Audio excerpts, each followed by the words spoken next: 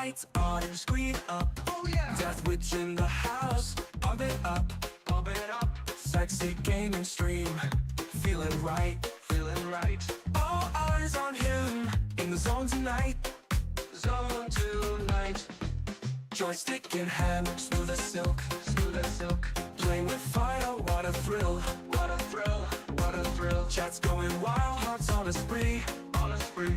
Get ready, folks, it's time to see, time to see, time to see. Everybody move, swing and play, swing and play. Death Witch like, come join the fray, join the fray, join the fray. Groove to the rhythm, don't delay, don't delay, don't delay. Catch that vibe, stay and sway, stay and sway, stay and sway. Come on, go! Swinging beats and joystick feats. He's the king of gaming treats. Come on, yeah. Strings so tight, lights so bright. Death Witch is in the zone tonight. Liberty of play, stylish flair, stylish flair. Winning every round, beats to share, beats to share. Watch him dominate every way, every way. Feel the rhythm, join the craze, join the craze. Everybody move, swing and play, swing and play.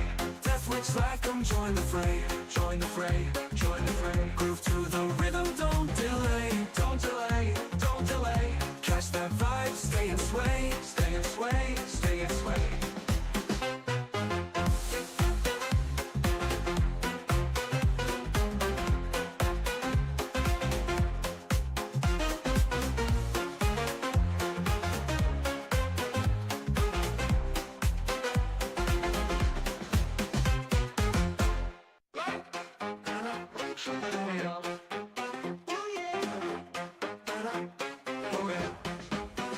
Lights on and screen up. Oh yeah. Death Witch in the house. Pump it up, pump it up. Sexy gaming stream.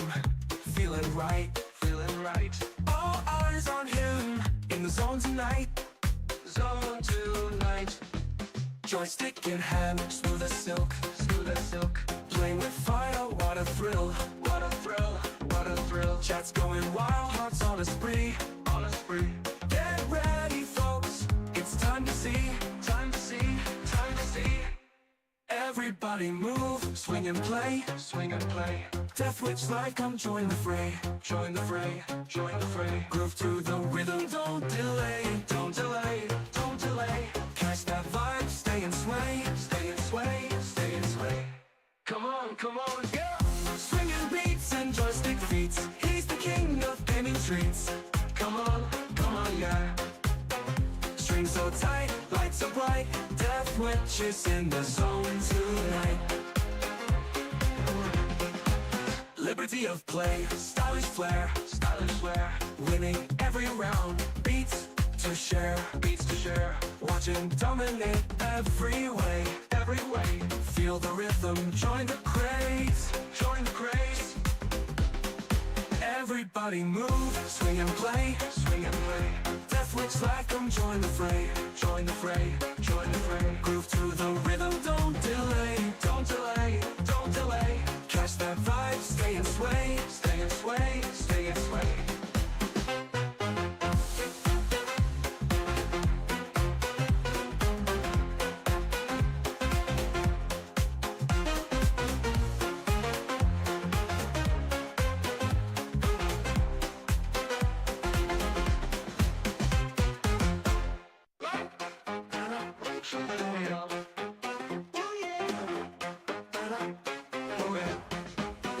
Lights on and screen up. Oh yeah. Death Witch in the house. Pump it up, pump it up. Sexy gaming stream. Feeling right, feeling right. All eyes on him. In the zone tonight. Zone tonight. Joystick in hand, smooth as silk, smooth as silk. Playing with fire, what a thrill, what a thrill, what a thrill. Chat's going wild, hearts on a spree, on a spree. Get ready, folks, it's time to see, time to see, time to see. Everybody move, swing and play, swing and play. Death Witch like, come join the fray, join the fray, join the fray. Groove to the rhythm, don't delay, don't delay, don't delay. Catch that vibe, stay and sway, stay and sway, stay and sway. Come on, go! Swinging beats and joystick feats. He's the king of gaming treats. Come on, yeah. Strings so tight, lights so bright. Death witches in the zone tonight. Liberty of play, stylish flair, winning every round. Beats to share, watching dominate every way. Feel the rhythm, join the craze,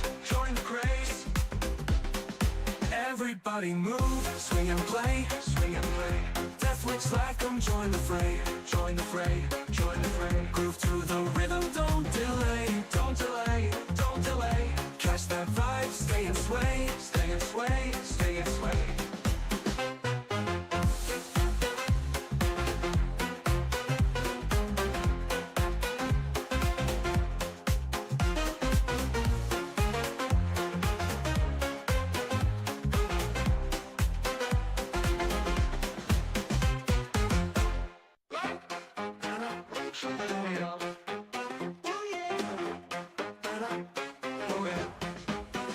Lights on, screen up, Death Witch in the house, pump it up, Sexy gaming stream, feeling right, All eyes on him, in the zone tonight,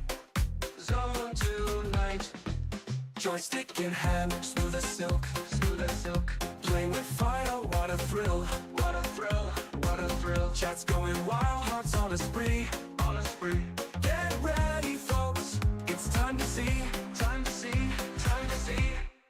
Everybody move, swing and play, Death Witch like 'em, join the fray,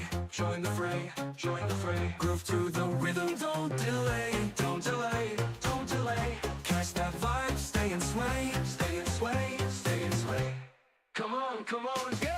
Swinging beats and joystick feats. He's the king of gaming treats. Come on, yeah.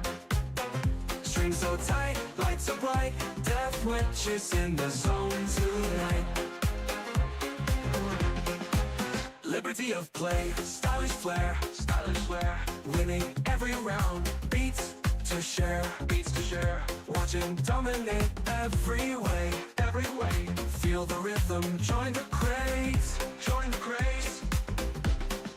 Everybody move, swing and play, Death Witch like 'em, join the fray,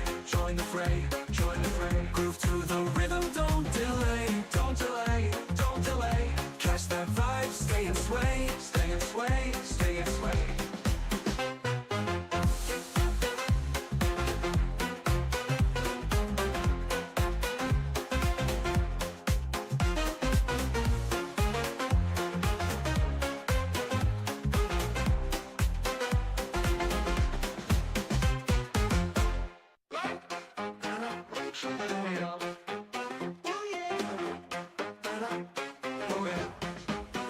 Lights on, screen up, Death Witch in the house, pump it up, Sexy gaming stream, feeling right, All eyes on him, in the zone tonight, Joystick in hand, smooth as silk, Playing with fire, what a thrill, Chat's going wild, hearts on a spree, Get ready folks, it's time to see, Everybody move, swing and play, Death Witch like 'em, join the fray, Groove to the rhythm, don't delay, Catch that vibe, stay and sway, Come on, go! Swinging beats and joystick feats. He's the king of gaming treats. Come on, yeah. Strings so tight, lights so bright. Death Witches in the zone tonight. Liberty of play, stylish flair, winning every round. Beats to share, watching dominate every way. Feel the rhythm, join the craze, Everybody move, swing and play, swing and play. Death Witch like 'em, join the fray, join the fray, join the fray. Groove to the rhythm, don't delay, don't delay, don't delay. Catch that vibe, stay and sway, stay and sway, stay and sway.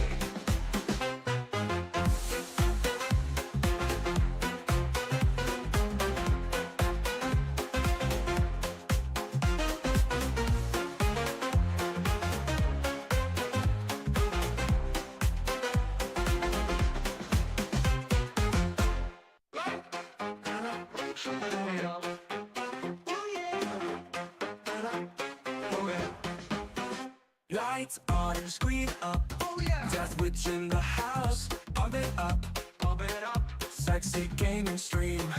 Feeling right, feeling right. All eyes on him. In the zone tonight. Zone tonight. Joystick in hand, smooth as silk, smooth as silk. Playing with fire, what a thrill, what a thrill, what a thrill. Chat's going wild, hearts on a spree, on a spree.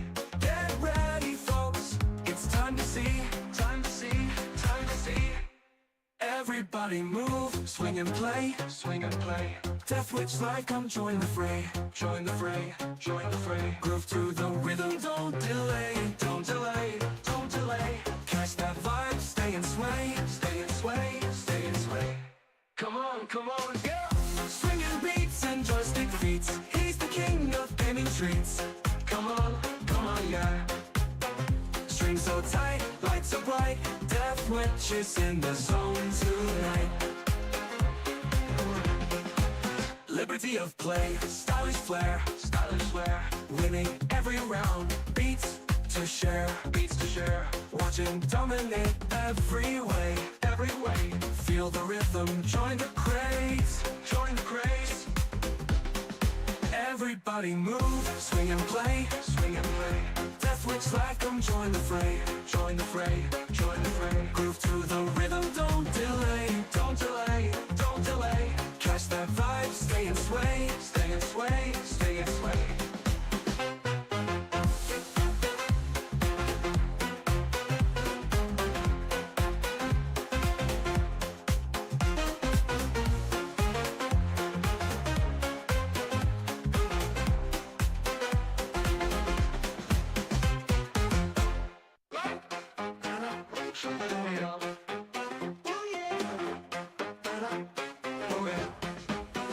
Lights on and screen up. Oh yeah. Death Witch in the house. Pump it up, pump it up. Sexy gaming stream. Feeling right, feeling right. All eyes on him. In the zone tonight. Zone tonight. Joystick in hand, smooth as silk, smooth as silk. Playing with fire, what a thrill, what a thrill, what a thrill. Chat's going wild, hearts on a spree, on a spree. Get ready, folks. It's time to see, time to see, time to see. Everybody move, swing and play, swing and play. Death Witch like 'em, join the fray, join the fray, join the fray. Groove to the rhythm, don't delay, don't delay, don't delay. Catch that vibe, stay and sway, stay and sway, stay and sway. Come on, go! Swinging beats and joystick feats. He's the king of gaming treats. Come on, yeah. Strings so tight, lights so bright. Death Witch is in the zone tonight. Liberty of play, stylish flair, stylish flair. Winning every round, beats to share, beats to share. Watch him dominate every way, every way. Feel the rhythm, join the craze, join the craze. Everybody move, swing and play, swing and play. Death Witch like 'em, join the fray, join the fray, join the fray. Groove to the rhythm, don't delay, don't delay, don't delay.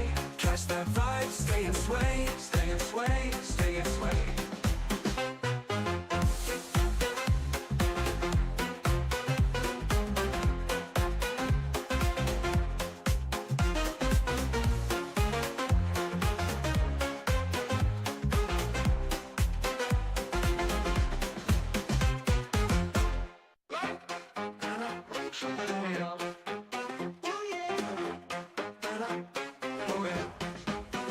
Lights on and screen up. Oh yeah. Death Witch in the house. Pump it up, pump it up. Sexy gaming stream. Feeling right, feeling right. All eyes on him. In the zone tonight. Zone tonight. Joystick in hand, smooth as silk, smooth as silk. Playing with fire, what a thrill, what a thrill, what a thrill. Chat's going wild, hearts on a spree, on a spree. Get ready, folks, it's time to see, time to see, time to see.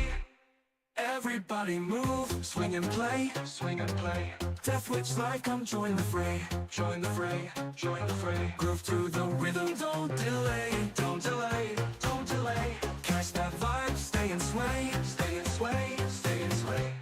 Come on, yeah! Swinging beats and joystick feats. He's the king of gaming treats. Come on, yeah! Strings so tight, lights so bright. Death Witch is in the zone tonight. Liberty of play, stylish flair, stylish flair. Winning every round, beats to share, beats to share. Watch him dominate every way, every way. Feel the rhythm, join the craze, join the craze. Everybody move, swing and play, swing and play. Death Witch like, come join the fray, join the fray, join the fray. Groove to the rhythm, don't delay, don't delay, don't delay. Catch that vibe, stay and sway, stay and sway, stay and sway.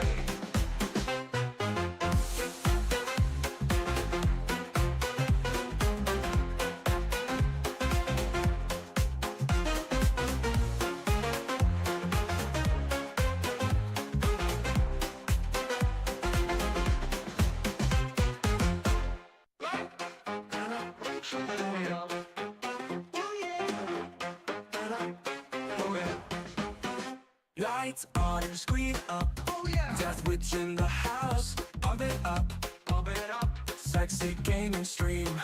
Feeling right, feeling right. All eyes on him. In the zone tonight. Zone tonight. Joystick in hand, smooth as silk, smooth as silk. Playing with fire, what a thrill, what a thrill, what a thrill. Chat's going wild, hearts on a spree, on a spree. Get ready, folks, it's time to see, time to see, time to see. Everybody move, swing and play, swing and play. Death Witch like, come join the fray, join the fray, join the fray. Groove to the rhythm, don't delay, don't delay, don't delay. Catch that vibe, stay and sway, stay and sway, stay and sway. Come on, yeah! Swinging beats and joystick feats. He's the king of gaming treats. Come on, yeah! Strings so tight, lights so bright. Death Witch is in the zone tonight. Liberty of play, stylish flair, stylish flair. Winning every round, beats to share, beats to share.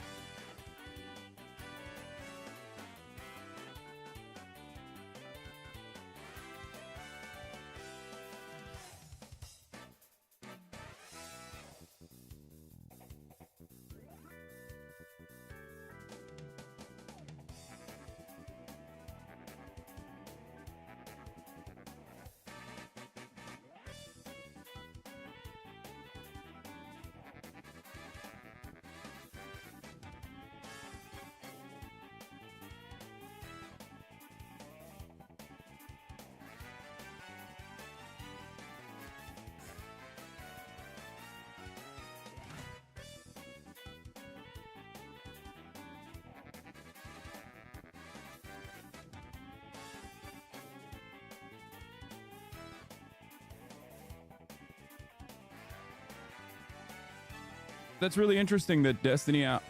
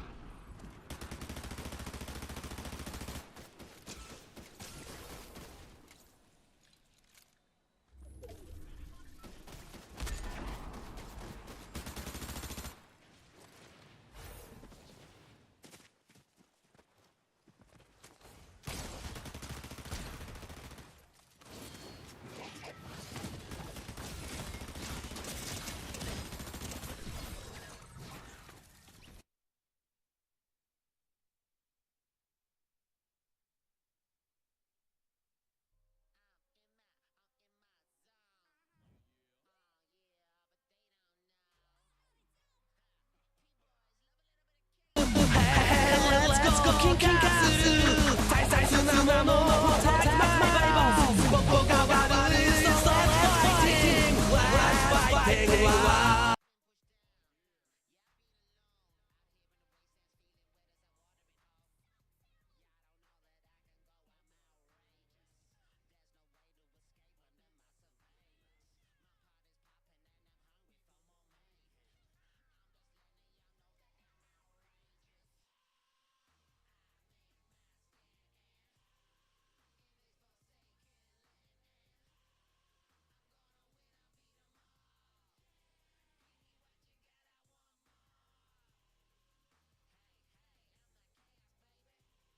金化する大切なもの Protect my balls 僕が悪い So let's fighting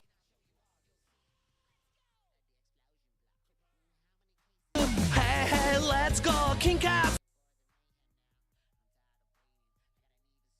僕が悪い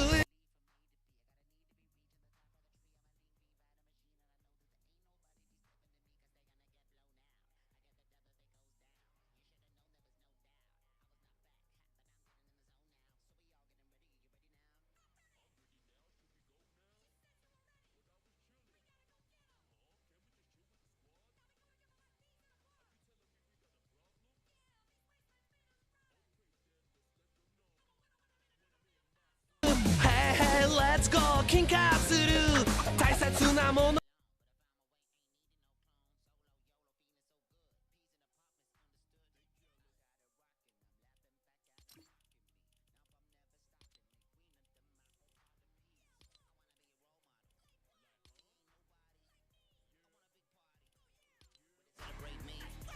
Protect my name until they respect the name. I'm a little bit extra man, soon I'll be putting the rest to shame.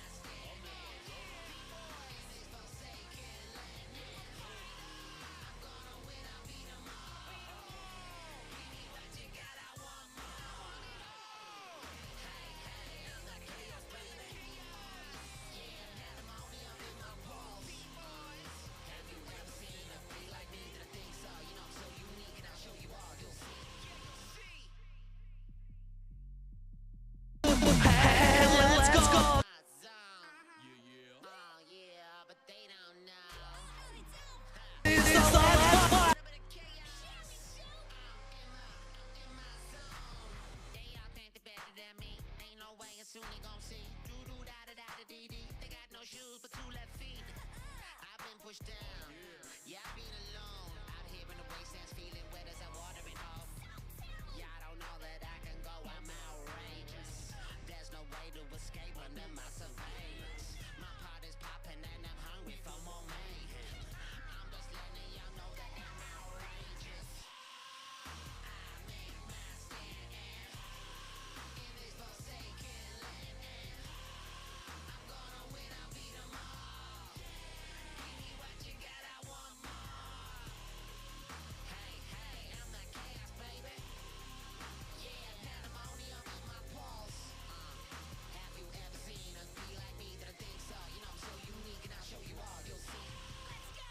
explosion block. How many cases now? I've been out for ages looking for the mayhem now. I'm tired of waiting. I got a need for speed. I'm a speedy P. I move speedily from A to B. I got a need to be reaching the top of the tree. I'm a lean bean fighter machine, and I know that there ain't nobody be stepping to me, cause they gonna get blown out. I get the double if it goes down. You should've known there was no doubt. I was not back, but I'm getting in the zone now. So we all getting ready. You ready now? I'm ready now. Should we go now? But I was chilling. Oh, can we just chill with the squad? Are you telling me we got a problem? Okay then, let's let them know. When I'm in my zone. Yo, look, I was on. I'm in.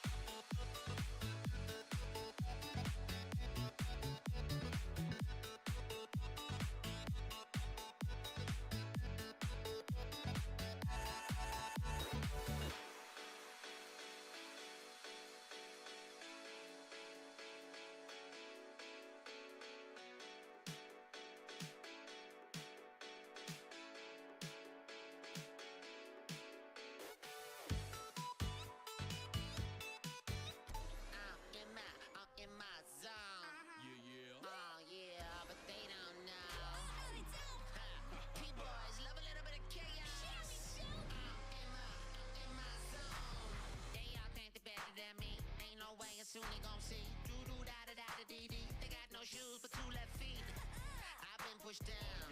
Yeah, I've been alone, out here in the wastelands, feeling wet as I'm watering off. Yeah, I don't know that I can go, I'm outrageous.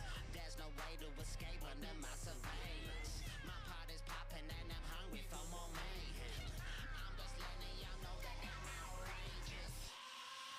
I make my stand in this forsaken land, and I'm gonna win, I'll beat 'em all. Give me what you got, I want more. Hey, hey, I'm the chaos, baby. Yeah, pandemonium in my pulse. Have you ever seen a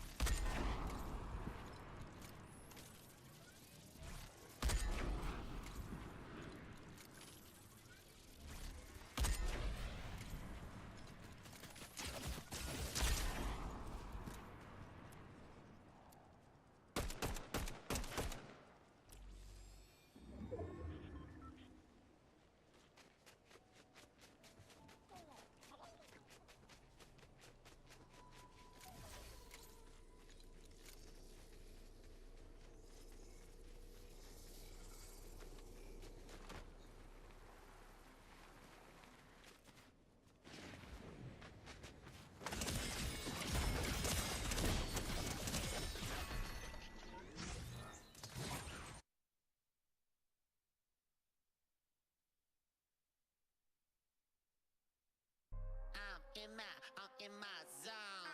Yeah. Oh yeah, but they don't know. P-boys love a little bit of chaos. In my zone. They all think they're better than me. Ain't no way, and soon they gon' see. Do da da da da dee dee. They got no shoes but 2 left feet. I've been pushed down. Yeah, I've been alone. Out here in the wastelands, feeling wet as I'm watering off. Yeah, I don't know that I can go. I'm outrageous. There's no way to escape under my surveillance. My pot is popping and I'm hungry for more mayhem. I'm just letting y'all know that I'm outrageous. I make my stand in this forsaken land, and I'm gonna win. I'm in. I'm in.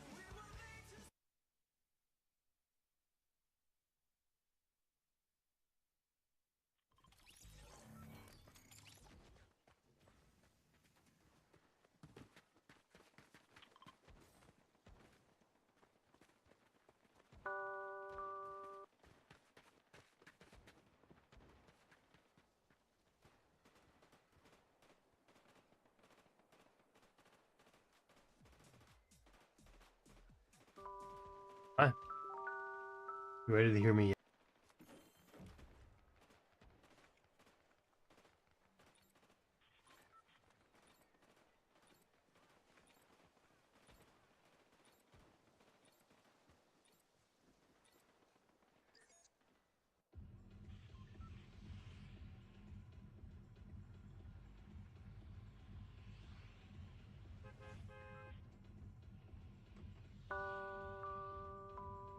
Hi. You ready to hear me yap for a little bit? Today I'm gonna be coming at you with a big fat juicy complaint.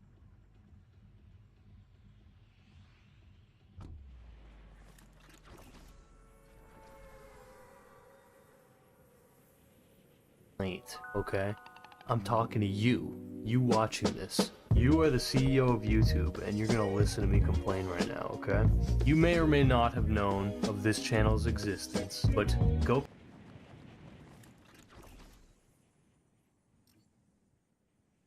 Coconut Plus was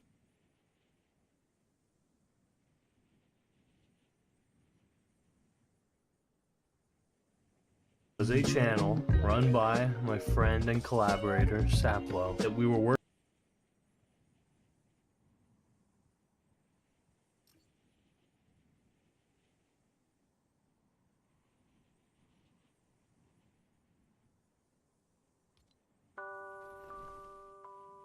Hi.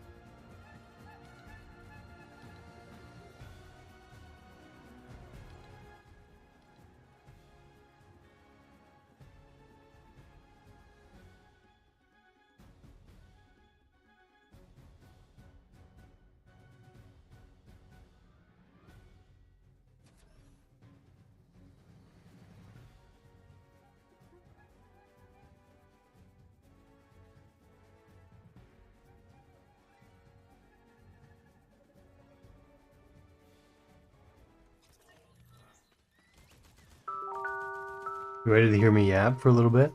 Today I'm gonna be coming at you with a big fat juicy complaint, okay? I'm talking to you watching this. You are the CEO of YouTube, and you're gonna listen to me complain right now, okay?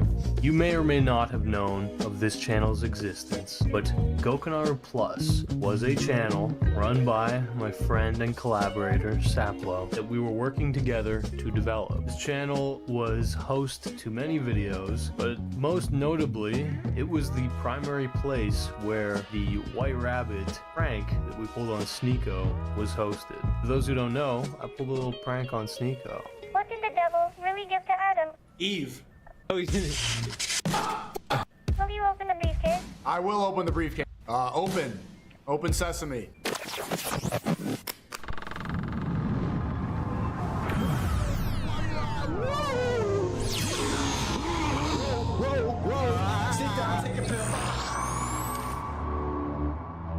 Realize. It's a 2-hour video. Sneeko. I don't know. There's no way. Hey Sneeko, how's it going, man? Ew! Is this guy in my fucking house? No!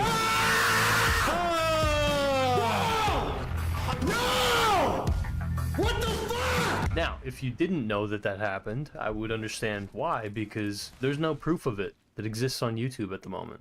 Actually, Saplo has, I think, his own video with his reaction, which is pretty funny. Oh my god, oh my god, oh my god, dude. I'm ready to begin. Oh! Holy shit, he had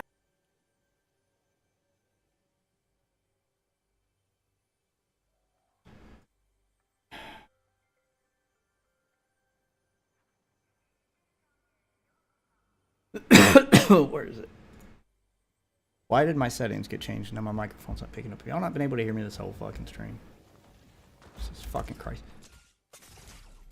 Alright, well, I guess I gotta start all this over. Jesus, because it's just technical bullshit after technical bullshit right now, because stuff just not working the way it's supposed to be working for reasons unfucking known. I don't know why OBS just suddenly decided it didn't want to. It wanted to switch back to default. Yeah, whatever. Just launch me into a new match so I can get rid of the background music.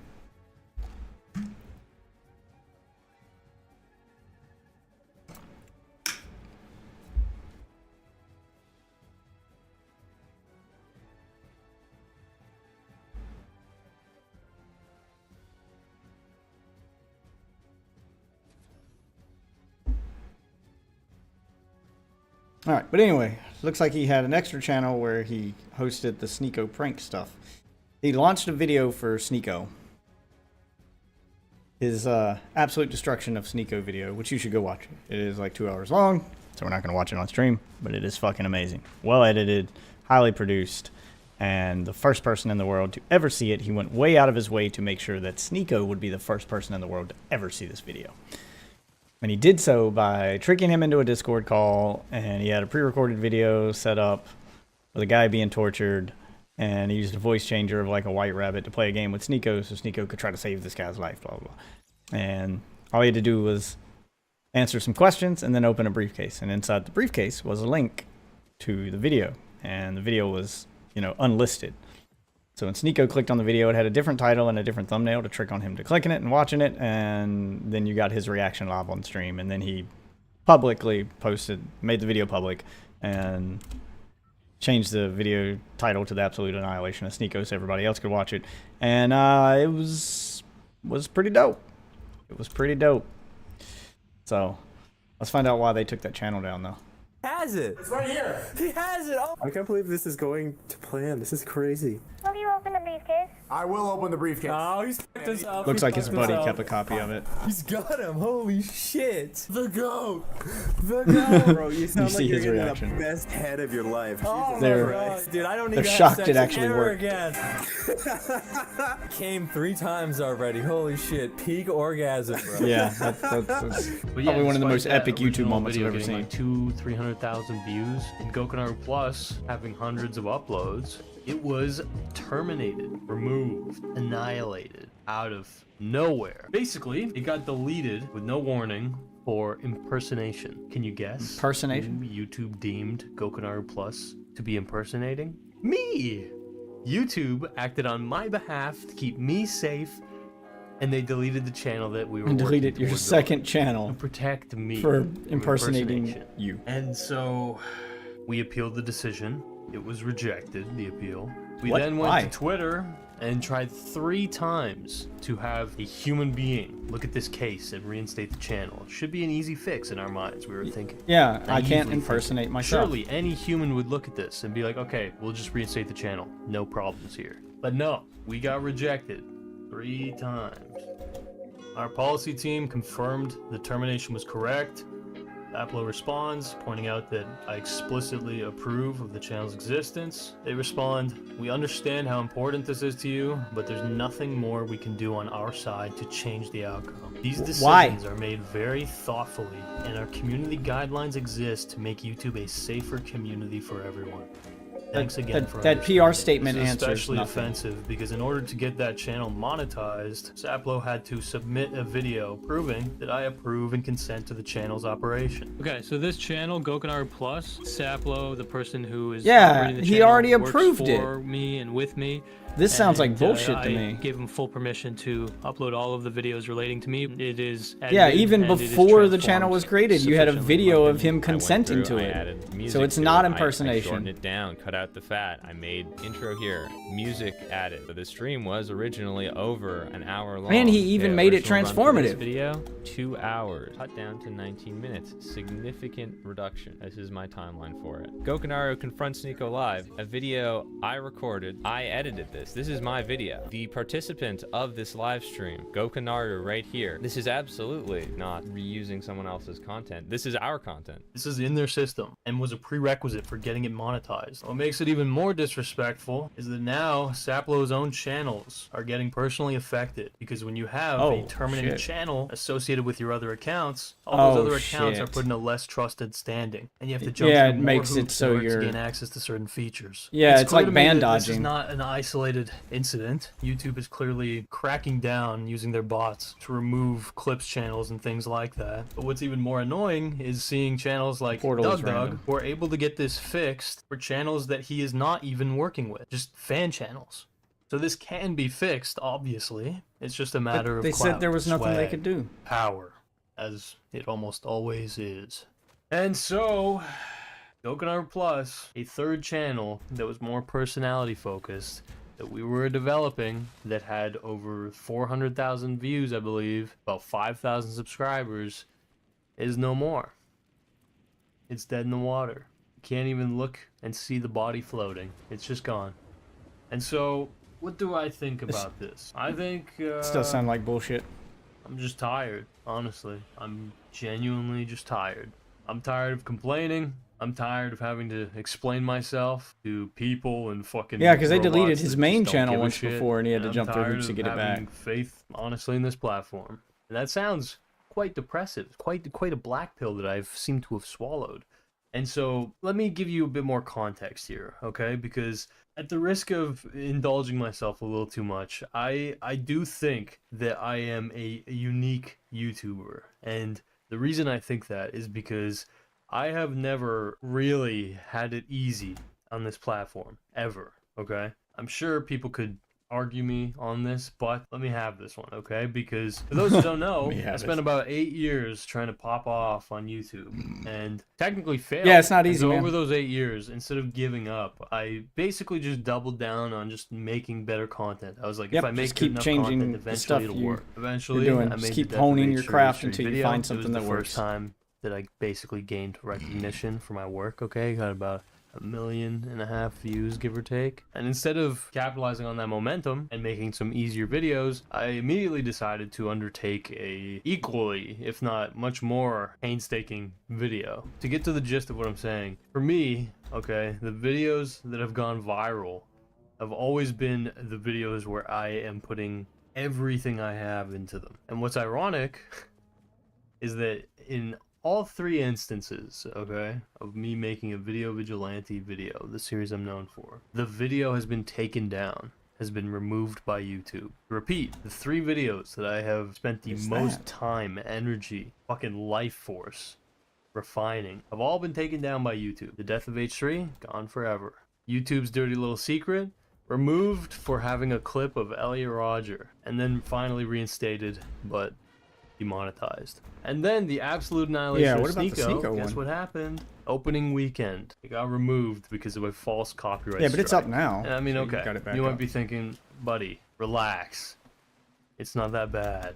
And look, you're right, okay? It's not that bad. I can and have put up with it, alright? I didn't exactly have a choice, but I have a mantra that I have kind of been forced to adopt, which is we've got to succeed in spite of it all, okay? In spite of all of it, we have to force ourselves. We have to seize whatever it is we want and fight for it. I have developed this mantra largely because I have found time and time again that it just does not come easily to me personally.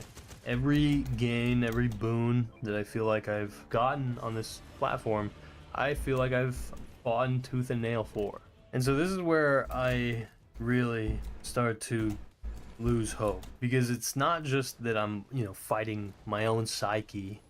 I'm not just fighting the limits of time, my skill level. I'm not just fighting to capture an audience, to entertain people, to make good videos. I'm not just fighting to make good thumbnails, dialed in metadata, and to try and do stuff I haven't seen done before. I am trying consistently to survive the brutal indifference of the platform itself. I Yeah, they mentioned don't want the you to make a 3 living making your vigilante videos. That's gotta sessions, feel bad, that man. I'm most known for, because that's probably, maybe not, but probably what you know me for. But there are other videos, there are other cases, and there are other problems that I have consistently encountered with this website.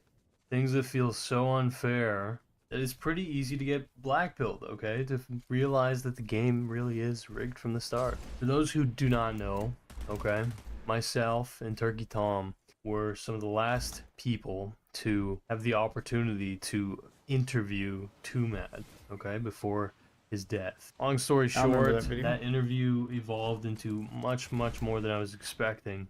To the extent that I realized it became very serious. What was initially just a fun joke around stream ended up actually being cited in 2Mad's court case. And so, after that interview, people I here. spent about a month or so diving deep into the case of 2Mad, okay, and the allegations against him, the court case that was ongoing. And I basically lived in this guy's head, or at least understood what was going on and the fucking brutal picture that it painted. And the product of that was one of the best videos I think I have made. You ever caught yourself staring into the abyss, not realizing how deep you are Open into the until you're 2Mad video. completely consumed by it? And no choice but to see what lies ahead. Oh, hey, everybody go to bed. I know we couldn't Skype tonight, but that's alright.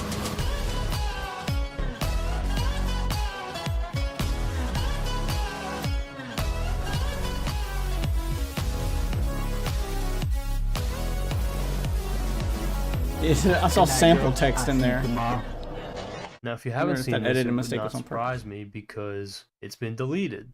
It was removed by YouTube. Why was it removed by YouTube? Well, long story short, after 2Mad died, a lot of people started kind of harassing or drawing attention to the victim, as well as Jameski, who was funding the victim's court case. And it seemed like YouTube took a look at the content that was being made about this, decided to remove all videos that used the evidence that was acquired live on stream by myself and Turkey Tom. Basically, despite being the primary source, okay, being cited in the court case, and in my opinion, handling the situation as fucking maturely as I humanly could, actually taking the time instead of blindly yapping about the situation, and packaging it in a way that I thought gave it a good message, you know? Has there anyone that's been around you throughout this? Like, just kind of keep your head on straight, or no?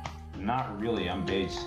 I see. You're making being based sound really depressing, bro. What do you mean depressing? It builds character.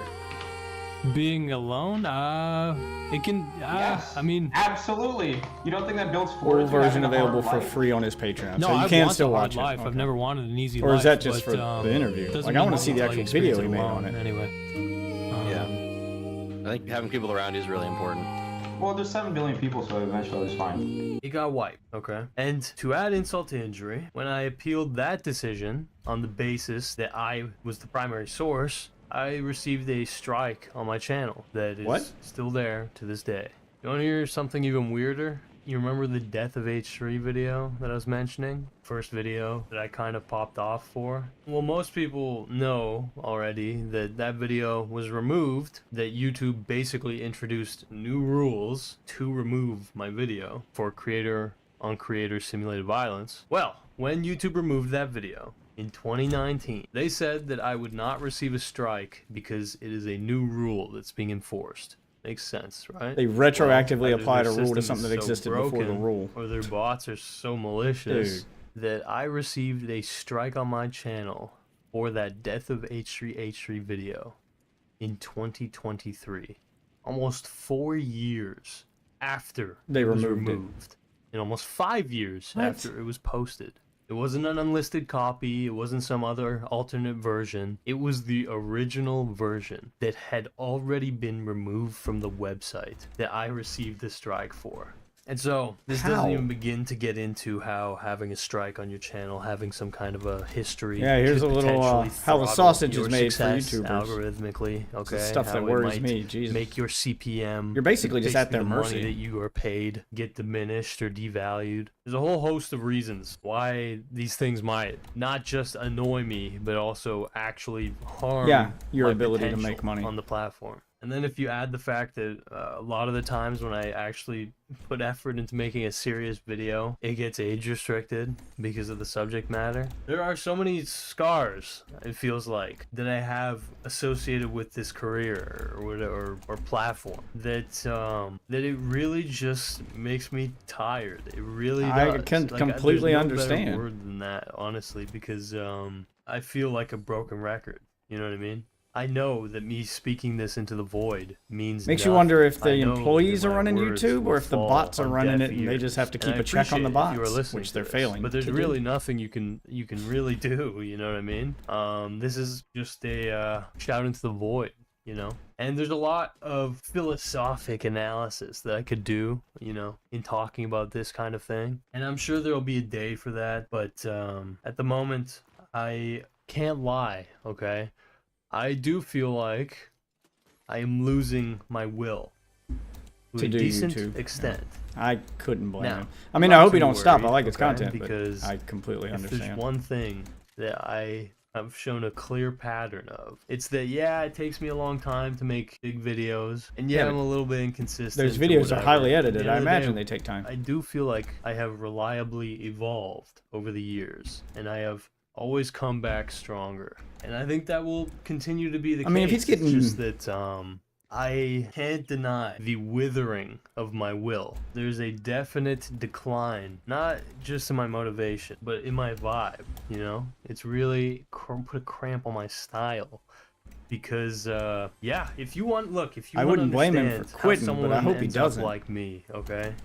With all the flaws that I have, all the inconsistent tendencies that I have. The answer in my head, right, is that you take someone and you tell them that they're not good enough, basically, for years and years and years, and they try and try and try to be good enough. And then you get to the point where every time they do something or they make something that's good enough, it's got to be a monumental task. Not because it actually has to be that way, but because that person has been trained, they've been conditioned. Yeah. That in order for you to succeed, you have to evolve. You have to invest every ounce of your being into what you release. And then, you know, after that, you kick them in the balls. And then you crush kick them their in the balls for fucking doing toes. it. And so this is Yeah, probably you start to comes feel off like you're in a me lose-lose complaining, situation here. And like I said, I'm a bit, you know, tired right now. But I really don't intend this as a complaint, okay? I intend it more so as an explanation as to why I have had a hard time being consistent on this platform for a long time. This entire medium has never come easily to me. Okay? I have never gotten views for nothing. If you look at the YouTube landscape, especially the commentary landscape, you will see a fuckload of people who gained attention relatively early in their career. In some cases, people who, like, their third video popped off, and then they just capitalized on that and continued making the same thing effectively. A great example of this That would only be takes you someone so like far. Leafy. I'm not saying Yep, it was and then easy, eventually people get tired of All the I'm same saying thing is over that and over. for Leafy, You have to he evolve it made eventually. a handful of videos, and then they actually blew up, which was lucky. And then he successfully standardized and recreated those videos that got him successful to the point that, yes, I mean, he was making flop or whatever, but he He still did the got Marvel rewarded formula for where it becomes like a factory. He never really had to Just evolve pump out the same formula because over and he over was rewarded until it no longer for doing rewards the you and then bare you're minimum forced to change. effectively. And since most people give up if they don't experience relatively immediate success, or progress at True. least, it makes sense that the YouTube landscape is filled to the brim with people who are just spoiled, bro. Just spoiled. And this is going to be a little bit of my resentment talking here, so take this with a grain of salt. But it is such a Gotta luxury appreciate the to self-awareness be he able to has, though. adapt entirely He is being to honest. what the algorithm demands. It is such a luxury to not worry about demonetization, age restriction, channel strikes, because you don't test any of the limits, because your goal is primarily to make money. I know so many people who make very good videos, okay? But guess what? It's No one not sees them. really enough. Yeah. Most cases, it is not enough to make like 1 or 2 really good videos a year. Well, yeah, in most cases. It depends on how many views you're getting, what your CPM is. But even at like the lowest CPM, I would say if you can make 2 videos a year, like Gokunar is doing, you can make a living. Like, even at the lowest CPM, a 2 million view video is going to net you about 20 grand in ad revenue. Like, even at the lowest, probably more, realistically speaking. But if I'm being like, the lowest of the low would probably be, would probably be 20 grand. Too far away.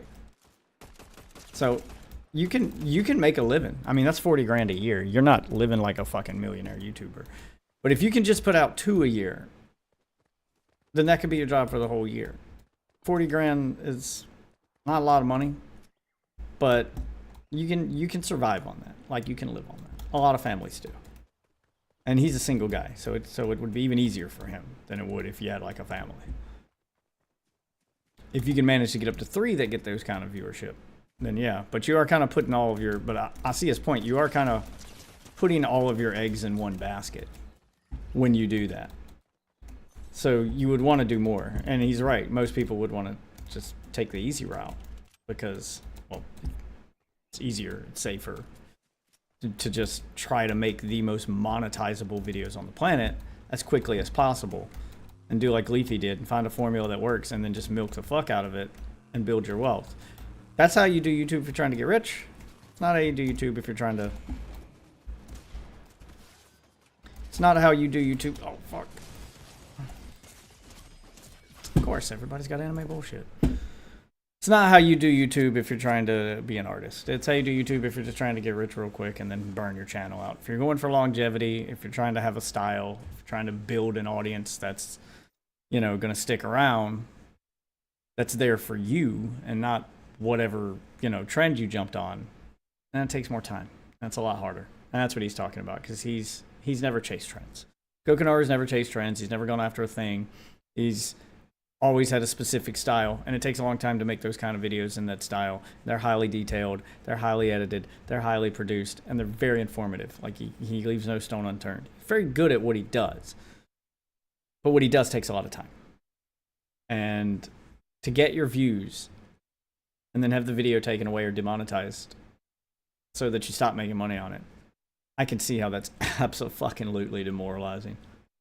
In the vast majority of cases, you would technically be better off making 365 videos that you don't really care that much about. And so to avoid this sounding like what it is, which is me being a fucking bitter boomer, okay, let me explain to you why I choose to take this black pill, okay, swallow it, and continue to be optimistic in spite of it. You see, this entire time, I was making it sound like, oh, I'm the whipping boy. I'm a broken man. They've beat me down, and they've won. But in reality, the type of fucking idiot who would continue trying to pursue this career after all that bullshit is not the type of person who will be dissuaded Okay. True. I will be evolving, whether the platform is okay with it. You're describing or not. me, I'm not Gokunaru. asking permission. And here's I'm the gonna keep thing. at it, Here's man. the big thing. I've seen a lot of motherfuckers come and go on this website. Most of us are a dime a dozen. And I genuinely think that the people who get spoiled in the sense that they kind of pop off relatively early and aren't really encouraged to adapt or evolve or whatever, that in reality that's somewhat of a curse. Yes, you have the immediacy of the, sure, attention, but certainly money, you know what I mean? Fame, I guess, yeah. But it is very hollow, first of all. Second of all, it'll be very easy to take for granted, right? Because if you didn't have to work that hard for it, naturally, right? And third, there is really often very little incentive to actually, you know, evolve. It's a lot easier to be comfortable, To find do what works and to keep doing it. in the long run. And so I think that the people who fail to succeed for a long period of time, the people who invest way more of themselves than it's worth into actually improving their content and evolving, right, as an entertainer or a video maker, I think that those people, while absolutely suffering or having the shitty end of the stick for the early portion of their career, I think that they have the potential to blast off, okay, in the long term. Because for those people who weren't necessarily back to the map. lucky, whose content has historically been kind of underappreciated, I think those are the types of people who are almost Jesus, I like hate this new programmed system. to evolve and to adapt and to try and make something that will last, that they're proud of, that will make an actual impact even. Because in my head, at a certain point in making videos, if you actually do continue to improve, you'll realize that some of us actually do have to fight for every fucking view. It does not come easily to all of us, okay? Until it does, I guess. Until So, you yeah, chase I mean, a there's trend, examples or I could until definitely people cite, actually, like until you Jay actually Schlatt, right? That's a gain guy some who, momentum with believe it or not, fans, I and was then in word of contact mouth carries with you the rest before of the he way. Yeah. really popped off, and he had been making videos for many years, and he was good at making videos, and he definitely was forcing himself to evolve. I mean, look at the result, you know? And so, while that is a very unique case, I think that, and again, I choose to believe that in the long term, these complications, overcoming my own psyche, the need to actually find and acquire an audience, and the constraints and the fucking callousness of the platform. I feel like everything's working against I you. don't know. I think that you're crafting someone who's truly capable, you know, who can succeed in spite of it all. And so, yeah, while that is a comforting cope, at least to me, in reality, what True. that actually means is that Your job's going to be everything 10 times harder I than the other guy. manifest for myself or whatever, all the content that I make, that everything needs to be fought for, okay? A lot of things need to be done the hard way. So yeah, that's pretty much all I've got. I'm sorry for yapping, for yammering about this. It Nah, just I is like seeing how something that weighs the on my sausage mind, is okay? made, you know? The Behind the scenes stuff. Gokunaru Plus channel getting removed. It was just a fucking slap in the head, you know? Like, just disrespectful, in my opinion. You're removing a channel with 300,000 views, 5,000 subs for impersonating me. When you told them you give them It's permission. very yeah. frustrating. Shout out to Saplo, honestly, because now It does it feel was like something one else thing, is right? going on there. It was one thing when, Especially after these you contact them, decisions you affected do get a human to only respond. me, You know what explain I mean? the situation. It's They're like, just I like, can no, that I fucking can put do. up And then with you've got this examples of them bullshit, doing but something It really pisses me off to other when people channels like that have the same Saplo are problem. putting Yeah. the work in to help. It does develop feel this channel, intentional. and then he just has all that work literally erased in front of his face. And so in a way, it's almost like a rite of passage. That's why you keep for backups working on with everything. me Got a to- hard drive to on my computer, undergo baby. the drama of it feeling like the platform is pranking you, you know, or out to get you or whatever. But in reality, it actually does throttle motivation, right? Like it's not enough to upload videos that are actually getting views that people enjoy, that seem to resonate. You have to play by the rules, and sometimes you'll just get caught with a rock to the head anyways. Yeah, If even when you're possible, following the I'm gonna rules. make one last plea on Twitter to Team YouTube in the hopes that they will reverse this And show decision. them this video, and If you maybe could it'll retweet Maybe it'll get some sympathy from somebody. tweet. I would doubt really it, but good appreciate luck, it. man. And beyond that, the best way to support is pretty much always going to be Patreon. just watching these videos. You know what I mean? Oh, I was Believe gonna it or say not, I support. could understand That's if why you don't always have a believe backup it, but support a lot of work, network a lot outside the of work's been platform. going on. Be you it know, behind the Patreon scenes. or something. And Some other my way to number make the one money. goal has always been to make something worth your time, worth watching, right? So yeah, I should say, if you actually want to support me monetarily, There we it do is. have avenues for that. Okay, this is a big Yeah, part. you need to by the have way, backup of why avenues for I that. started Once you build that audience and selling start making merch money, at don't leave all your eggs GoGoMerch.com. in the YouTube basket Give these for little this beautiful reason. bots. Sell You some should merch, sign up. make a You should sign up for that Patreon email list. The reason we started with some custom I wanted content to on it launch or the something merch that's not was available on because I YouTube. You know, understand the that rewards relying on program, AdSense, absolutely something. not, Do first of all, something absolutely not. Relying to on get Super support from the Chats, community like, you've YouTube built takes like 40% outside of it. That's YouTube. the So nature when of shit a does go south, monopolistic conglomerate, and you don't get okay? YouTube should Over be your time, the ad if money they should be your can't extra get money. more revenue by increasing their user base, it will start to squeeze the existing user base. It will make their product, their service worse for the sake of increasing revenue.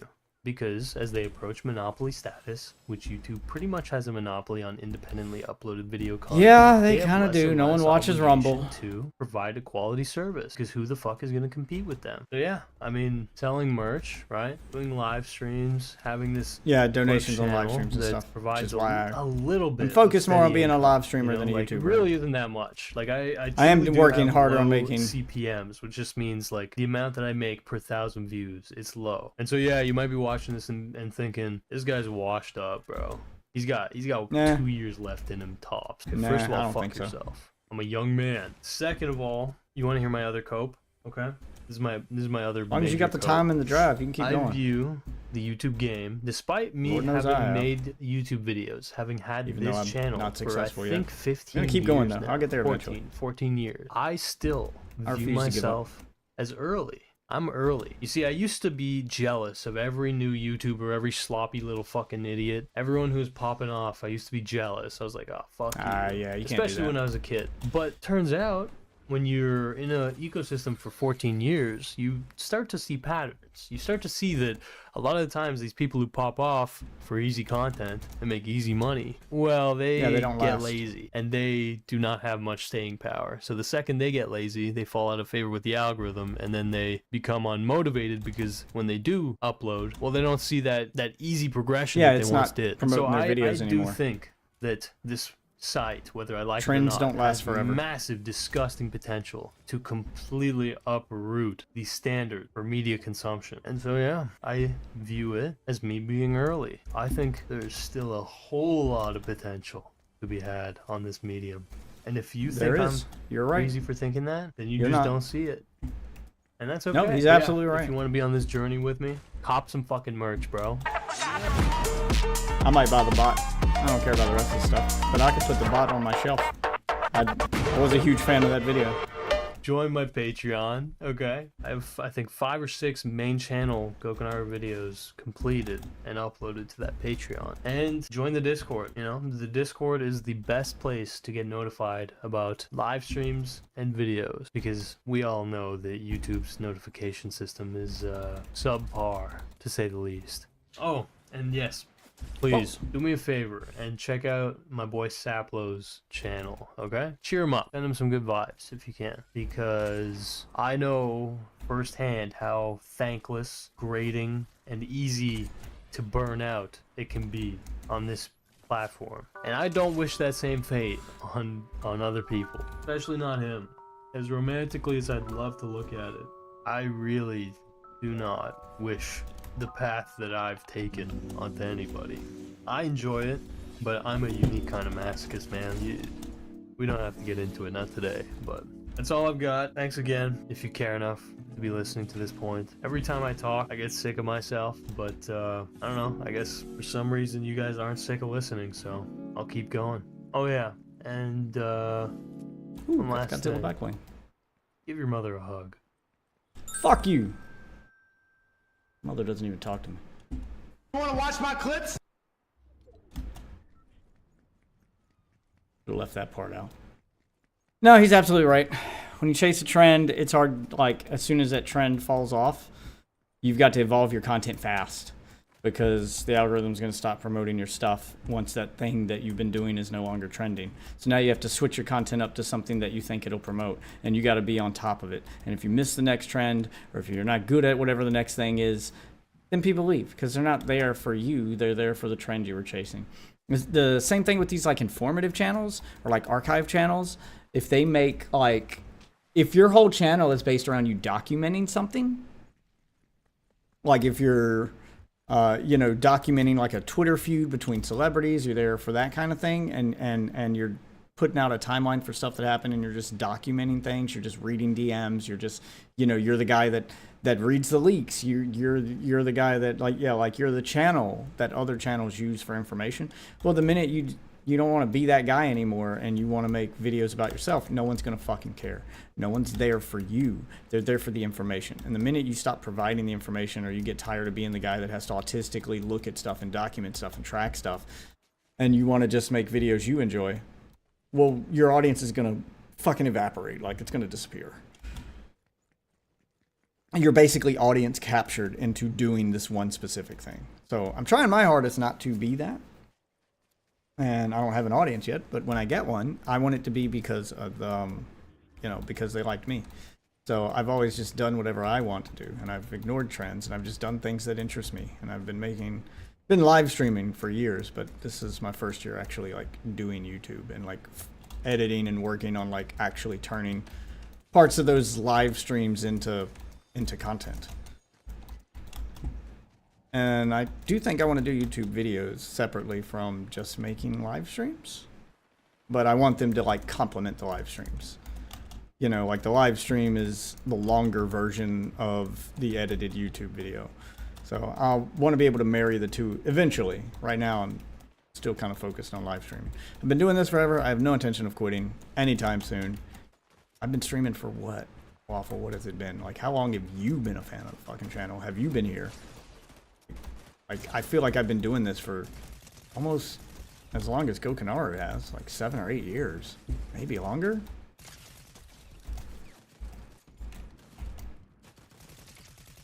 Oh man, this thing does not work well at a distance.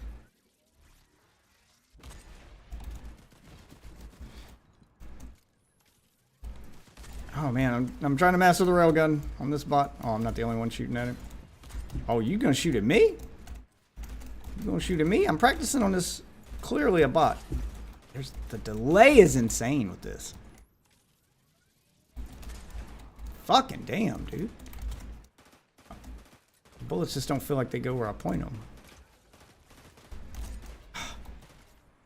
This thing's ridiculous to use. And 95 is all the fucking damage. I'm never picking this thing up again. If there weren't missions attached to it, it does not output the damage needed to justify the sheer delay in charging it up. And charging it up doesn't seem to make it do any extra damage. You're basically just on a time limit once you pull the trigger before you can shoot. Anyway, yeah, I'm doing I wanted to check out, because tomorrow I'm doing Diablo 190. So it's not even a one-hit kill to the head. I actually got a headshot with it. And it's not even a one-hit kill to the head. If you get a headshot, it just does 190. Where is this guy? There he is.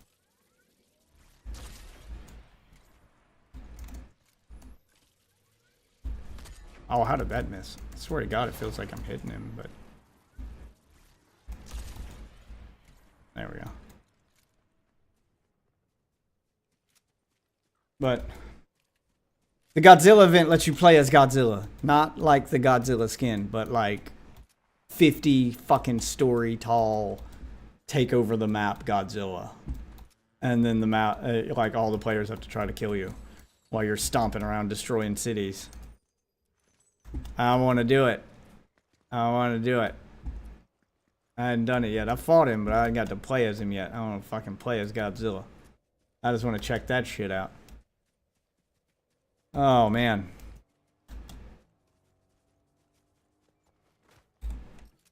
Get the fucking sound back where it was. Turn it down to listen to the YouTube videos.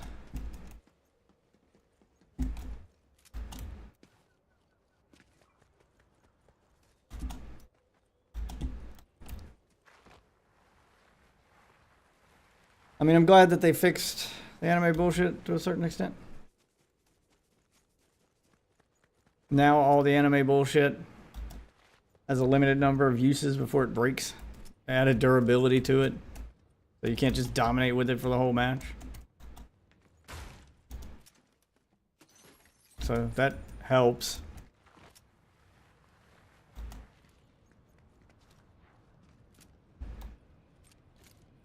Oh, my guns are loaded.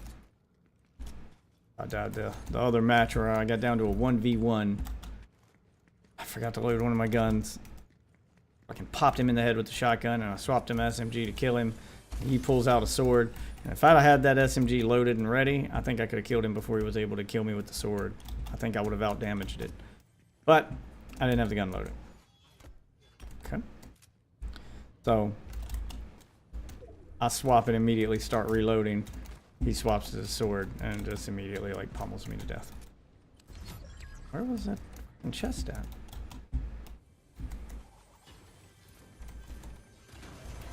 Right there.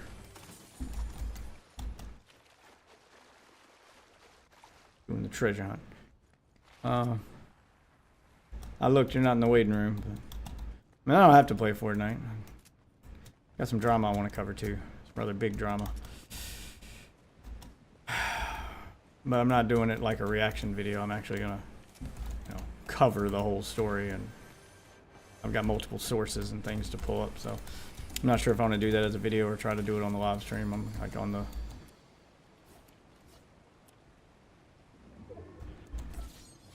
I'll do that to refresh mine. Oh shit, I gotta get out of here.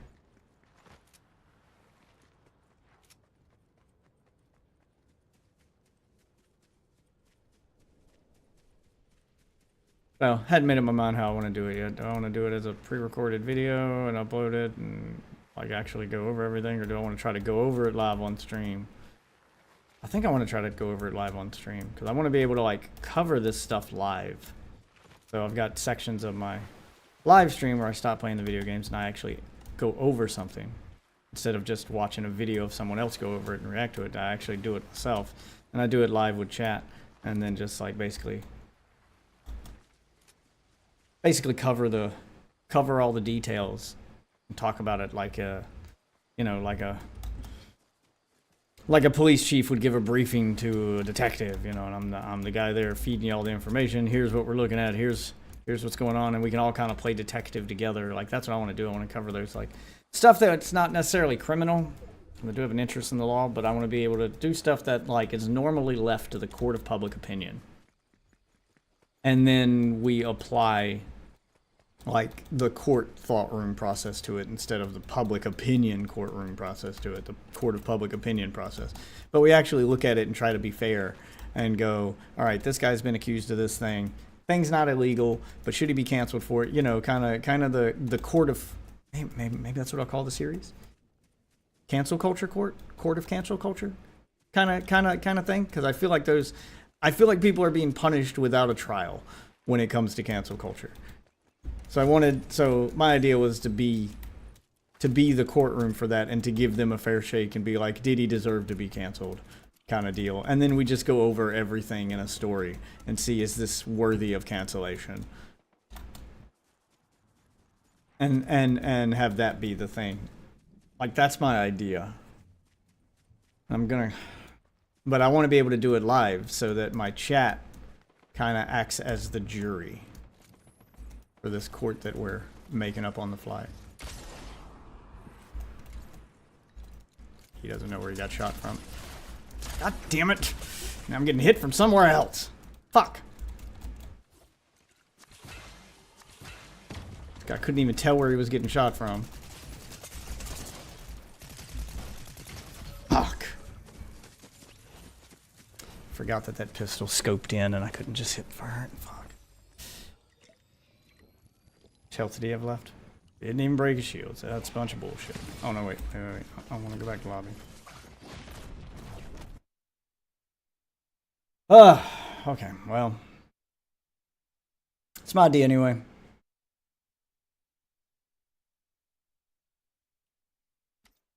We want your feedback. Which of the following features do you dislike? Fortnite Battle Royale.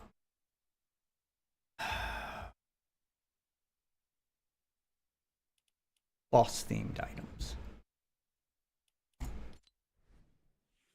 I got the Godzilla back bling. What else can I earn in this? No, not the battle pass in the fucking event. Quest. Godzilla rewards. Oh, I have to have the battle pass to get this part of it. So if you have the battle pass, you get the skins.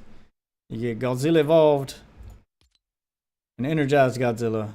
But for free, you get the loading screen, the back bling, the fucking emote, and the pickaxe. I would have liked the gun skin instead of the emote. Should have made that free. I still don't know if I want to buy the battle pass or not.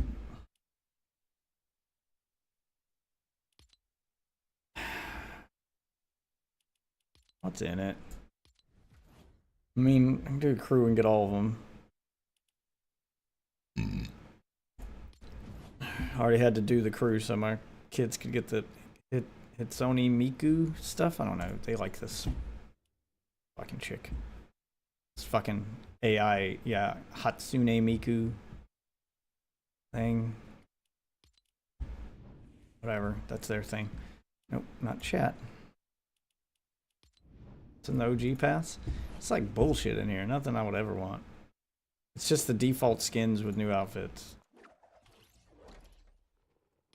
I get it. It's OG, but God, it's like nothing interesting.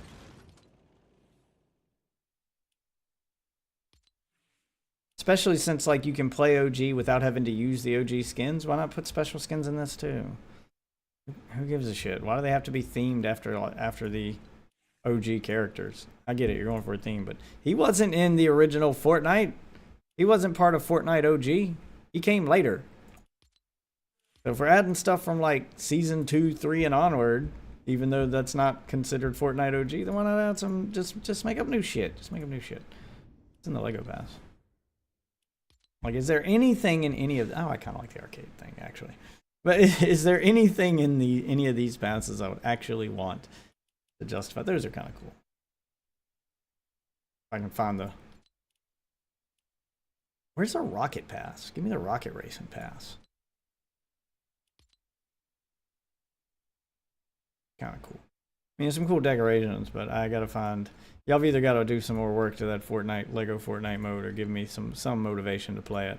Because the survival mode is lacking, and I don't give a shit about that city mode. The fucking Lego City or whatever. What are the Godzilla rewards?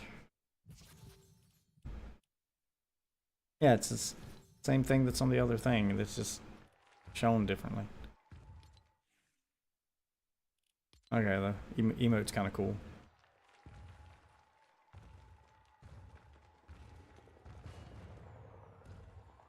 Just traversal? Yeah, it's traversal. You can walk around stomping shit. Godzilla. I don't want to do that with the Hulk. Oh, it just loops over. Okay, so you can just keep doing it forever. Alright, that's kind of dope. And energized. Ooh, the energized one looks dope. Okay. What are bonus rewards? Kind of like the kitty. Trying to find the motivation to buy it.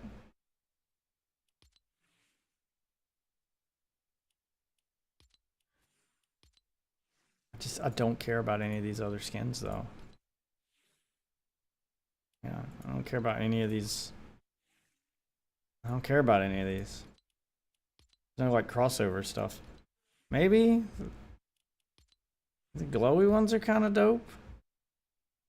They kind of got the Tron feel to them to match my Tron aesthetic with some of my other characters, but not really because of the white pants. If it didn't have the white pants, I might like it more. Yeah, they all got the white pants. I don't really care about that. Why do you keep... I don't need you to show me both versions of it. Let me look at the one I'm looking at.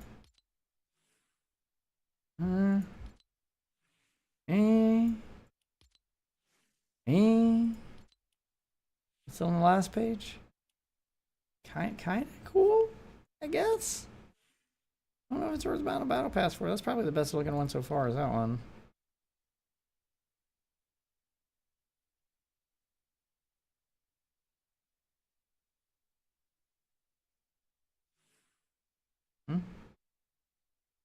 Yeah, I just don't like her outfit in general. That one's kind of dope, I guess. Ugh. Oh, she has a demon form. Okay, cool, I guess. Is there anything in the like Baymax? I think is the only like licensed character in this that I would actually want, or the only character in the base battle pass I would want. Don't care about that. Don't care about that. Don't care about that. Don't care about that. Or that. Or that. I kind of like the kitty version. There's emo Jason Voorhees. Not that much different.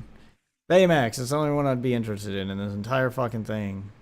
I don't even want like Samurai Baymax. Just regular. I want the Samurai one.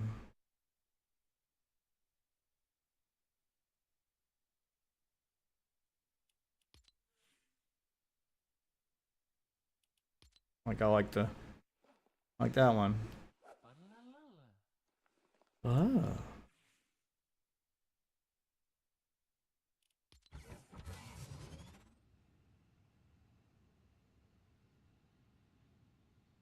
Fucking big hero Baymax.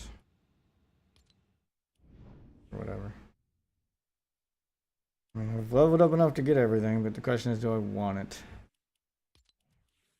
You get all that content.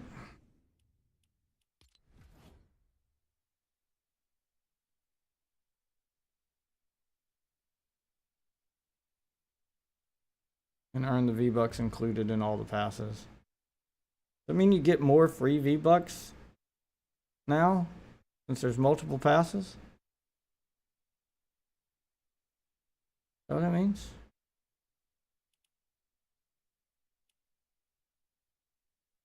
They all end different dates too. Lego one ends in March. Music one ends in April. That one ends in January, but that one ends in February. Like they're all tiered, like staggered differently. You offer $12 a month.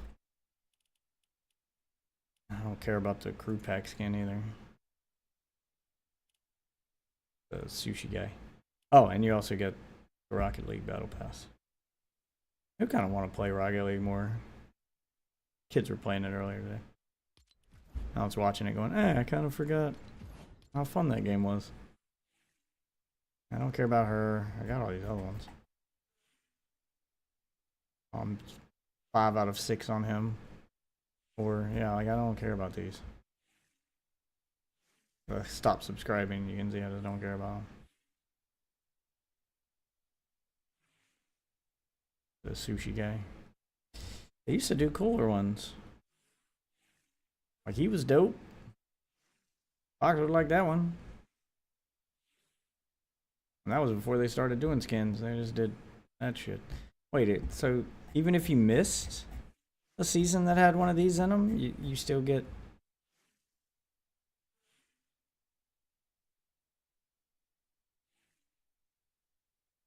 You still get the other one? Oh, no time limit to complete the set. Yeah, so you can just... As long as you get the base one, then you can rejoin whenever to get the other one version. Oh, okay. It's kind of nice. Ninja Turtles in the shop. X-Men. I want the stuff to finish out my Psylocke. Oh, yeah. But I'd have to get this bundle. Why are the pickaxes and backblings not included in this bundle? What's it, $20 for just pickaxes and backblings? And then $15. Well, actually, it's $30. I get 1,500 V-Bucks off. I get $15 off of this one because I already own Psylocke. That's why. Otherwise, this would be $30 plus $20. So it would be $50 to get these 3 skins and their associated pickaxes and gliders. And I think, yeah, it's 3 pickaxes And one glider. Psylocke's the only one that even gets a fucking glider. That is way too much money. Like, Fortnite's prices have become insane. That is way too much. I don't like the new quest screen either. Ugh. Alright. Send opponents flying as Godzilla, so I have to beat Godzilla. And there are these, and I get to do these while fighting Godzilla. Hit Godzilla with a quad launcher? I haven't even seen a quad launcher or a rail gun. High risk, high reward. Acquire Godzilla's medallion by doing the most damage to him. But he doesn't seem to spawn every game. I've played multiple games where he just didn't spawn. And they still haven't fucking fixed. Random. Okay, I guess I'm being Beerus. Nope.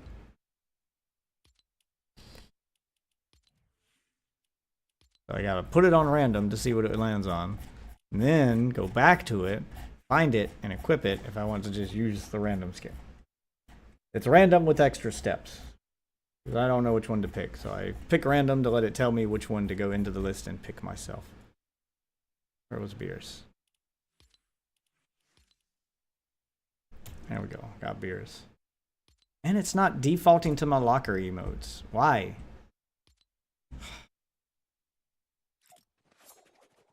That's quick access. I guess cool. But none of those are the emotes he's supposed to have equipped. Like, I don't feel like redoing this. But he's supposed to have the fucking key charge. Nuts. And they rearranged the orders they're in too. Yeah, this one. He's the only character where it turns purple. Like it actually like changes based on the fact that it's Beerus. Every other character is just white. Like a hidden thing with that emote. Okay. Okay.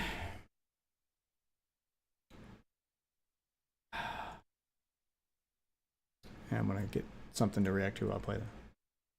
I believe they deleted Gokunaru's other channel. Oh, here we go. Gaming news. Gaming news.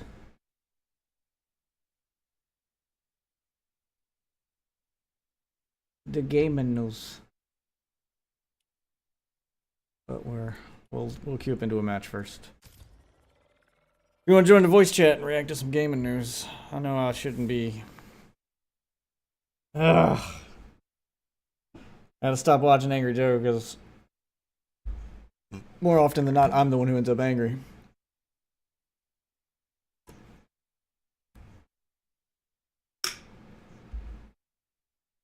But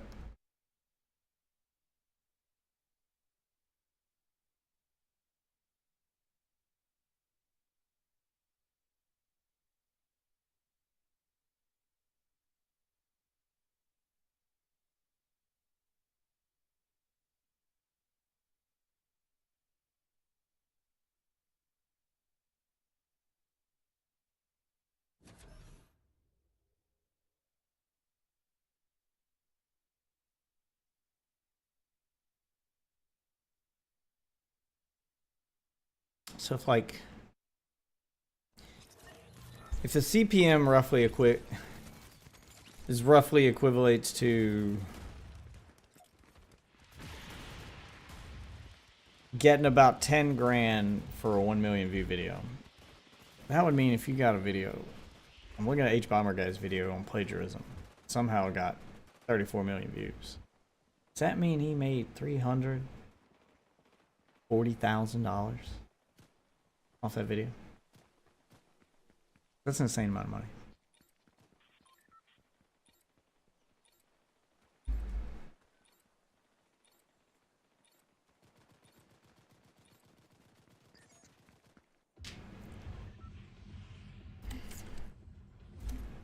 A lot of fucking views too.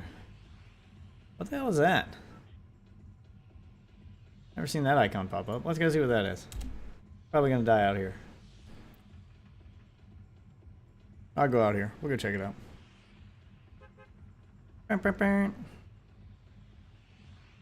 after this news video and shit. If no one wants to play with me, then I'm going to switch to doing my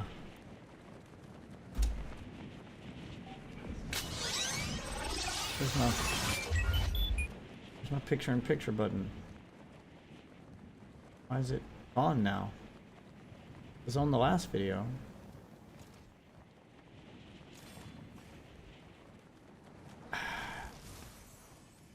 Damn it. I have to figure this part out now. Picture-in-picture button disappeared when I loaded up a new video, and I don't know how to get it back. That's what I used to overlay it over top of my fucking game.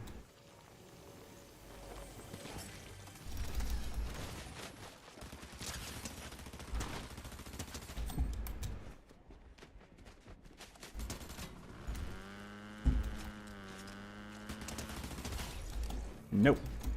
You do not get away. Oh, fuck. That's the boss thing.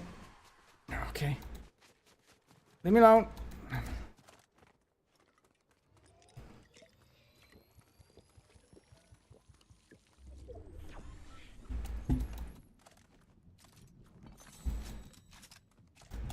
Alright, where's that boss thing at? I don't have the... I do not have the guns or the ammo for this.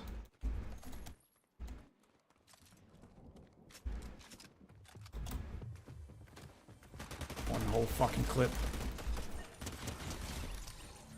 Thank you. I will gladly take your anime bullshit. And that one. That. Oh. Okay. Give me more of those.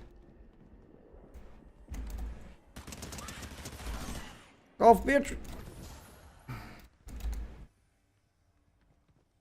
Where'd he go?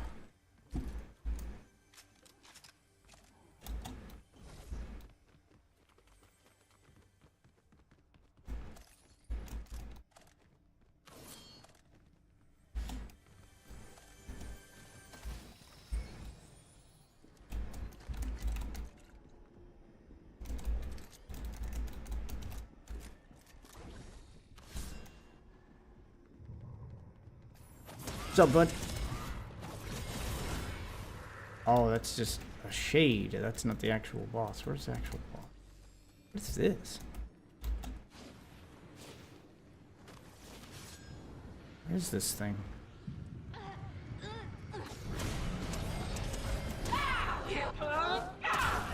Oh, now I can injure it. Okay.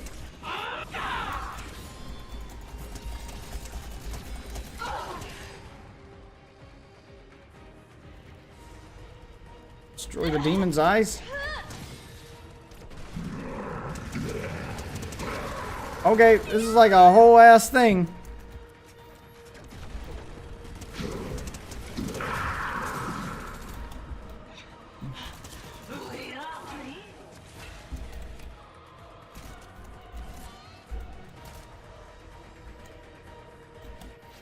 Where is she?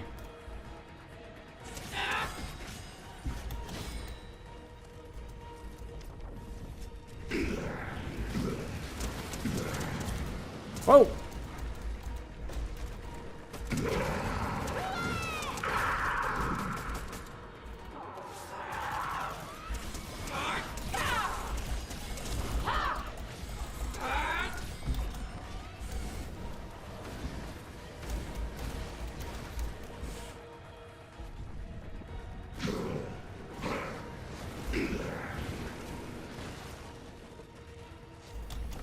Come on, me.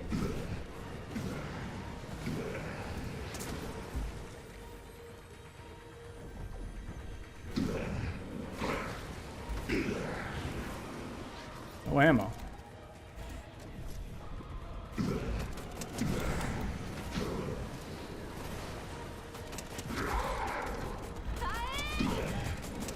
Shit just turned into a Destiny raid. Boss with mechanics and everything.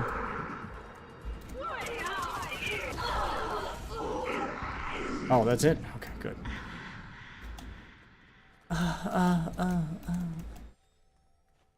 Okay, take her Oni mask, take her gun. This, oh my god!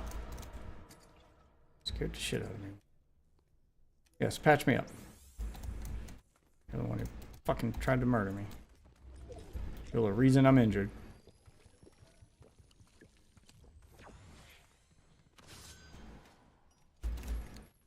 That was kind of dope. Not so sure that what's the difference in hers and the regular one? Guess it's got more ammo. Kind of makes you not worth fighting. It's not a weapon. It's just a traversal tool. Some of that sweet, sweet anime bullshit. Hey, hey, let's go. Kinkatsu. Taisetsu na mono. Protect my balls. Boku ga warui. So Fucking anime bullshit. Alright.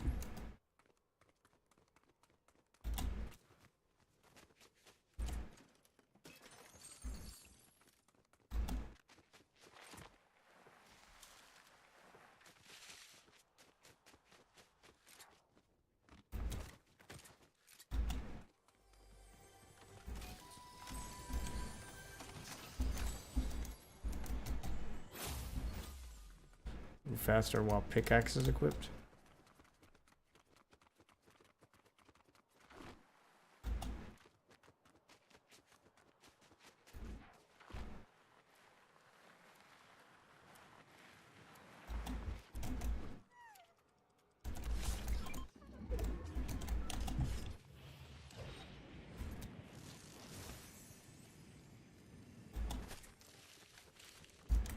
It did not take me as high as I thought it would. Kind of worthless.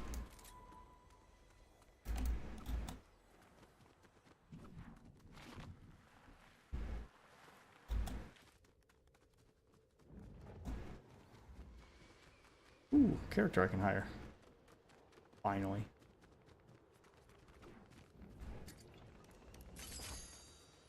Come on, bud, you're with me.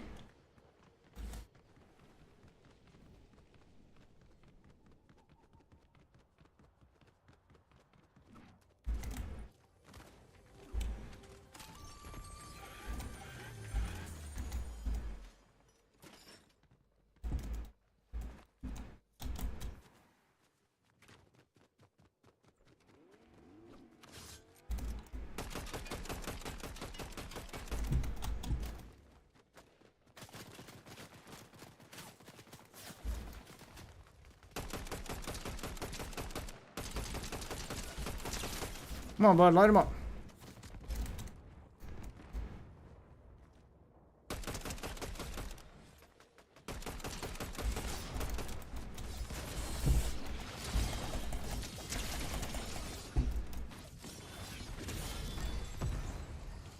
My anime bullshit better than your anime bullshit.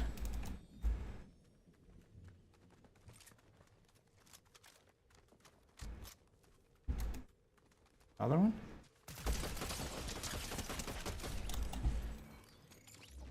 Kept your distance, bud. Take that, though. Alright. Why are you throwing nades? What are you doing? Damn, another one?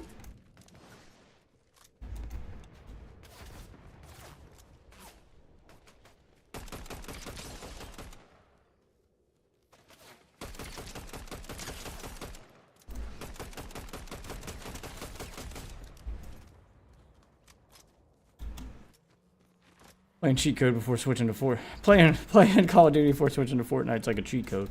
Oh my gosh. Another one? Okay.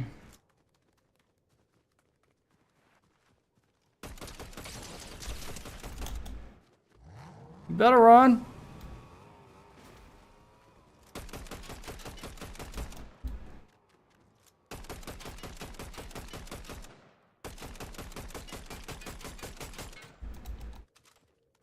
What a bitch.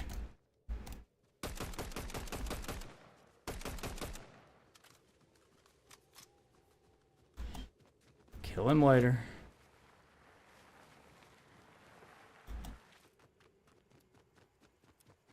Just run away.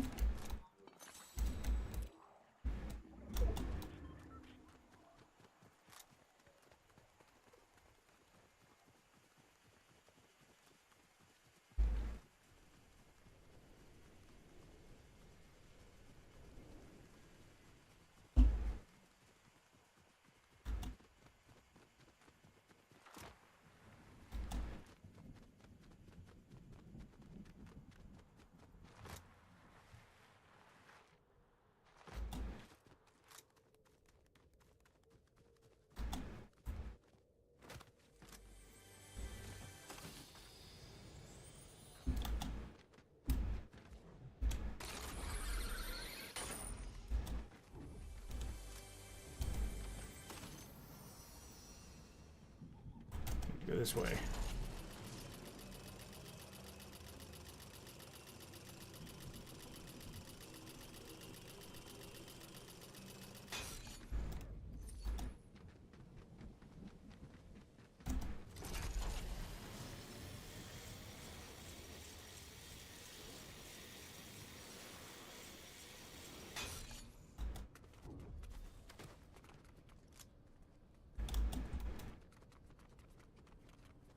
Where's my next victim?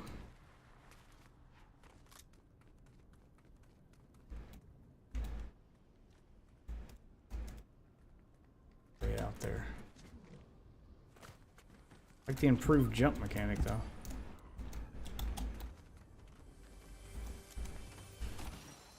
Now, you don't need crazy anime bullshit to at least be able to traverse somewhat decently.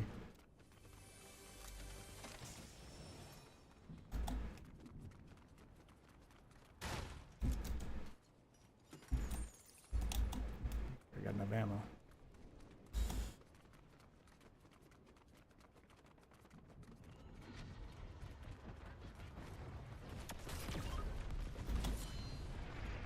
That's my escape route.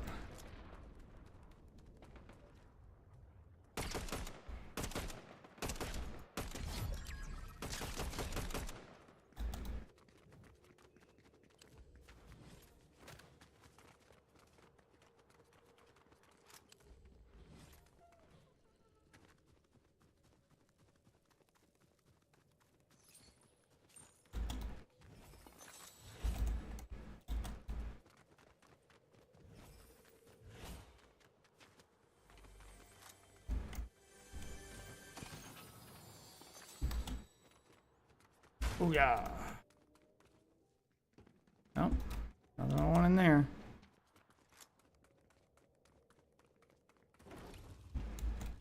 Get in, bud. You know what? I'll take his car. Just so I don't have to worry about anybody else jumping in the car with us. And we got a gas station right here to repair it.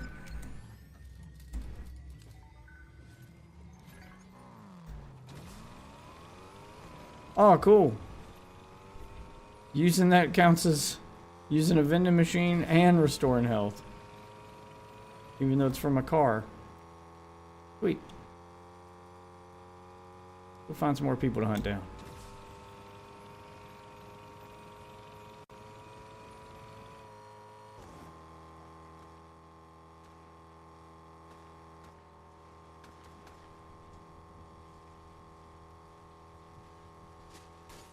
Where you at, bud?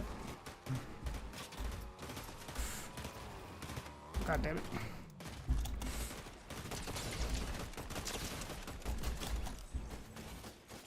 Oh, shit. Multiple bogeys.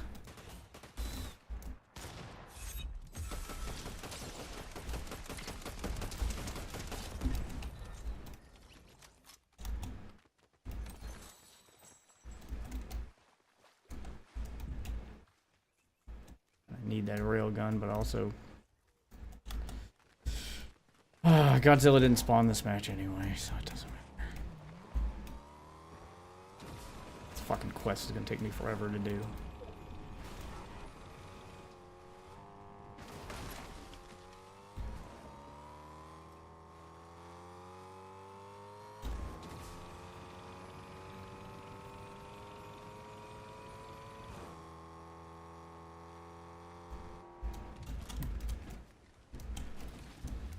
My car back.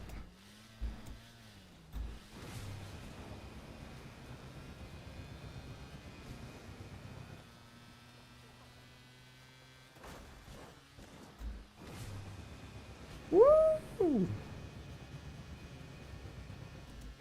Jesus. Okay.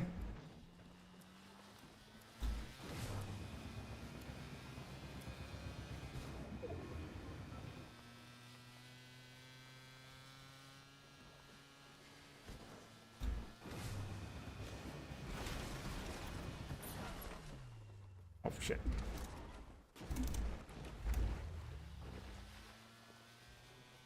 No biggie. Let's flip it over.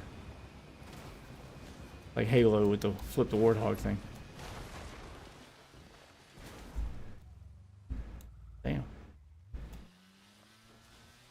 like bushes. Destroy all the bushes. Y'all ain't gonna have nowhere to hide. Not as long as Deathwood's on the map, baby. See? No more bushes. And somebody was hiding in that one.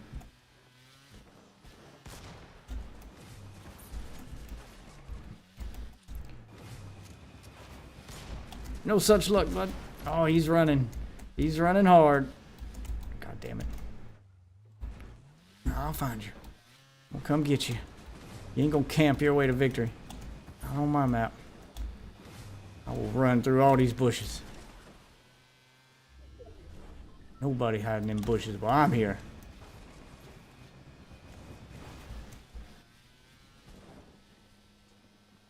Thought you were safe. Your dumbass thought you were safe. Not today. Today, motherfucker. No bushes. I don't like bushes.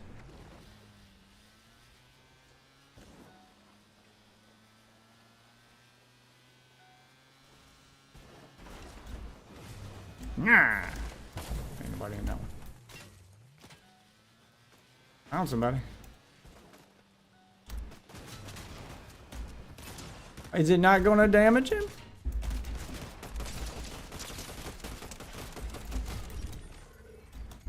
Why didn't it damage him? I ran him over and just pushed him. What the fuck? I did what I was supposed to do and got no reward. This is bullshit. I'm done with the car though. Let's get out of here. We got gas moving in.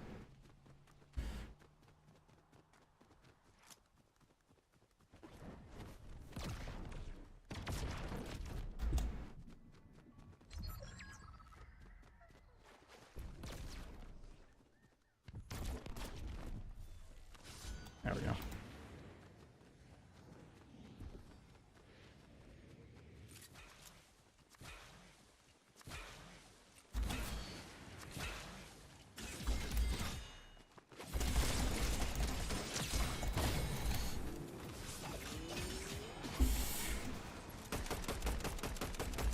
God damn it, I can't believe we got to that car. Wait, did he just drop into the gas? Yeah. I'm coming for that ass.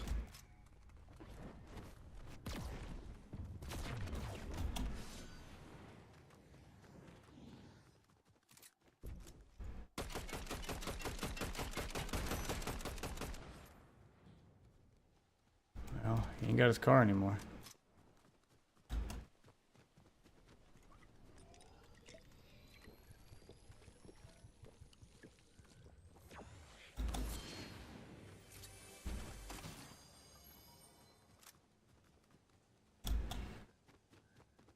Where'd he go?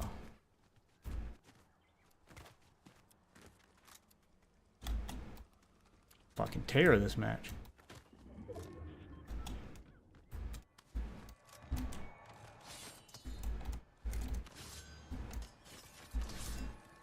Refresh my Typhoon Blade.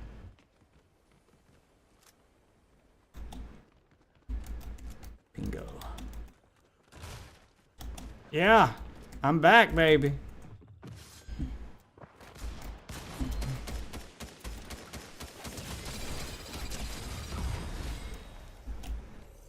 Sorry, bud.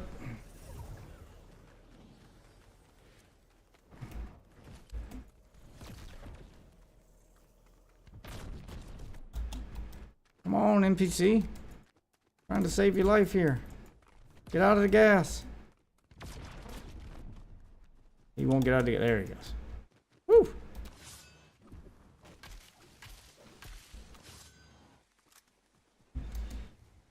It's just me and one other dude. And I got an NPC. And the high ground. Where's he at? I need you to tell me where he's at. Start throwing nades or doing your thing. Escape route.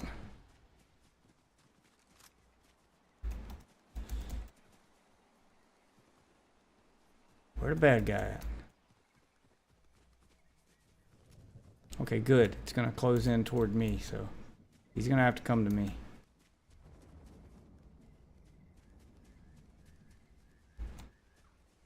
Try to keep your eyes peeled. Let me know if you see him.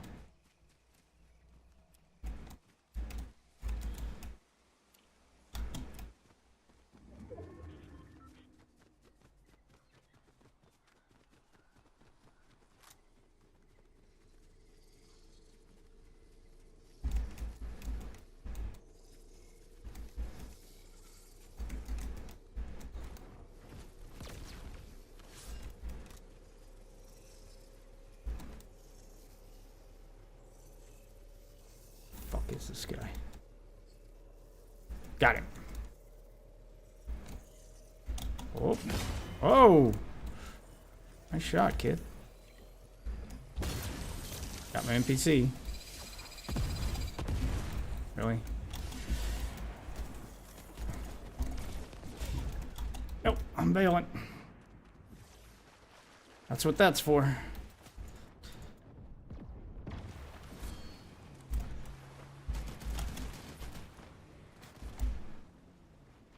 Come on. Come on, motherfucker. Get off of that!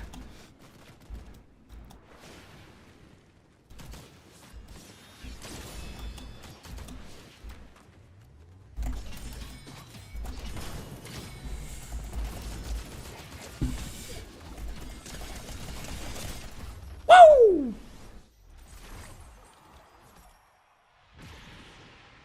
We'll go out on a victory royale and cover the Destiny stuff. That's how you do it, buds.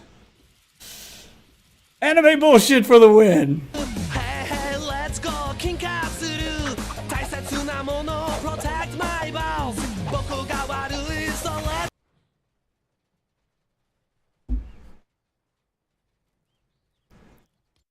Ah, feels good. Feels good. Alright, I'm gonna watch the game and news thing real quick though. I meant to do it during that match, but I gotta figure out why. Oh, what'd I get? Music Pass reward. Auto-claimed by Fortnite. I got a jam track for first person. I don't know what it sounds like because I got the music turned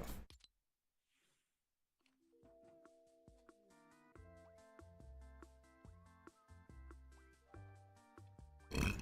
And the Shogun Victory Umbrella. Let's fucking go. I'll keep the music turned off for now, and let's figure out why. Enhance video? What does that do? Enhance videos while the device. Okay. Try that. Refresh page. Where's the picture-in-picture though?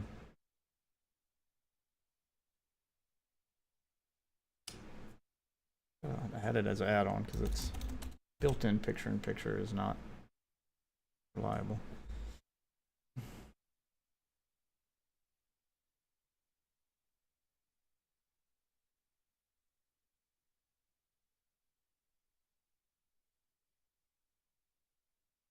See if this one works.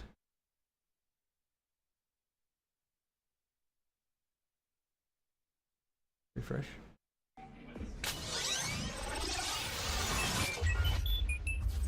Okay, yeah, that works.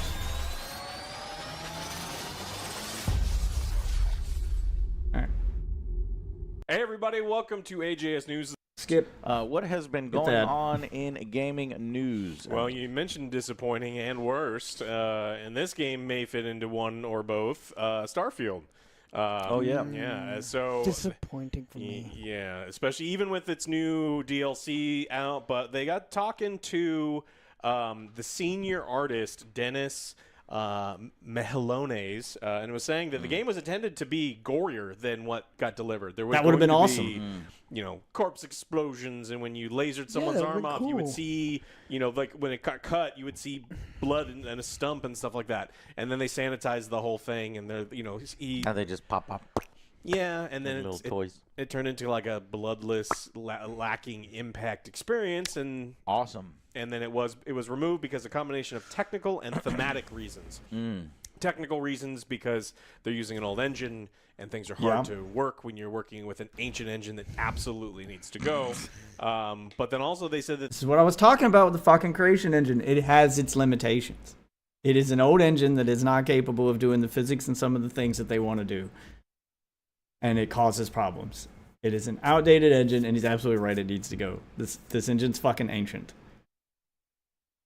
They need to rework it from the ground up. You can't just keep, you keep upgrading an old thing, it's still built on a broken foundation. Like, it's still built on an outdated foundation. Eventually, that building you built on that foundation will collapse. It doesn't matter how many upgrades and stuff and how cool and high-tech the house is on top of the foundation. If the foundation is faulty, it will collapse. I don't know why the media controls that they were really going for. He specifically mentioned Star Trek, and the Expanse is what they were kind of going for. Okay. But yeah, I haven't seen really those shows. Yeah. There's really only 1 or 2 Star Trek moments that gets kind of gory and juicy, and they're considered some of the better moments of TNG when it gets. Well, it depends on which phasered in the which face. what his face just kind of peels back layers. It's crazy. It depends on which the other thing series about of Star Trek and the Expanse is the The writing movies for get them is good. Yeah. And the writing for this is bad. Bad. And so to It's make real up bad. for some of the writing, like in some of OJ's things that he does watch, Real bad. we do get gore and body horror and some other things to make up for the fact that the writing is terrible. Yeah, that's the You Expanse. want to be Starborn? It's so cool. So he was going for like a Power combination of Star Trek you? and the Expanse. Yeah. The Expanse is gory and poorly written. warm, though. Star Trek's well written and not as gory. It's the Combine worst. the two. Yeah, That would have been awesome. I really want to like have like it be more grittier and gory, especially with their expansion one. Was it Shattered Space? Yeah. Yeah, it would have Once you really leave the fit that ship, theme. They told us it's gonna get bad. It's like, no, how bad? It's yeah, I'm bored. Yeah. I'm bored. I'm bored already. Yeah, the best part was walking through that little tunnel to the ship, and then that was it. Yeah. So. Even then, there weren't ghosts. I thought there were ghosts. I was like, oh, Space shit, ghosts? Space ghosts. No, they're Space not ghosts. Oh. I don't know what they were. Kinda. Actually. Yeah. Well, remember, no, it's, yeah, they want it to be realistic. There's no ghosts. Shattered Space sucks. Yeah.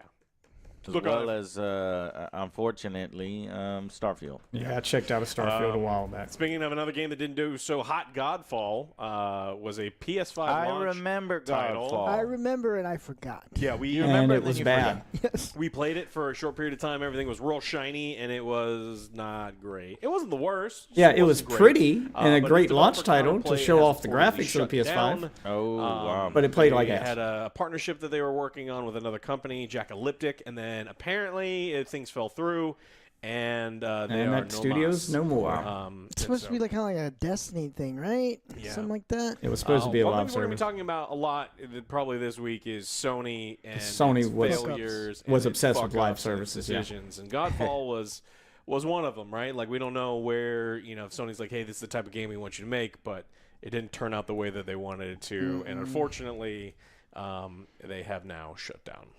Oh, wow. Okay, that sucks. You but, gotta love how know, Sony makes the mistakes, I but don't the know, that's studios kinda are the ones that way have to pay the of price. Games. Hopefully, these people who They're the developed ones who it get shut get down. another chance at another studio on making something awesome. In much better news, new studio from named Rebel Wolves. It's founded by Witcher 3 and Cyberpunk 2077 devs. Yeah. Put out a video this week. Hey. It's called Blood of the Dawn Walker. Yeah, we got a Dawn video Walker. up right now checking it out. And I got a little annoyed in the comments. You can find my comment there going off on some guy. It's like, where it's like, don't talk over the trailer. It's like, yeah, but you can watch the trailer wherever you want. This Yeah, is our you can go watch commentary on that. it. Why are you just clipping you're here for the highlights from it? commentary. Well, because it was a Joe, stop getting 45-minute one stream. guide. If you want to see the full version, it's right there in the link. It's like, damn, man, I get yelled at. I damned if I do, damned if I don't. Yeah, stop It's getting like, one guide. these Ignore are the that shit. important bits of my reaction of what's going you don't on. say You're watching a anything. reaction Why video you for do the that? commentary. Not even If you want to saying watch the anything. thing being Right, reacted if to, you're you do that quiet during separately. the whole reveal That's and how you you're supposed speak to at do. the end, then everybody's like, what's the point in that? Why are you Well- just watching the trailer? And then people will drop off. They won't. Because they don't understand, like, I hate, like, the stigma around reaction content and people not understanding it. You're watching the reaction content. I feel like I had this argument during the Dark Viper shit. You're watching the reaction content. to see their reaction. That's why you're there. The problem is, like, Joe doesn't do a lot of reaction stuff, so when his channel's there for other reasons, and then when he starts watching something, they think that they're going to watch it with him, and then he starts commentating, and what, are you going to let us watch or not? Like, his audience thinks he's showing them something, when really he's reacting to a thing.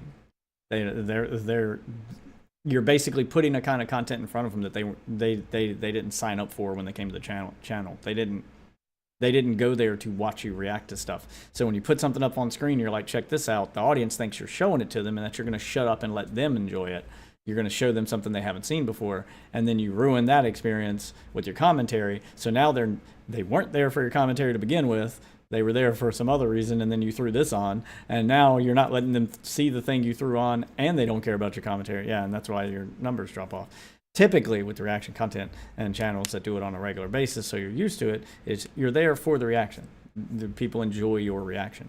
They typically watch the reaction channel as their second viewing of a thing. So they've watched it on their own first, and now they want to see you react to it. But Joe hasn't conditioned his audience for that, so that's why he gets what he gets. And there's always going to be some of those people in chat, even on reaction channels. You just got to fucking ignore those people. Watch the end, and they won't see the fucking impressions. Fuck! Well, Everything sucks! It would also be against... Yeah. Just shut up! Technically, Why the fuck am I reading YouTube comments? Yeah, you shouldn't. People Yeah, you shouldn't be doing that. Not very smart. All It's right. technically would be against the law because of the fair use. It has to be transformative. Yeah, instead you of have to watching add that something commentary. sitting there. It is not transformative, and commentary at the end.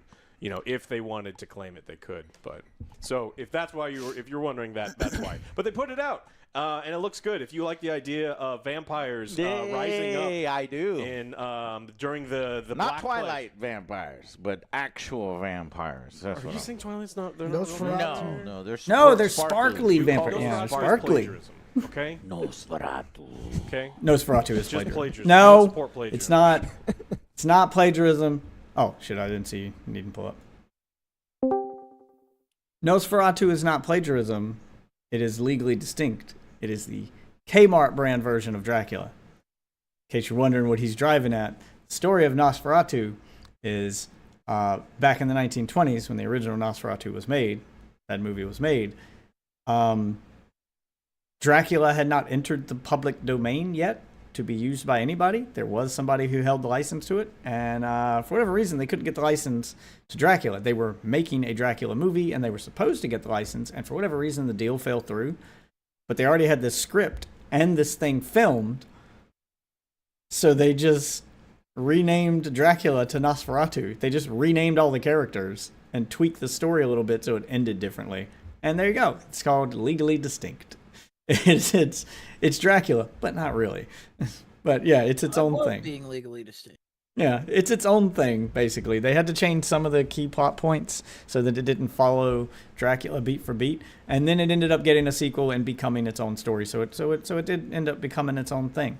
But yeah, it was supposed to be a Dracula movie that got repurposed and made into something original. So this has been going on forever, is what I'm saying. People bitching about that happening now, like Dark Viper, and oh, that's mine, you stole mine. No, this has always happened, always will happen. That was in the fucking 20s. This has happened since the birth of media. It is fine to make a knockoff version of a thing. You got your Transformers, and then you got your Transmorphers. Okay? Legally distinct. Oh, Transmorphers sucked. Nosferatu was arguably better than Dracula. But we'll finish this. Damn it, there was something I was going to go over with you too, but I forgot what it was. But we'll finish watching them feed us the game and news. I thought about reopening my game and news channel because I do post all these news articles in Discord. And once a week, I could just recap my own Discord now that I think about it, because I do spend all my breaks at work and stuff just looking up articles and throwing them up in Discord.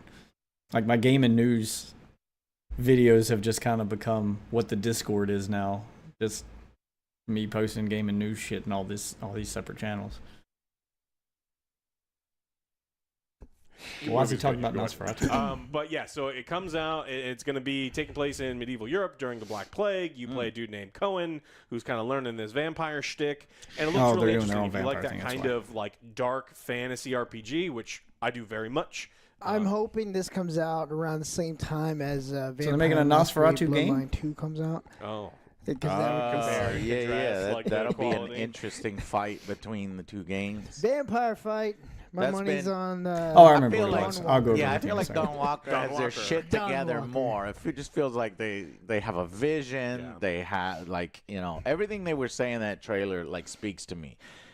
These are the creatives. These are guys that know what they're doing. Now, it's a new studio, it's a new game, so I would anticipate there's probably going to be some issues with it. Yeah. I mean, Witcher 1, when it first came out, was kind of rough, and it got better, and now you see that it's we're still all, rough.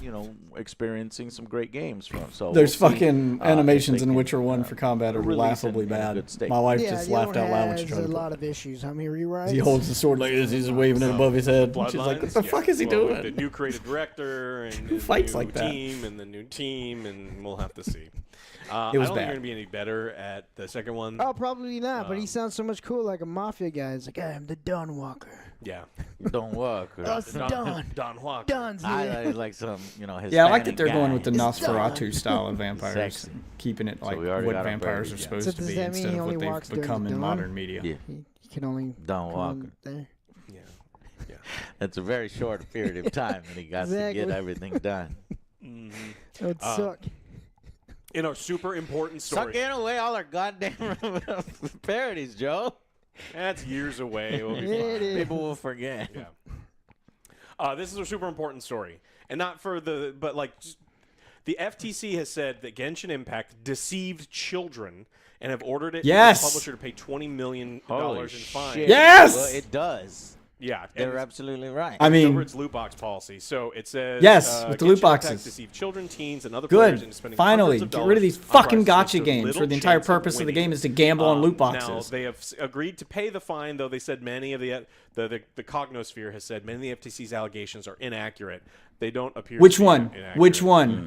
But the Name full one. thing says they deceive players about the odds and costs of winning prizes in loot boxes and uses a challenging and confusing purchasing system that misleads consumers about the amount of money that players spend on loot boxes. Yes, on an it's all ongoing intentional. basis, and the amount of money that players would likely need to spend to obtain certain prizes. Also Now, intentional. You don't give a shit about Genshin Impact, but No, I this don't. sounds a shitload like Madden, where they're using confusing tactics to be like, hey, you have No, I mean, well, yes, Madden, but you also just described Apex's fucking event structure, because I noticed that with Final Fantasy.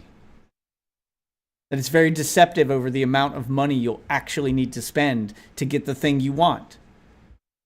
And then you got to look at a YouTube video where some guy did the fucking math, and he's like, yeah, this is a $320 sword. They're very deceptive, the way they give you the first one's for free, and then the next one's cheaper and cheaper, and then they just keep enticing you to pay and pay more for these fucking loot boxes.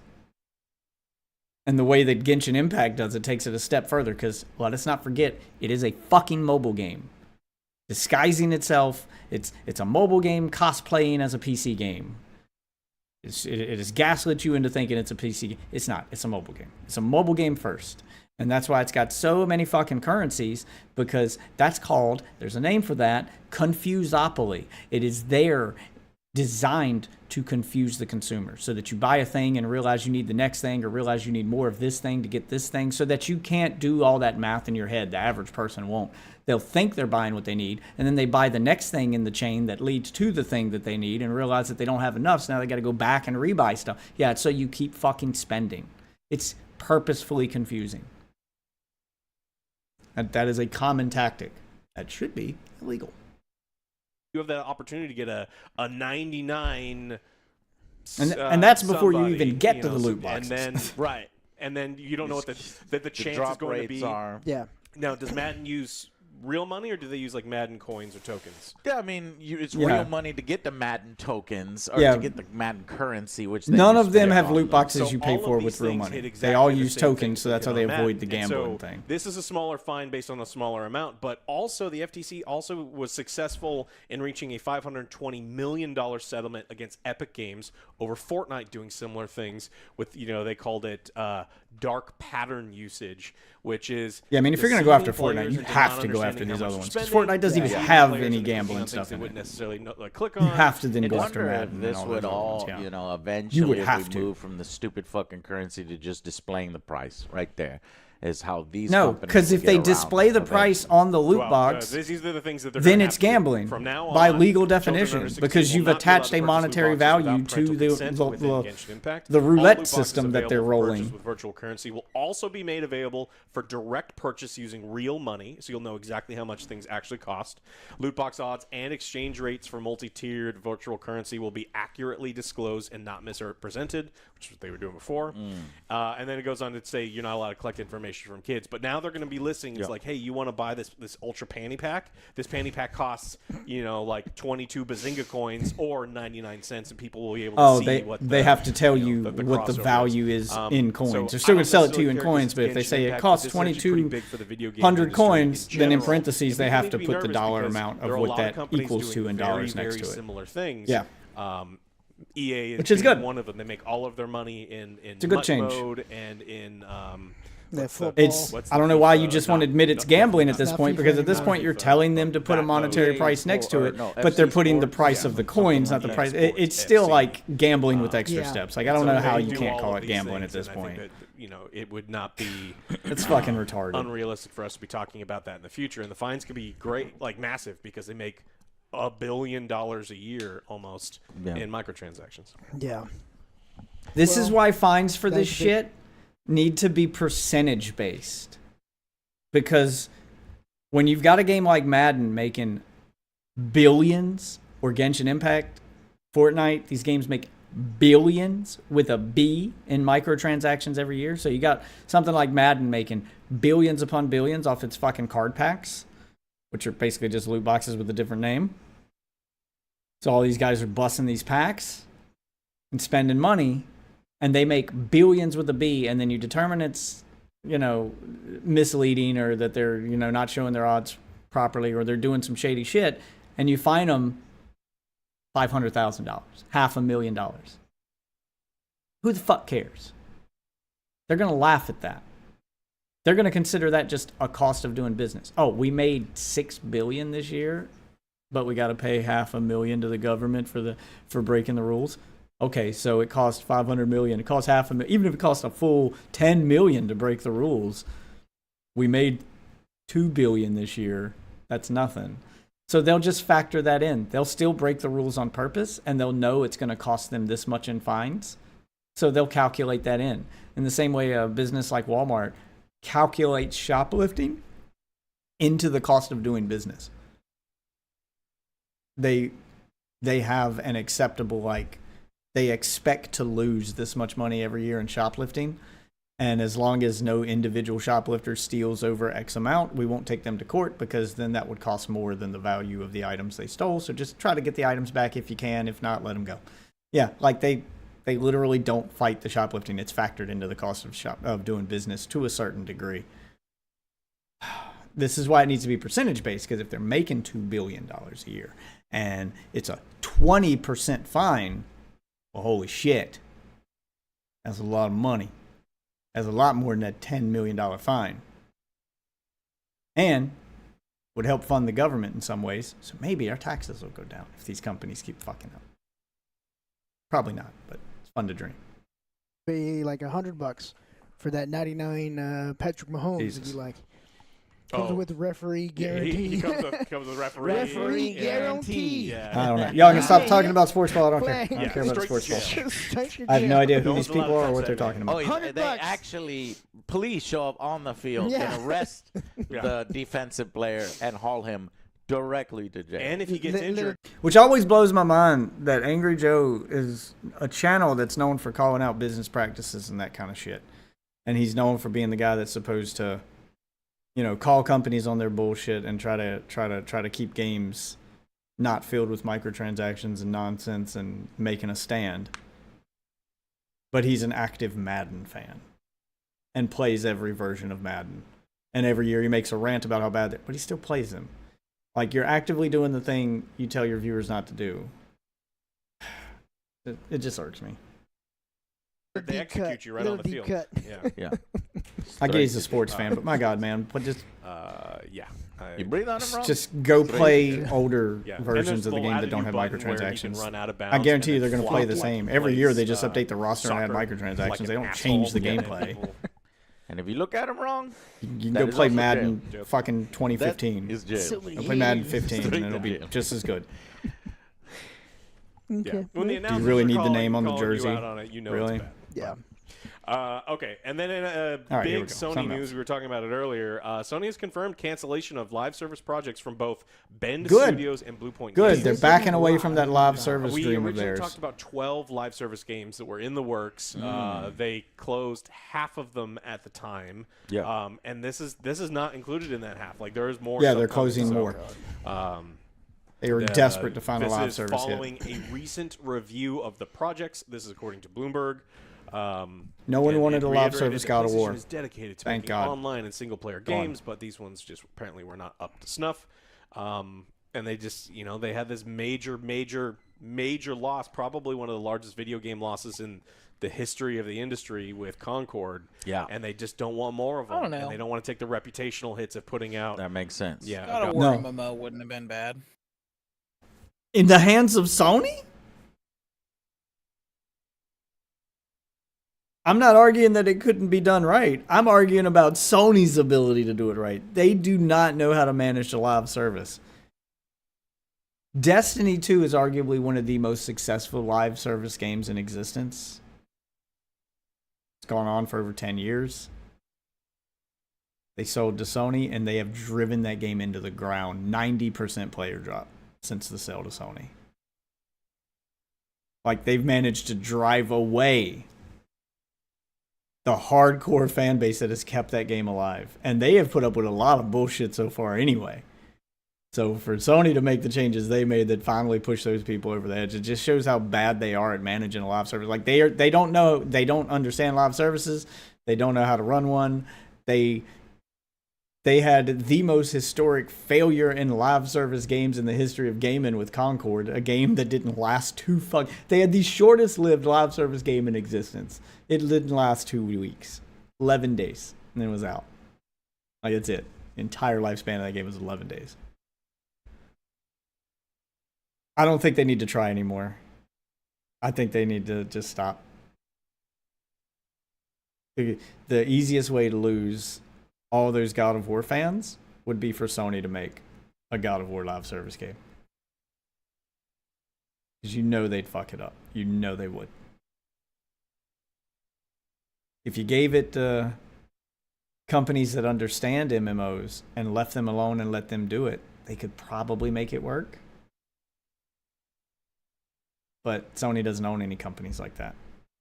If I'm not mistaken, Microsoft owns those companies. Because that's been successfully done 3 times that I know of games that weren't live service games. They made a live service version, and it was successful. And those 3 times were all done by companies that now belong to Microsoft. You've got Elder Scrolls Online, where you took a franchise that was never online, made it successful online. Made it into an MMO and it worked. They knew what they were doing. Fallout 76 is arguably one of them. Rocky start. They turned it around. It has a successful player base and is making money to this day. Pretty good. It's a pretty good game now. I've been meaning to get back into that. I just haven't had the time to check out the whole new map and story mode they had it.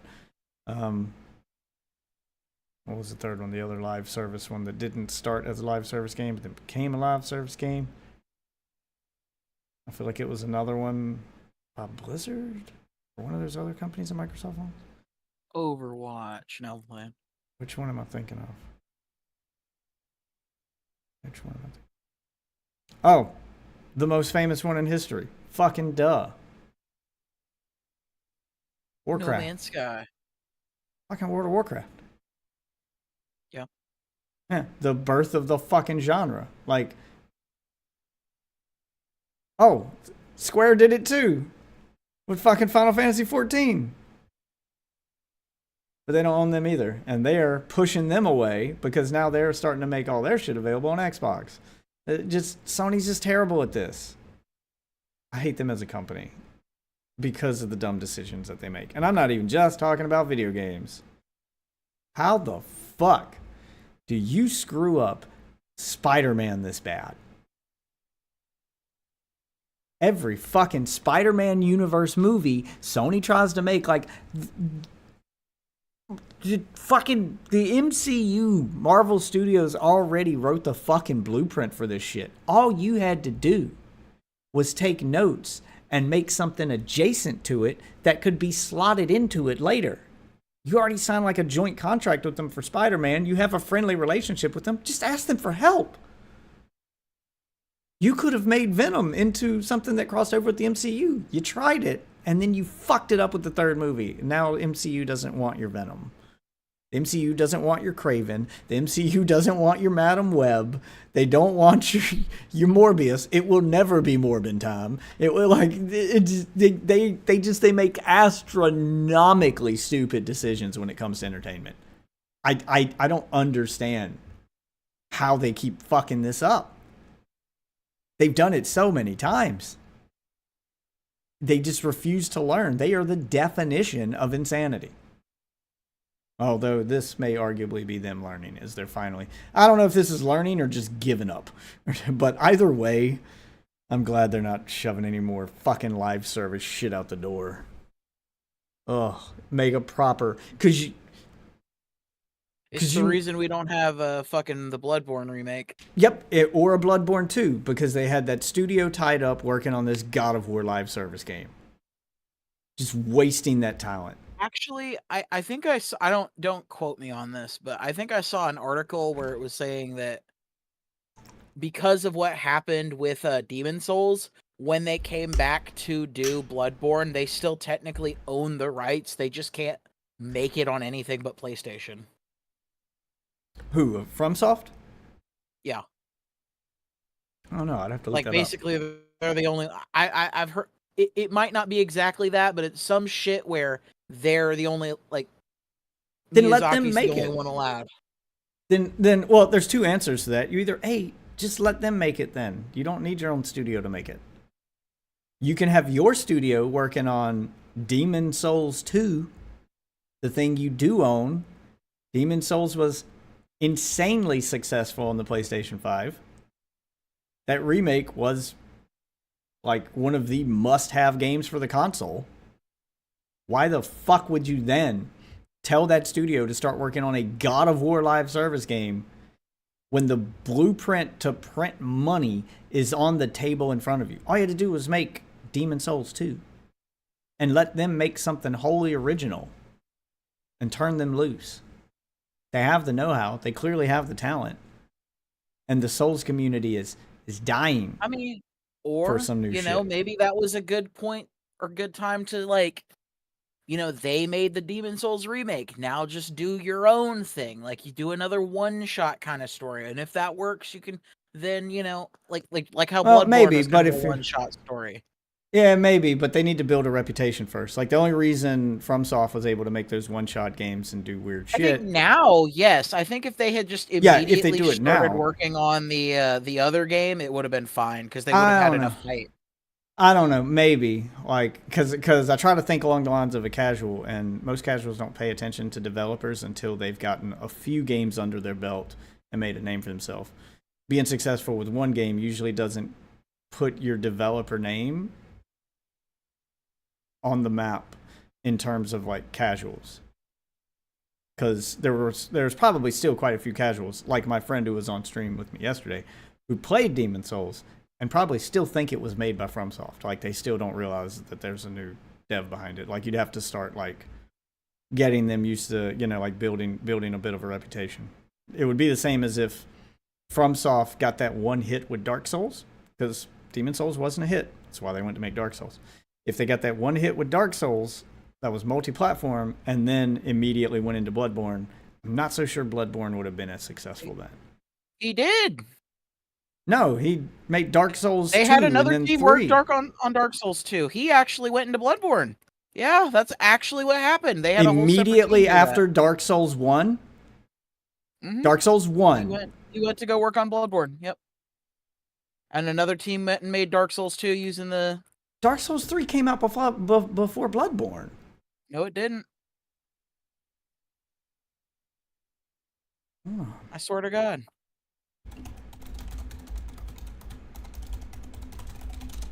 Because that was on fucking... Alright, that's 2016. It plays a lot like... Okay, yeah. I mean, 2015 a is when lot of Bloodborne their... released. I mean, a lot of their... Yeah, so... And then Dark Souls 2 released in 2014. It's not that crazy to believe. Like, they released it a year after. Like, instead of him working on Dark Souls 2, he went and worked on Bloodborne. That makes sense. They're pumping him out like crazy. And now it takes like 5 years in between. Okay. Well, I mean, he still had 2 games under his belt before Bloodborne came out. Like, what I'm saying is if it went from Dark Souls 1, Bloodborne, and then Dark Souls 2, like, I don't know if, like, the success of Dark Souls 1 would have been enough to make people go play a different thing. Maybe. I don't know. Like, that's an unknown. Like, I know it took more than one Dark Souls before, like, there was momentum building. Dark Souls 1 did better than Demon Souls, but it didn't really become like this mainstream phenomenon until after like the second Dark Souls, like Dark Souls 2. I feel like they didn't even hit it until Bloodborne, honestly. Like Dark Souls 1 was like the thing that like made everybody start paying attention. And then once they were paying attention, it was like, these games are all right. And then they kind of hit the nail on the head with Bloodborne, and then they did Dark Souls 3, and that one was really popular. And then boom, Elden Ring. That's when they fucking went crazy. And it just I don't exploded in know. Like, popularity. I think that with all of the nostalgia and all of the love people have for the Souls series as a whole, and the fact that FromSoft's not making any more Souls games, don't get me wrong, Bloodborne's good, but I feel like the Souls games would be more popular than Bloodborne. As much as people are screaming for Bloodborne now, like I think if you go back and you look at their sales numbers, like even comparing, you know, Bloodborne to Dark Souls 3, Dark Souls 3 probably did better. And people, like, Souls is a genre. Bloodborne's not, you know, no one's calling... I definitely would say it did better because Bloodborne was console exclusive to the PS fucking 4, and Dark Souls 3 was on But that's what I'm saying, is name recognition alone goes a long way. So... before I would have your new studio that their only experience in the Souls genre is remaking a game that already exists, so they haven't done anything wholly original yet. They were basically following someone else's blueprint. Now you're telling them to do their own thing.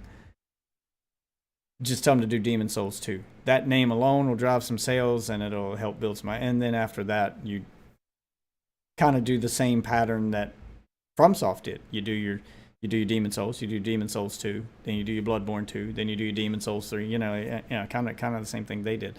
But you wouldn't even have to do that, because if Bloodborne's owned by Demon Souls, he's the only one that is still allowed to work on it. Like I was saying, there's 2 answers to that. Either they should have already had Bluehole Studio immediately start work on Demon Souls 2 after the runaway success of Demon Souls 1. Like that, they should have known that was going to be a success before they even sold it, but even if they waited until they saw the numbers, once they saw those numbers, that should have been just an immediate green light for a sequel. That's what that should have been. And then you get in touch with FromSoft and tell them you want to make a Bloodborne 2. And then you throw a bunch of goddamn money at them. And you throw enough money at them to do one of 2 things. To either say, how much money would it take for you guys to make this game? And if they just absolutely refuse, be like, fine, how much money would it take to buy the name? Just give us the name, then we'll do it. Like, if you're not going to do anything with it, how much to get you to let go of it? There's a number. I'm just confused because there is a number. If it's a Sony like exclusive, how can they still own the like? contract. So that's. I mean, they might not even own it. They might not just be able to make another one without him being there. Like that might they might Well, literally they own can it. It's just still- in his contract. He gets to be the director, and if he's not available, they don't get to make it. Well, no, it's an exclusive contract. So more than likely, what I would imagine is FromSoft still has the rights to Bloodborne, which is why Sony can't just... Because if Sony had the rights to Bloodborne, then they could just buy their way out of the contract and get another dev to make it. But if FromSoft owns the rights to Bloodborne, even if Sony buys their way out of the contract or like cancels the contract, they still can't make the game because they don't have the rights to it. That's the only explanation. So if FromSoft still has the rights to Bloodborne, then more than likely the contract that was signed was an exclusivity contract where Sony's like, you can only make this franchise for PlayStation for the next 10 years. And they sign an exclusivity contract. So you get to keep the rights to it, but any version of it you make can only be for us for the next 10 years, and we'll pay you. Yeah, and then that's probably how they funded the first game, and they agreed to that when they made the first game. And then, for whatever reason, they decided they wanted to work on other projects. They didn't want to work on that, so they just never went back to Bloodborne. And Sony can't make a Bloodborne of their own because they don't own the rights. That dev's the only one who can make it, and they have no interest in making it. The contract doesn't say they have to make a game. It just says if they make a game, a sequel, it can only be on PlayStation. So they're probably... One of two things is happening here. Either they're doing nothing with it, and they just don't care about Bloodborne anymore. I'm talking about FromSoft. Or they're waiting for that contract to expire so that they can make Bloodborne a multi-platform game. If Sony wants it sooner and wants the rights to it, they should just buy it. They have the money. There is a number you could give FromSoft to make them sell it. Especially if they're not going to do anything with it and they know the only thing they can do with it is make it for your console and they don't want to, then they could probably be talked into letting it go. Money would be the talking. You just keep making that number bigger until they let it go. I don't know how big that number would have to be, but Sony could afford it. I mean, it would be in their best interest to start doing that shit. I hate to say it. I think that's the answer. I don't think they should try to fight Microsoft the way they've been fighting them. Because Microsoft bought entire fucking studios. They bought the fucking parent company of Bethesda. They bought ZeniMax. Now they own Activision. They own Blizzard. So they don't even need to like look for devs or contracts or shit. They just own it now. So even if they let it on other consoles, they get the money. Sony doesn't have Microsoft money. They're a big company, but they don't have buy Activision money. Like they don't have that level of money, because that's why they were throwing such a hissy fit when Microsoft flexed its big money muscle and bought Activision. What Sony should start doing is don't buy studios, just buy IPs, just buy franchises, just buy individual games.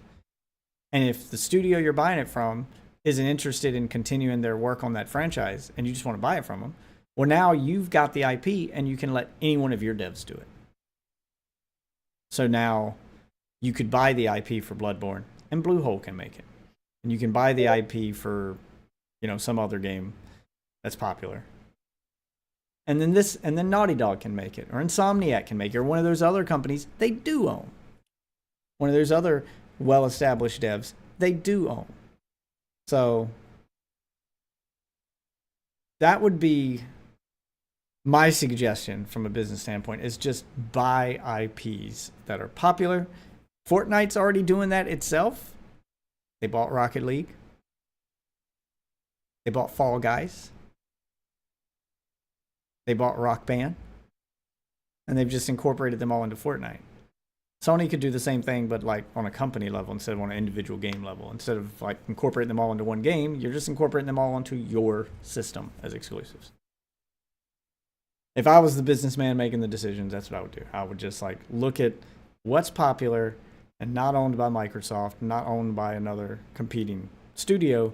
That's an IP that it's popular, but the studio making it doesn't have the funds to make another one, or they're struggling, or they're tied up in other projects, and they just, maybe we can just buy it from them and, you know, make those games. Like there's a ton that they could buy that are popular, but like never really. They're made by smaller developers who just don't have the resources to make a big expansive whatever they want to make. You know, they can't make that big expansive project. They could make. I mean, you could even look to the indie dev space and just throw a bunch of money at that. You could buy fucking Stardew Valley and then fucking either throw a ton of money at that dev, or now that you got the IP, give it to a different dev and make a fucking, you know, high budget Stardew Valley that's not pixel art, it's maybe 3D or something. Yeah, you know, I'm just spitballing here, but Oh, ew. Fucking 3D. it could be done right. When it comes to farming games like that, yes, 3D ones, especially if they're hyper realistic. When I say 3D, I mean like hyper realistic graphics, good farming mechanics and stuff. Those do really well. I hate to remind you, one of the best-selling games every single year it's made is fucking Farming Simulator. Game sells gangbusters. It is one of the top-selling games. It's on every top 10 list every single year.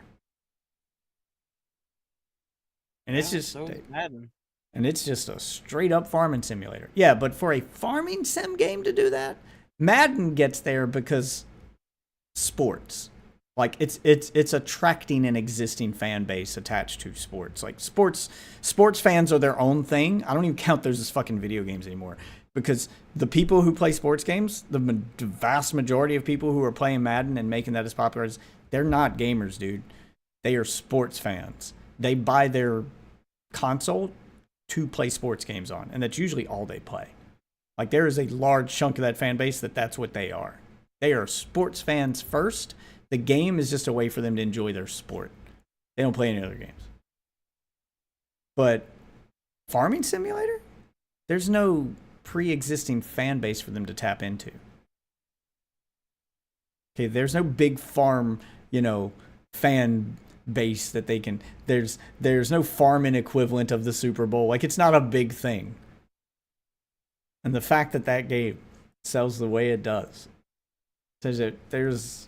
I mean, they exist. I'm not gonna say they congregate like fucking Madden fans. Yeah, but they to don't act like they don't exist is crazy. I'm not saying they don't exist, but they do not exist to the level to put that game in the sales numbers it's getting. It is clearly appealing to people beyond that.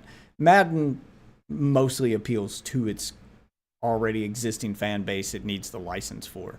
And there's no further proof than that, than every other football game and sports game that's been made that has failed because it didn't have the NFL license.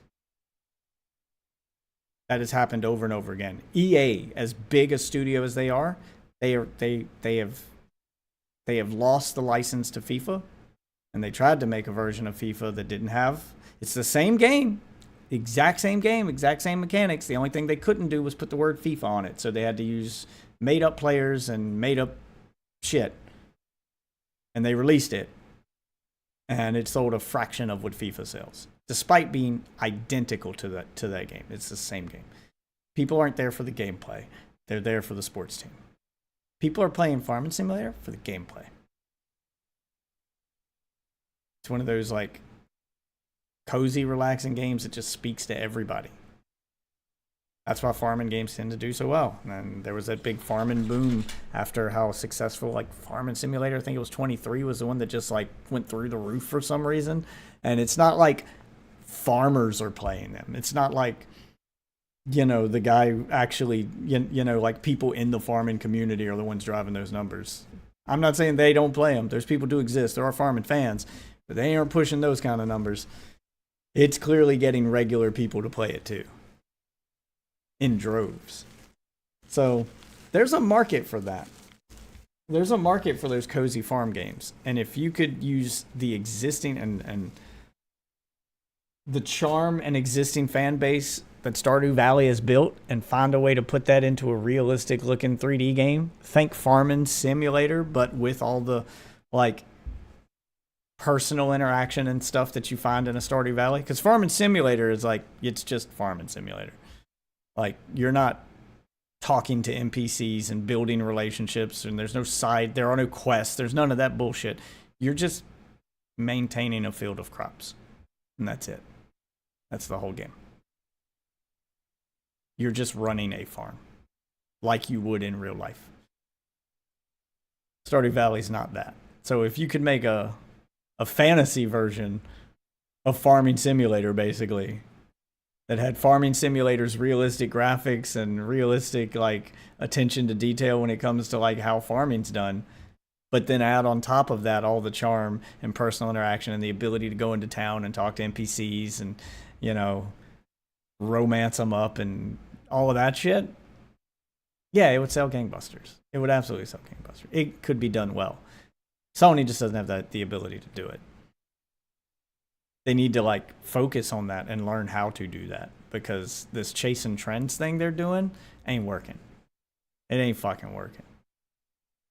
Every single one up there, every single one, not a singular fucking live service game they've tried has worked.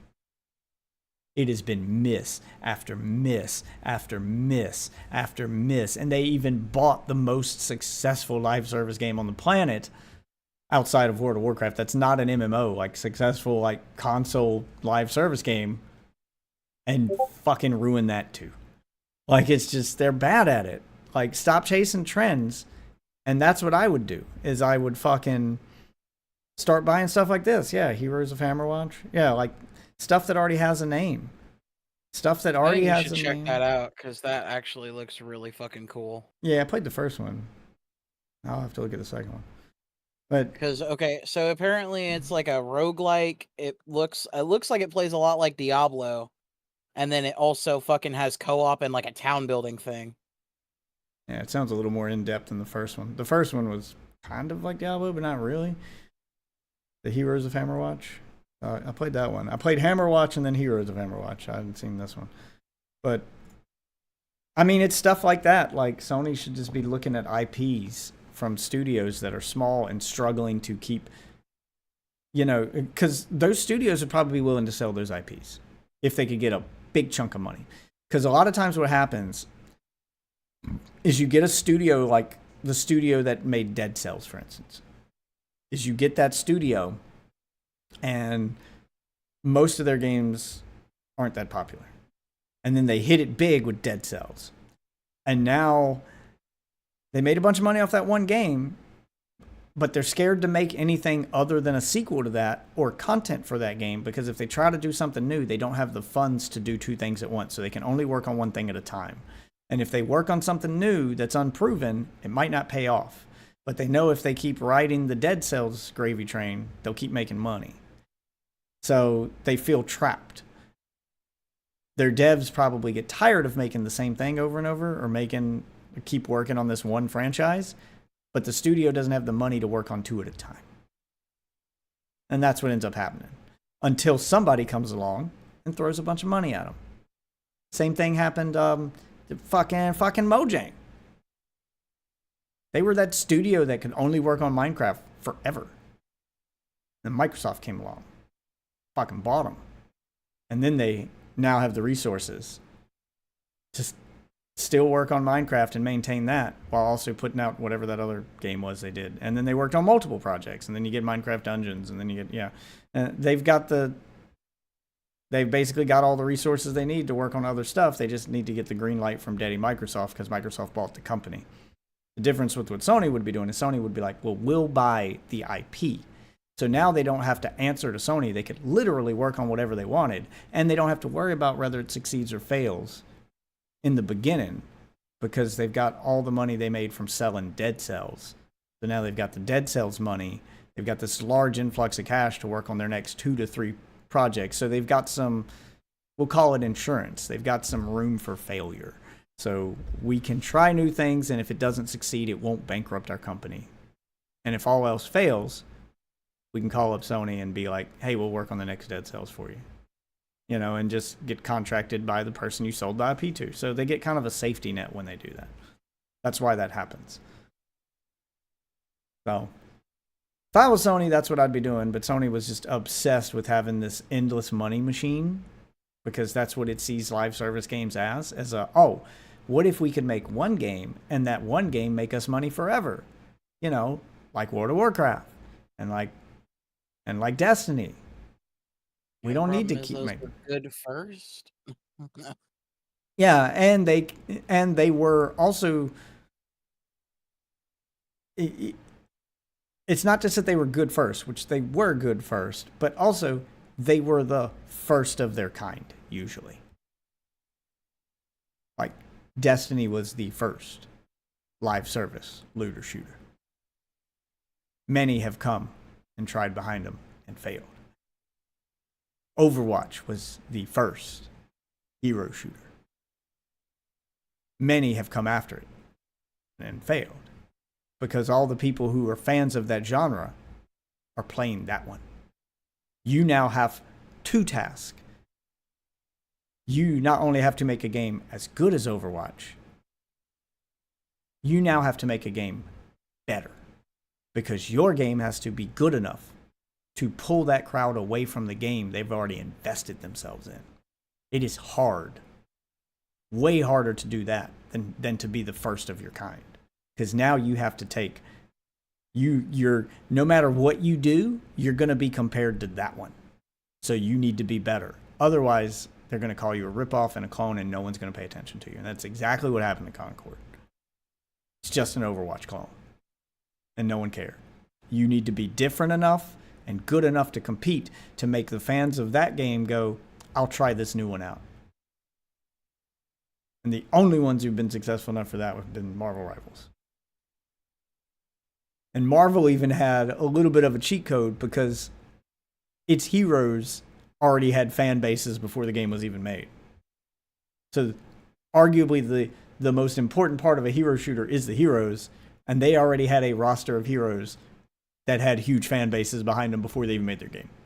So they kind of get a cheat code there. Something like Concord, you're trying to not only be better than Overwatch, but you also have to make heroes that people are going to love as much or more than the heroes in Overwatch. And it failed on both fronts.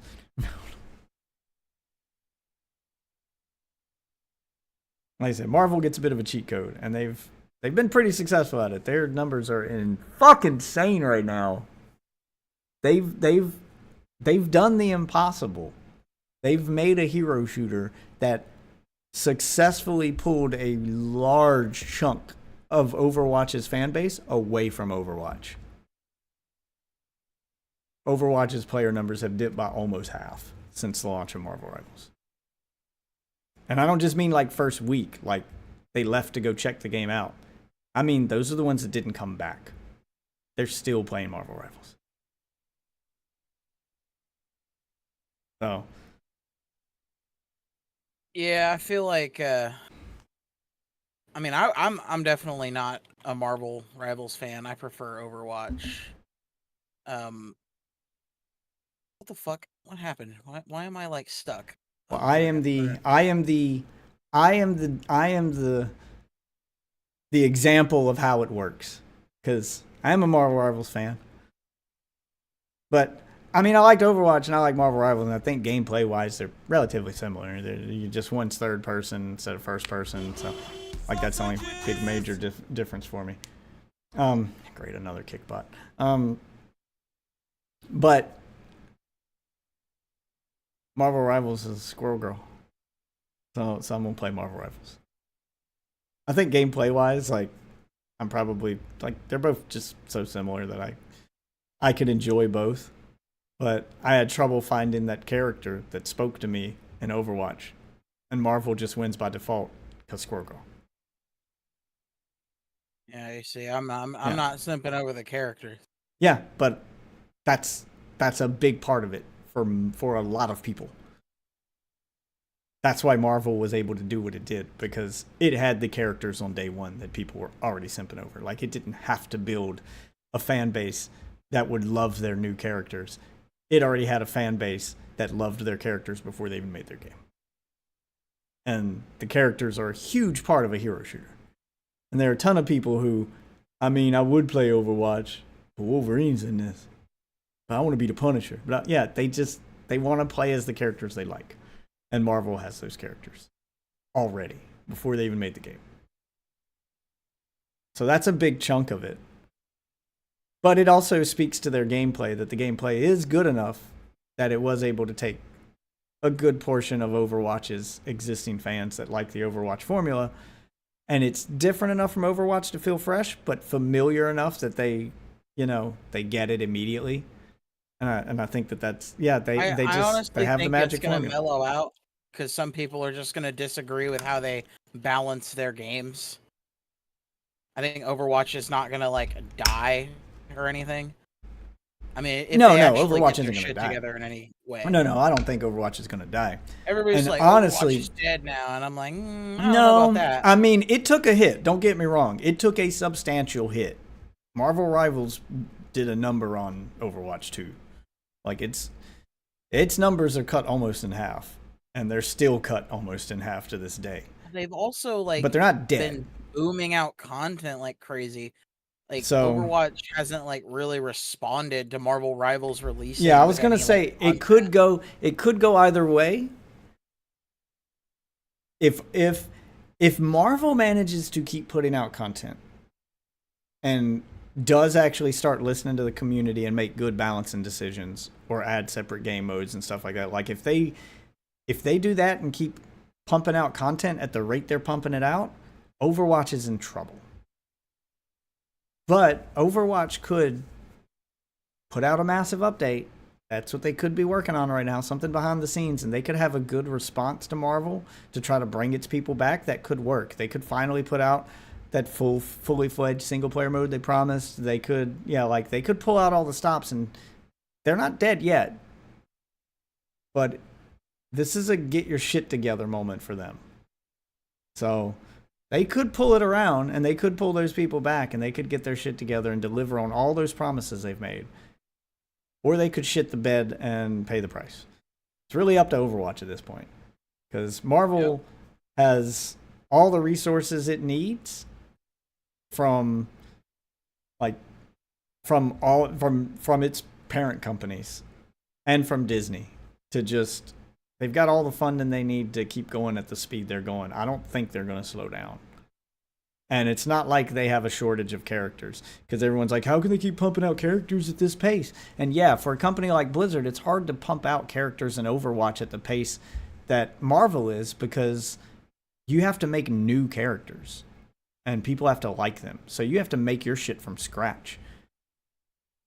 Marvel just gets to pull from the Marvel universe. There are so many characters they can just slot into Marvel Rivals. And all you got to do is find a good character that you think people will like, that already exist in Marvel, come up with 4 powers for it that would fit into your gameplay style, and there you go. The artwork's already done, the concept's already done, you already know what the character should look and feel like. Like, all of that concept phase is gone. It's out the window. They get a cheat code. They get to just go straight to the, let's put this in the game, and all they need to do is go, how would the powers work in this game? That's it. That's all they really have to do. Overwatch can't do that. Because, my God, the X-Men alone could give them content for the next 6 seasons. And we ain't even touching on, like, all the other Marvel characters. We still ain't got Daredevil, then there's Elektra, then there's Luke Cage, Jessica Jones. There's so many. There's so many, like, ready-made characters that all they got to do is make powers for and throw them in the game. Like, they could just keep pumping out this content. Overwatch needs to. That's Overwatch's next step. That's what would do it, is if they delivered on all those promises they made at the start of Overwatch 2. Give us a fully fledged, highly produced story mode. Single player / co-op story mode. With cutscenes and everything. It ain't got to be super long. It can be 4 hours. It doesn't have to be like a full-fledged fucking 12-hour campaign. Few hours worth of content, good cutscenes, really fill out the lore of the the universe, and give it online co-op so that people can play together. And that could also act as a tutorial for new players and draw them in because it'll get them used to the game and the mechanics in an environment that won't be so sweaty. And that's more fun and straightforward than playing against bots. Deliver that. Then deliver some other good co-op modes. And then balance the fuck out of or listen to your community for what they need with the, core multiplayer mode. If they really dug their heels in and started working on that and listening to their community, they could absolutely pull a No Man's Sky and save Overwatch 2. So Marvel Rivals may have been a blessing in disguise. It could have been just the fucking kick in the ass that Overwatch needed to get its shit together. That's what I really hope it is, man. It's just like me too, because competition's a good thing. Marvel Rivals to go away. I think the game is going to be fun for some people. More choice, all that. I want Overwatch to reach its full potential because I like Overwatch. I liked Overwatch 1. But I got tired of the core game mode, and they weren't pumping out content fast enough. And I just kind of got burnt out on it. And it's not fun to play that core game mode by myself. I need my team. I don't want to play with randos. That is a shitty experience. It's like rolling the dice every time I hit the matchmaking button, and it's frustrating. I need a mode I can play when my teammates aren't around, and a good co-op mode I could just play with the wife. Yeah, like you could bring in so many new people. I want to see that game reach its full potential. And Marvel would be my more casual game. Like if both of them existed, and they both should, I'd probably play both. I would probably take Overwatch more seriously than Marvel, because I feel like Overwatch has a better ranking system.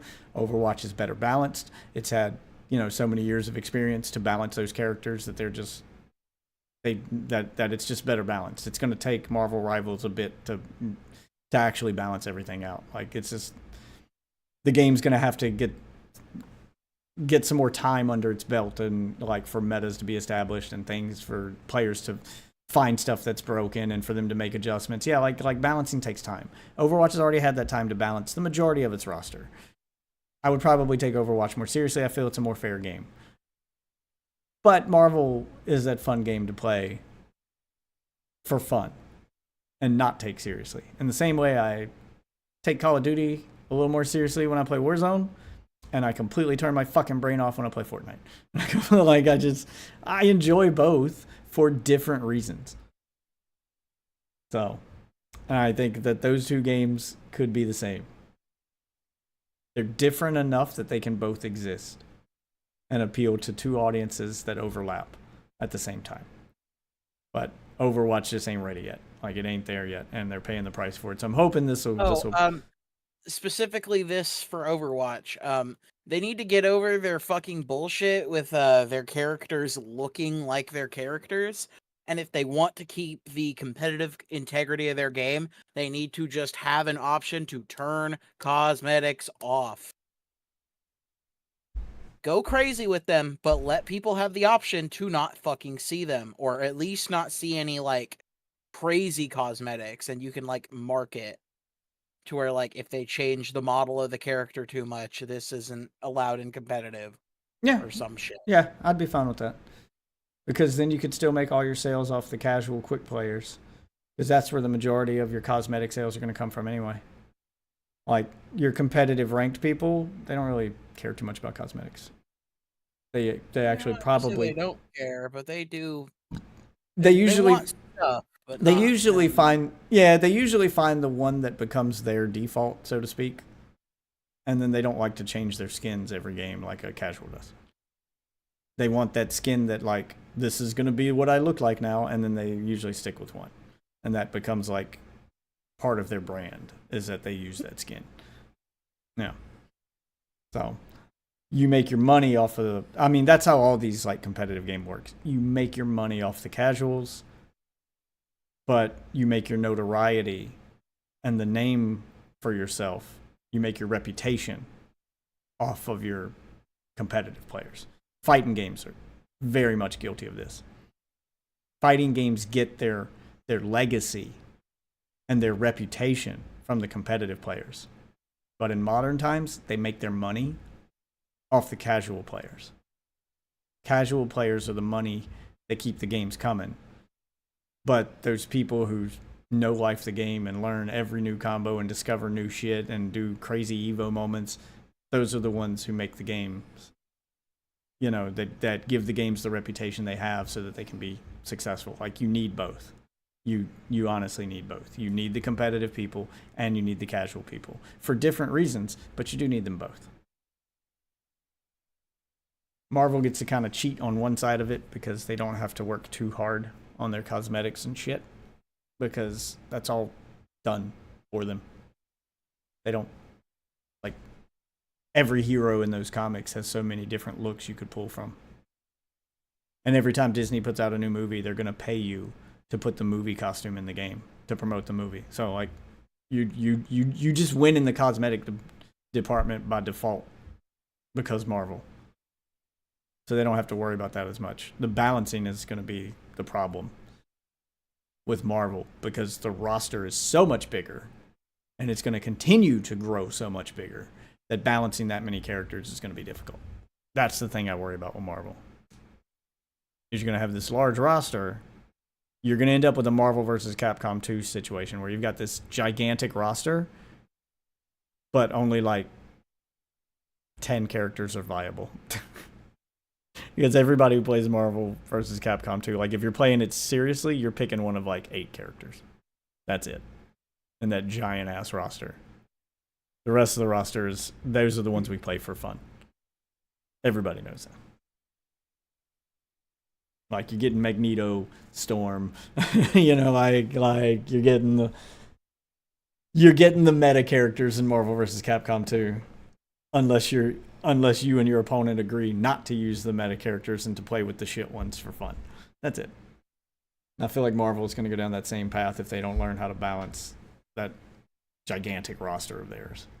I mean, no, it's honestly just more how easy do you want it in Marvel. It's like the top tiers are strong because they're easy, not because they're like that insanely like broken damage wise. So it makes it so that, well, they can be broken in a number of ways. Play at least one top tier. But... like right now, everybody is like screaming that Iron Fist is straight up broken. He puts out crazy damage, and he can absorb every single ult in the game. Like a good Iron Fist player, you can't kill him with an ult. He's going to absorb it. Like, Iron Fist is by far the most hated character in the game right now, from anyone who plays it on above a casual level. Like, he's a requirement on every team, and he's just that level of broken. He's got insane movement, insane damage, and he can not just absorb ults, he can absorb everything in the game. It's all just about timing. Like, it's like he has the ability to just parry everything. So a good Iron Fist player could dominate an enemy team all by himself. Like, he's insane. So it's shit like that. Like, that kind of stuff. It's one of those that idea looked good on paper, but you didn't think it through, and you probably didn't mean for him to be able to parry fucking every ult in the game. I think the only one he can't absorb and parry is Scarlet Witch, because she just deletes characters off the map. Like, there's no projectile or anything associated with her power. Just if you get marked for deletion when her ult activates, it just deletes you instantly.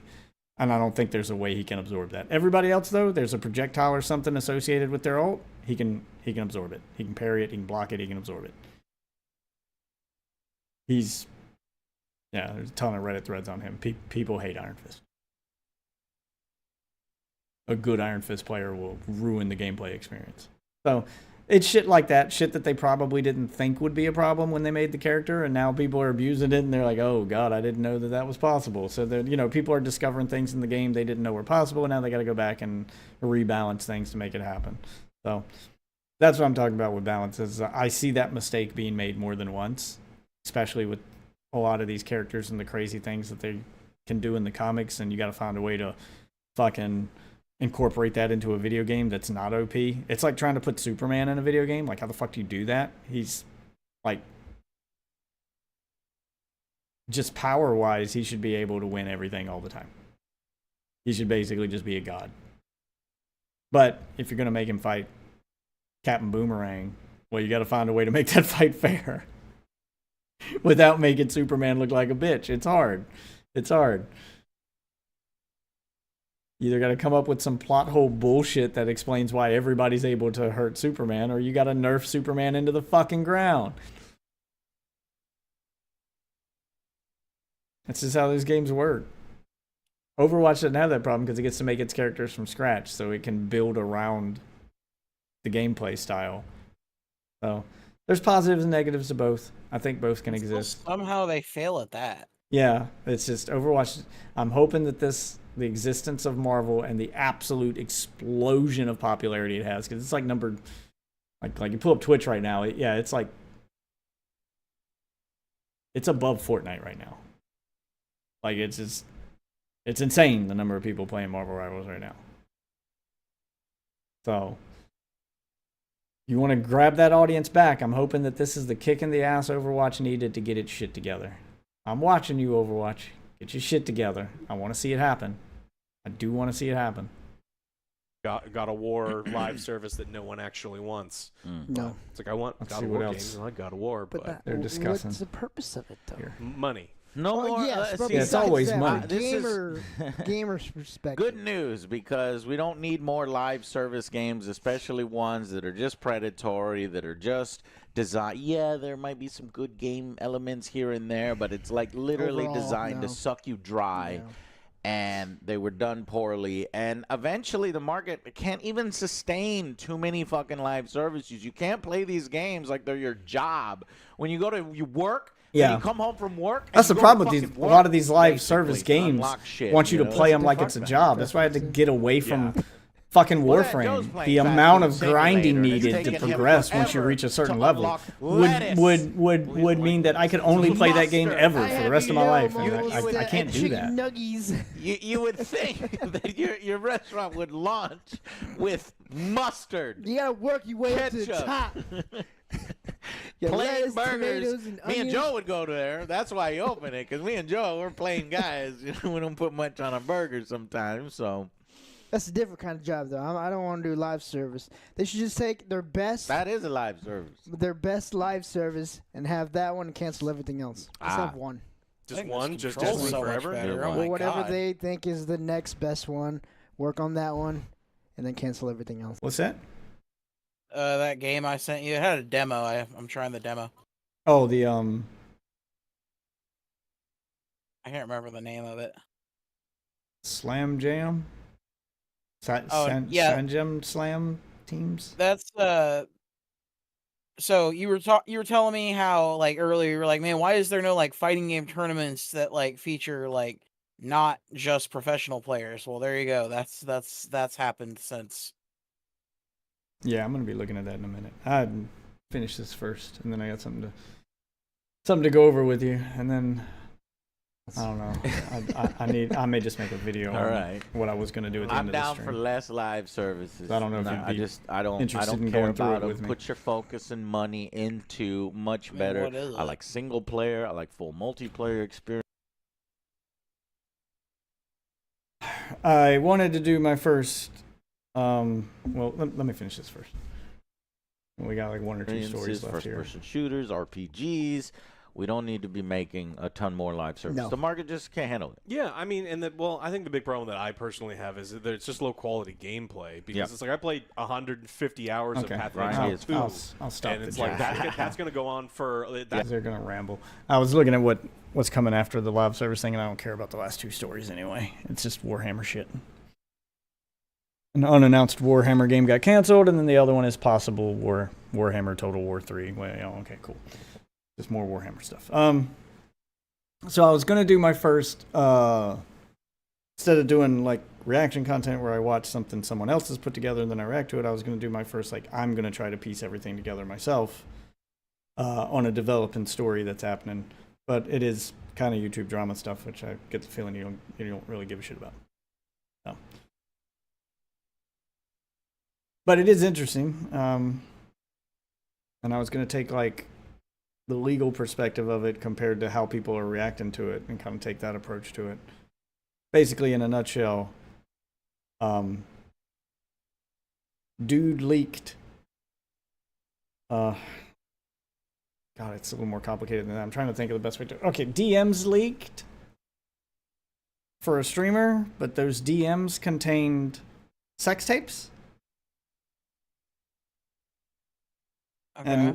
And one of the girls in said sex tape is threatening to sue the streamer, but the argument that's like being had now is like, is he responsible for the leaks? Because he didn't have, basically he sent a sex tape of him and one girl to another girl he was trying to have sex with.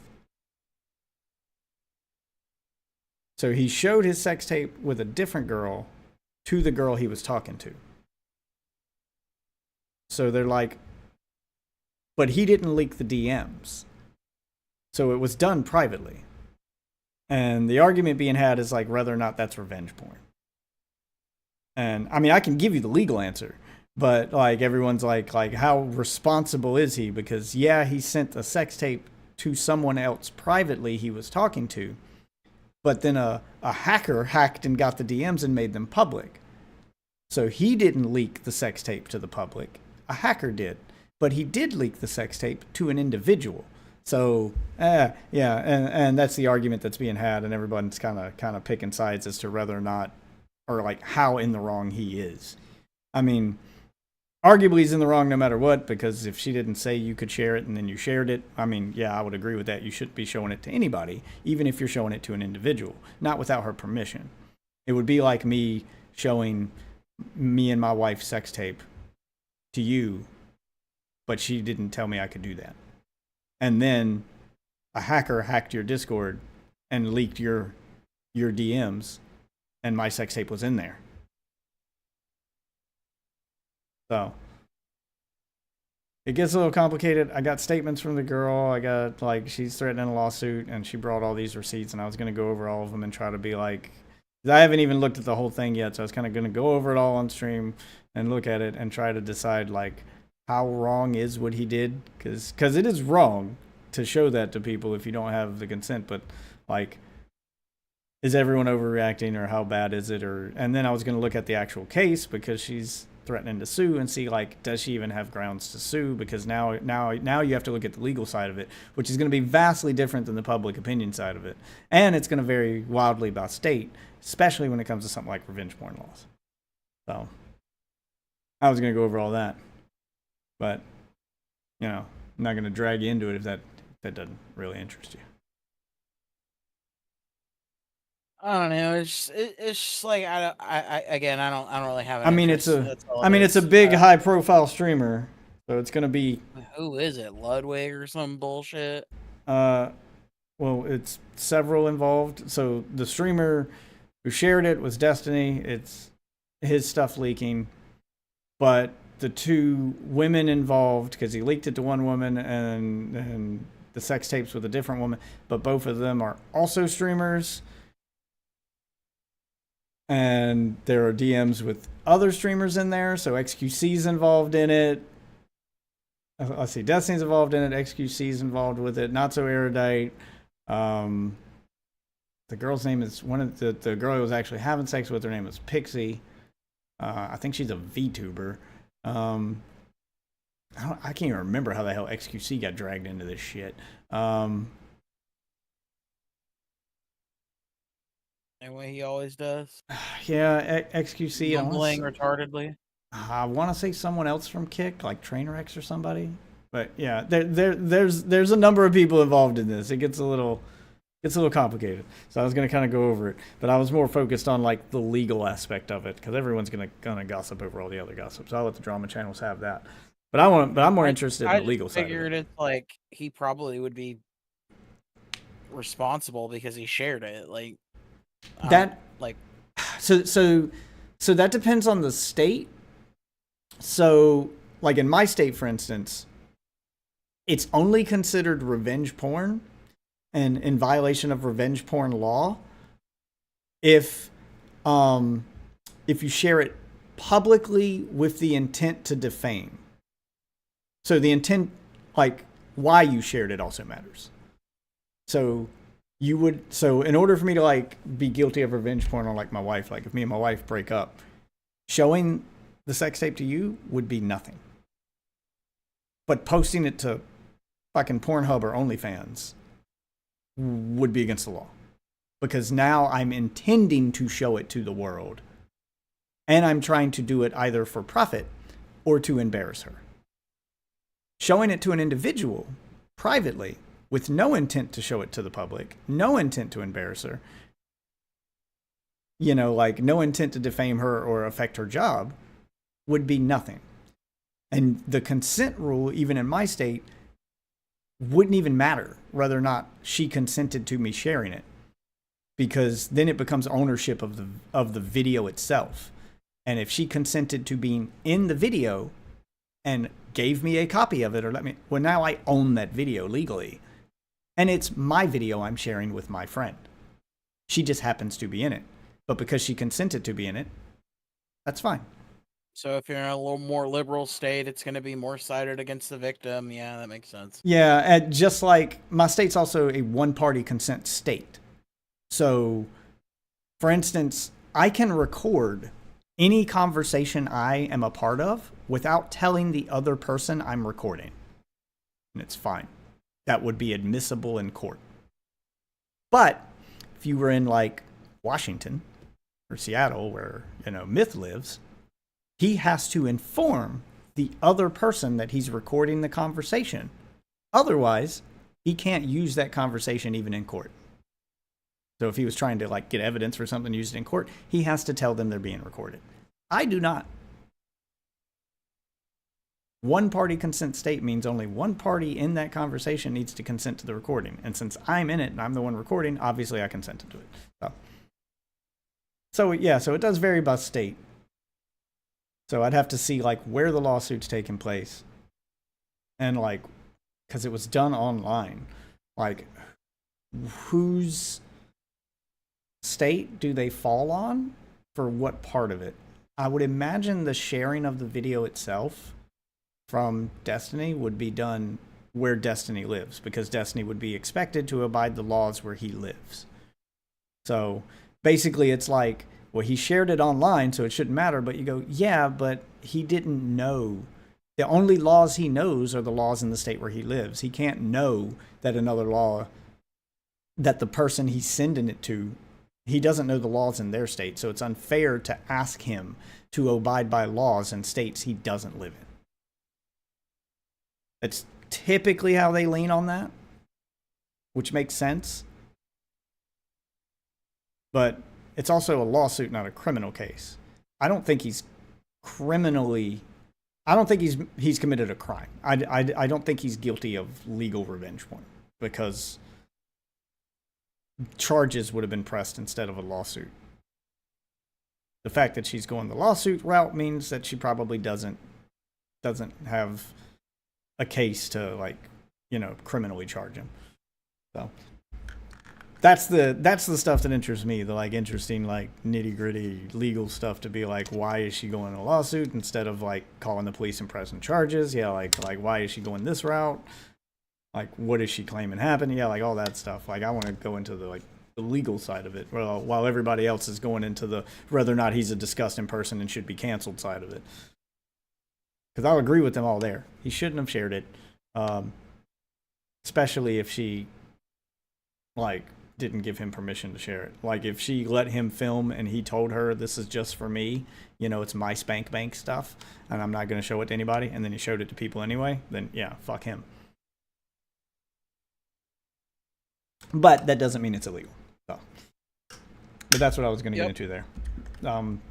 The other video I'm working on is something you'd probably be more interested in, and that's the collateral damage. Because I looked up some of it, and it goes deeper than I thought, because I was going to make that video today. But it goes deeper than I thought. And I didn't even realize that it affects gaming. I was going over the collateral damage from the TikTok ban. Yeah, they're gonna get Tencent, which gets almost like No. everybody, including Front Software. No, I ain't even getting to Tencent. I ain't even getting to that rabbit hole yet. It's already hit gaming, and I'm shocked no one's talking about this. Like, I had to dig like 3 pages deep on Google before I found the article, but there is an article on it. The day TikTok got banned, Marvel Snap got banned. I didn't realize Marvel Snap was owned by the same company that owns TikTok. Like, the developer that made Marvel Snap is owned by ByteDance. And Marvel Snap was still banned today. Like, TikTok got unbanned, but Marvel Snap was still banned in the US. So was CapCut. So was a number of other products, and they're not getting unbanned. I think Marvel did put out a statement, which I found. I bookmarked all this stuff and had it somewhere so I can make the video. But Marvel Snap put out a statement or a tweet that they were working on getting unbanned, and they had a path forward, but they couldn't give an exact time. They may be unbanned by now. They may have figured that out. But it's not like TikTok got unbanned and everything else did too. And it already affected gaming. So I'm looking deeper into this company to be like, what the fuck else do they own that might get affected?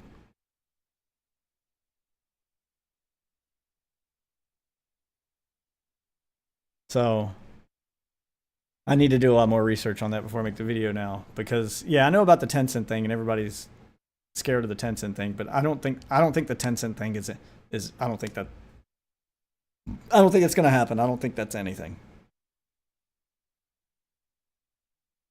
It isn't anything yet. Well, the entire reasoning behind the TikTok ban was media focused. It was media and privacy focused. Tencent doesn't own any media companies, and they don't produce any media. They're just all video games. So the privacy stuff maybe would affect them, but they seem to care more about the media stuff when it comes to the ban. And they banned the entire company, but it's not like ByteDance got banned because of Marvel Snap. Marvel Snap just got caught up in a TikTok ban. TikTok got banned because of the effect it was having on our media, and they were worried about propaganda, and they were worried about, I'd even say that they were worried less about like data being stolen, because when you go to dig into that, all of the shit that TikTok does with your data, Google does too. So I don't think they care as much about that either. They're more worried about the propaganda and how it affects politicians. That's what this is really about. It's like China does the same shit, you know? Like, basically, they're worried about it because China doesn't fucking allow any Western media or a lot of Western media over there unless it fucking checks out with their bullshit. And then, but they get to have an app and fucking influence our fucking people. Yeah, that's really what it's about. So I don't think Tencent's at any risk because it's not doing any of that stuff. So people would like point at Tencent as a scapegoat to try to get TikTok unbanned, but it would be an easy case for Tencent to win, to be like, well, the law says we have to be doing this, this, and this, and we're not doing any of that. So why would you ban us? Yeah, like I don't think that's going to amount to anything. I don't even think the TikTok ban's going to stick, honestly.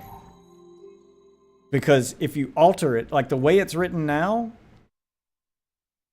is all about the media, and all they got to do is put like media filters on or agree to be owned. Like this, there's a scary part to it too, but they could do it without the scary part by just doing media, like media filters, or like giving users more control over the media they see, and then bam, you're in the clear.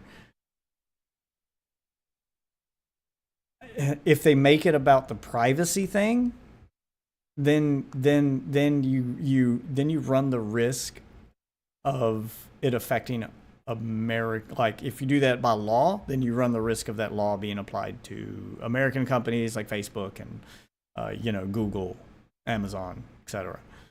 I mean, because I don't even they think all do that'd that be shit. scary. I think that'd be fucking fair. The scary, so the scary part is how Trump plans to make TikTok avoid the ban. He has a solution, and his solution, I say, should be illegal. But if they actually do this, it'll be a first time in history of someone doing this. And that's the scary part. There are absolutely no government-owned media outlets in the United States. Oh, fuck. Is he going to try to buy TikTok? He wants the government to buy TikTok so that the government can run TikTok. It's not government regulated, it's government run. That's his proposal. No. Maybe if they buy it and are going to, like, give it to a company, Nope. then maybe. No, he wants the federal government to own it. Yeah, isn't that, like, the exact shit that, like, 1984, like, warns us Yes. about and shit? Yes, that is exactly what they warned us about. Yes, state-owned media. Hasn't he tried this before and the exact same scare came up and he dropped it? Yes, but now he's got enough people on his side it might actually work. Because he's somehow convinced them all that he's the hero that saved he's convinced everyone that he is the hero that saved TikTok and that he can be trusted, despite the fact that he was the one that wanted to ban it in the first place. He is literally, in real time, we are watching Trump literally play out the age-old sales tactic I've accused video games of doing all the fucking time, which is creating a problem and selling you the solution. He's the one that authored the TikTok ban bill to begin with. He did that. He's the one that, like, set the ban in motion. And now that he's not in office, he's undoing what he did as a way to get elected, and it worked. So he's convinced everyone he's saving them from a thing he created. And now he's going to try to piggyback that into creating the first state-owned media by buying TikTok so that it can be legal forever. And then you don't have to worry about any company breaking the rules. And that's the sales pitch he's using, is you don't have to worry about any company breaking the rules if the government owns it. We wouldn't make laws against ourselves. Yeah, blah, blah, blah. Yeah. And it's...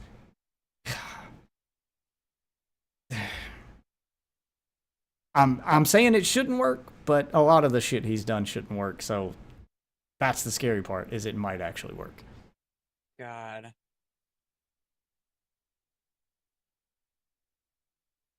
So that's why I don't think the Tencent thing matters. I think this was all like the end game for this is to have media the government owns.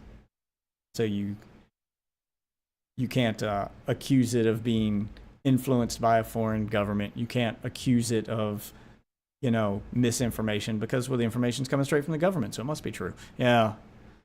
Oh man, that's bad. It's real bad. So I got to do a lot more research because that story goes deeper than I thought it did. I was thinking maybe it would just be CapCut and a couple other like small things most people hadn't heard of, but it would be, I was going to do this quick video about how, well, it's unfair that everyone's focusing on TikTok because there's collateral damage. And I was even seeing the Marvel Snap and I was like, okay, well, that's how I appeal to gamers. But then the more I dug into it, the worse it got. And I was like, oh man, this hole goes so much deeper. Holy shit.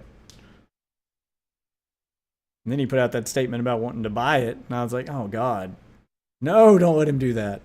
But that one's already being covered by like everybody and their mother. I'm sure there's already a ton of YouTube videos on that already because he put out that statement.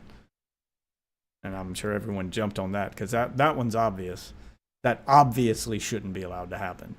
Like, you don't need a political science degree to put two and two together on that one. Like, it's really obvious that state-owned media is bad. That's why we don't do it here. At least it was a thing we weren't even allowed to do here. But Trump's done a lot of shit that shouldn't be allowed. So kind of makes you wonder if he's actually going to be able to pull it off and what that's going to look like. Is it unconstitutional? Like, is it against... Debatable.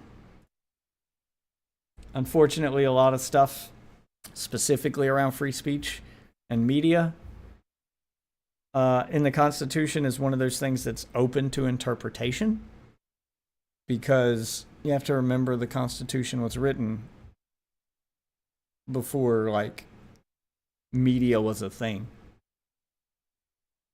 So it was specifically about just people's right to talk and write stuff down.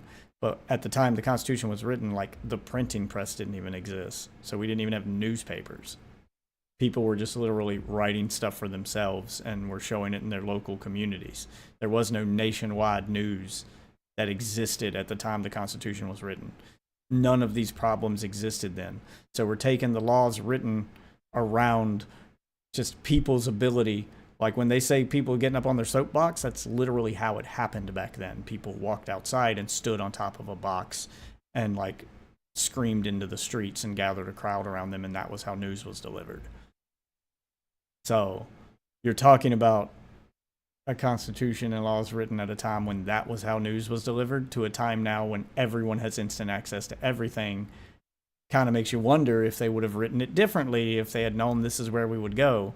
So that's why it's open to interpretation, because you have to take those things that were meant for something else and interpret how they would apply to the stuff we have now. So it's open to interpretation.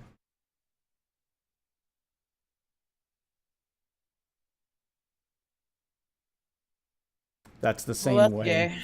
That's the same way they were able to determine that corporations aren't corporations legally.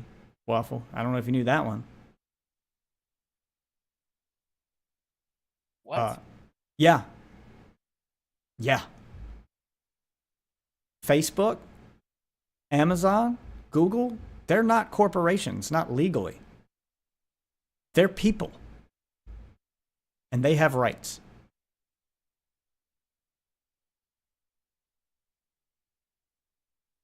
That was the argument that was the argument they made.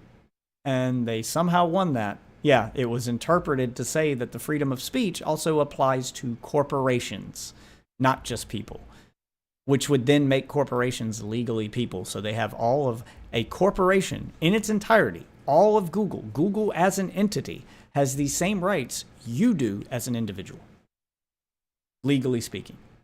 Yeah.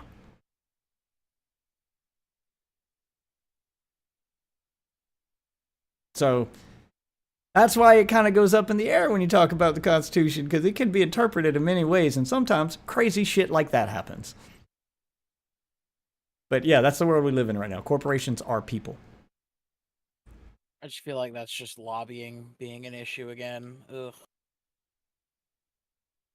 I'm sure that played a pretty big factor in it. I don't feel like they like a normal fucking like how is anybody who isn't how would that even happen? You're having the it normal just broke response. My brain. I Yep. hate this. Yeah. You see why I get so fascinated by court stuff, because crazy shit can happen, and I want to be. That's why I don't want to talk about it, because these motherfuckers just ruin it and make it awful. You have to you have to think about court stuff and the legal system the way that I do, and most people don't approach court stuff and the legal system the way that I do, which I think is part of the problem. I want everybody to approach it the way that I do, and I think, which I think you can probably relate to, I think of the court system, our legal system, our laws, I think of it like a video game. And I approach it as such. And the only way to win the game is to understand how it fucking works. I need to know what the mechanics are. I need to know what the rules are. I need to know what I can and can't do so I don't get banned, in order to play and win this game. And the difference, now the only big difference, the huge difference between this and a video game is you can choose not to play a video game. You don't have a choice here. When it comes to the law, you're playing this game already, whether you like it or not. So it's in your best interest to learn how this fucking game works, because whether you like it or not, you're playing it every day. There is no opt-out option. You cannot log off. And once I started thinking about it like that, like, I don't have a choice. So I don't want to get blindsided by some bullshit rule I didn't know existed and get caught up in some bullshit by accident. So I want to know what they can and can't do to me and what I am and ain't allowed to do. I want to play the game. That's where my fascination with it comes from. So where everyone else shies away from it and doesn't want to talk about it, I want every fucking dirty detail so I can catch you in your bullshit if you're trying to trick me with some shit that you think you can get away with it because most people don't know the law.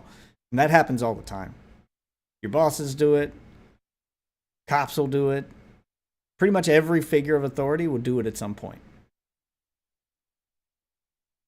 They'll exaggerate a law or lead you to believe that you can't do something you can, or that they can do something that they're not allowed to.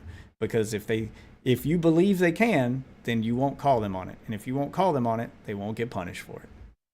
A lot of people in authority like lean pretty heavily on that. And they bank on that. And a lot of times they're right. The average everyday person really doesn't know the law that well, especially in the workplace. Like, there are a lot of jobs where bosses do shit that they're not allowed to do, and employees just accept it because they don't know any better. And as long as they're not reporting them, they won't get caught and they won't get in trouble. Yeah, like a lot of stuff in society works like that. So I don't want to be that guy. I don't want to be that guy that got screwed over because I didn't know how the game was played and they did. Okay, question. Are you allowed to, like, dock somebody's pay when you demote them? I think that's going to be another state-by-state thing. And how they're getting paid. Yeah, that's one of those that's got an asterisk next to it. You'd have to give me more information. Like, I need an example. Okay, let's say fast food manager, you get fucking knocked down a peg. You're now getting paid like $3 less an hour. Because you're no longer a manager. I would say... Been in that position for like 10 years, by the way. I would say in most states, no. But it also depends on how the job was written too. So it may be a company thing. Like, I know for the company I work for, they specifically would rather fire you than demote you for that reason, because they don't want to demote you. Like, say you're a manager at this grocery store. They don't want to demote you to a cashier and still have to give you manager pay. So they would rather fire you. But I do know that there are jobs that exist, and I don't know, franchises may be different because fast food is often a franchise, where part of the pay is in the job description. So they would make you basically agree to a new position as if you were a new hire when they demoted you, which would then make it so that you're now making the pay associated with that new job description because you agreed to a new job. So it's a lot of little shit like that I would, yeah, you would devil's in the details, as they say. You'd have to look at the paperwork and like how the job works and how it's accepted. Just changing your hourly rate in the system, though, like Walmart demoting a manager and making them a cashier and changing their pay in the system, that's a hard no. Probably what happened. Yeah, so big corporations like Walmart don't usually do it, but franchises tend to work a little differently. I know contracted workers work a little differently. Like sales jobs where they get commission and stuff like that'll work differently. They'll frequently change your commission rate if you switch a position or something. Yeah, so like those things are considered part of the job, not part of your pay. So it depends on how it was written and how the job is presented. In fast food franchise, I'm not super familiar with, but it could be one of those cases where the pay is part of the job. It's not your pay. It's this is what the job pays. And when you switch jobs, you're switching pay. Whereas somewhere like Walmart, there could be two cashiers making two different pays. The pay isn't associated with the job. It's associated with the employee. And then you can't. It can only go up. It can't go down. However, if you're doing it in a case where it is associated with the job, then that means the only way to get a raise is to get promoted. because then you would be creating an unfair environment where two people are working the same job that's supposed to be paying the same, and you decided to give someone else more, and that's not in their job description, and the pay is associated with the job, not the employee. And it also depends on the individual state, because each individual state has different labor laws. So yeah, like stuff like that gets complicated. Because there's federal labor law and then there's state labor law. Federal labor law is more like discrimination type shit. It usually doesn't. The only like federal labor law associated with pay is minimum wage.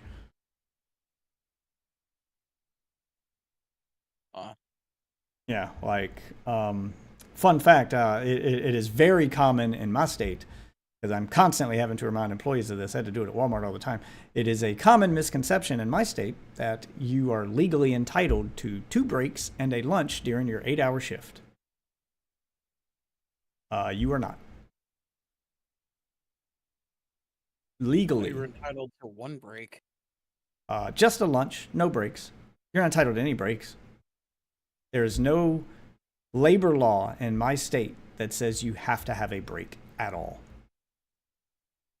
It only says the only labor law associated with breaks in my state, and there is none federally, the only one associated with labor laws in my state is that if you work 8 hours or more, you must be off the clock for 30 minutes for lunch. No breaks are even fucking mentioned. So if you work 7.5 hours, you don't have to have a break at all. They cannot give you a break, and it's fine. But employees would bitch about that at Walmart all the time, because sometimes it would get busy and we'd tell them, well, you're going to have to skip this break today or take it later and blah, blah. And then they'd be like, no, you have to give me a break every 2 hours. I'm like, no, I don't. I don't. I'm sorry you think that, but it's not true. And I've had employees walk out and raise hell and think that they're supposed to get a break every 2 hours, blah, blah, blah, by law. And then they figure out they can't, that that's not true. I mean, yeah. Every 2 hours is fucking retarded. Well, that's typically how Walmart does it. Like Walmart, Target, that's the standard, but it's not law. So you usually, if you work 8-hour shift, on most jobs, you get 2 breaks, 2 15-minute breaks, and a 30-minute lunch. Now, if you're spacing those out evenly, that's 1 break every 2 hours. Work for 2 hours, get a 15. Work for 2 more hours, get a 30-minute lunch. 2 more hours, get a 15, and then you go home. So 2 breaks and a lunch. That's typically how they work. And they try to space them out every 2 hours. But they don't have to. They don't have to give you those breaks at all. That's just the company being nice. They don't have to do that. I mean, they're already, fucking siphoning off of their employees' poverty, so. I mean, they don't have to do that in my state. I don't know about other states. There may be states, like my state also doesn't have unions. There may be union states where that is how it works, where they legally have to let you take a break every 2 hours because the union, protects your rights. And then if they don't do it, the union will go after them. So that's why unions exist. So there may be states where that's how it works, but not in my state. My state, you don't get breaks at all. Like there is nothing on the books that says you even get a fucking break. You get a lunch, but only if you work 8 hours. You work 7 hours and 59 minutes, you ain't getting shit. Well, you don't have to. If your employer's nice, he might give you some breaks, but you don't have to have one. Yeah, I got interested in the labor law thing because one of the guys I worked with, that I'm still friends with to this day when I worked for the government and we were on the road, is he was constantly on the phone while we're on the road traveling all 50 states working on voting machines. I was tech support for the government. And they sent us out in teams of 2, and the guy I worked with, he was an older guy, and I was in my 20s, he's in his 50s, and he ran a business back home. So he was constantly on the phone just running his business over the phone while I'm driving around. And yeah, he knew all the fucking labor laws inside and out, and he would just constantly be reminding his employees and stuff what they could and couldn't do, and telling me all these little fun facts. Like, you don't have to break it all, right? I was like, what? Say what now? Yeah, it's all those little moments like that in my life that made me just more interested, because the more I found out that, like, the people that know it get to take advantage of it, and the people that don't know the law and don't know it are the people that get taken advantage of. I did not want to be the latter.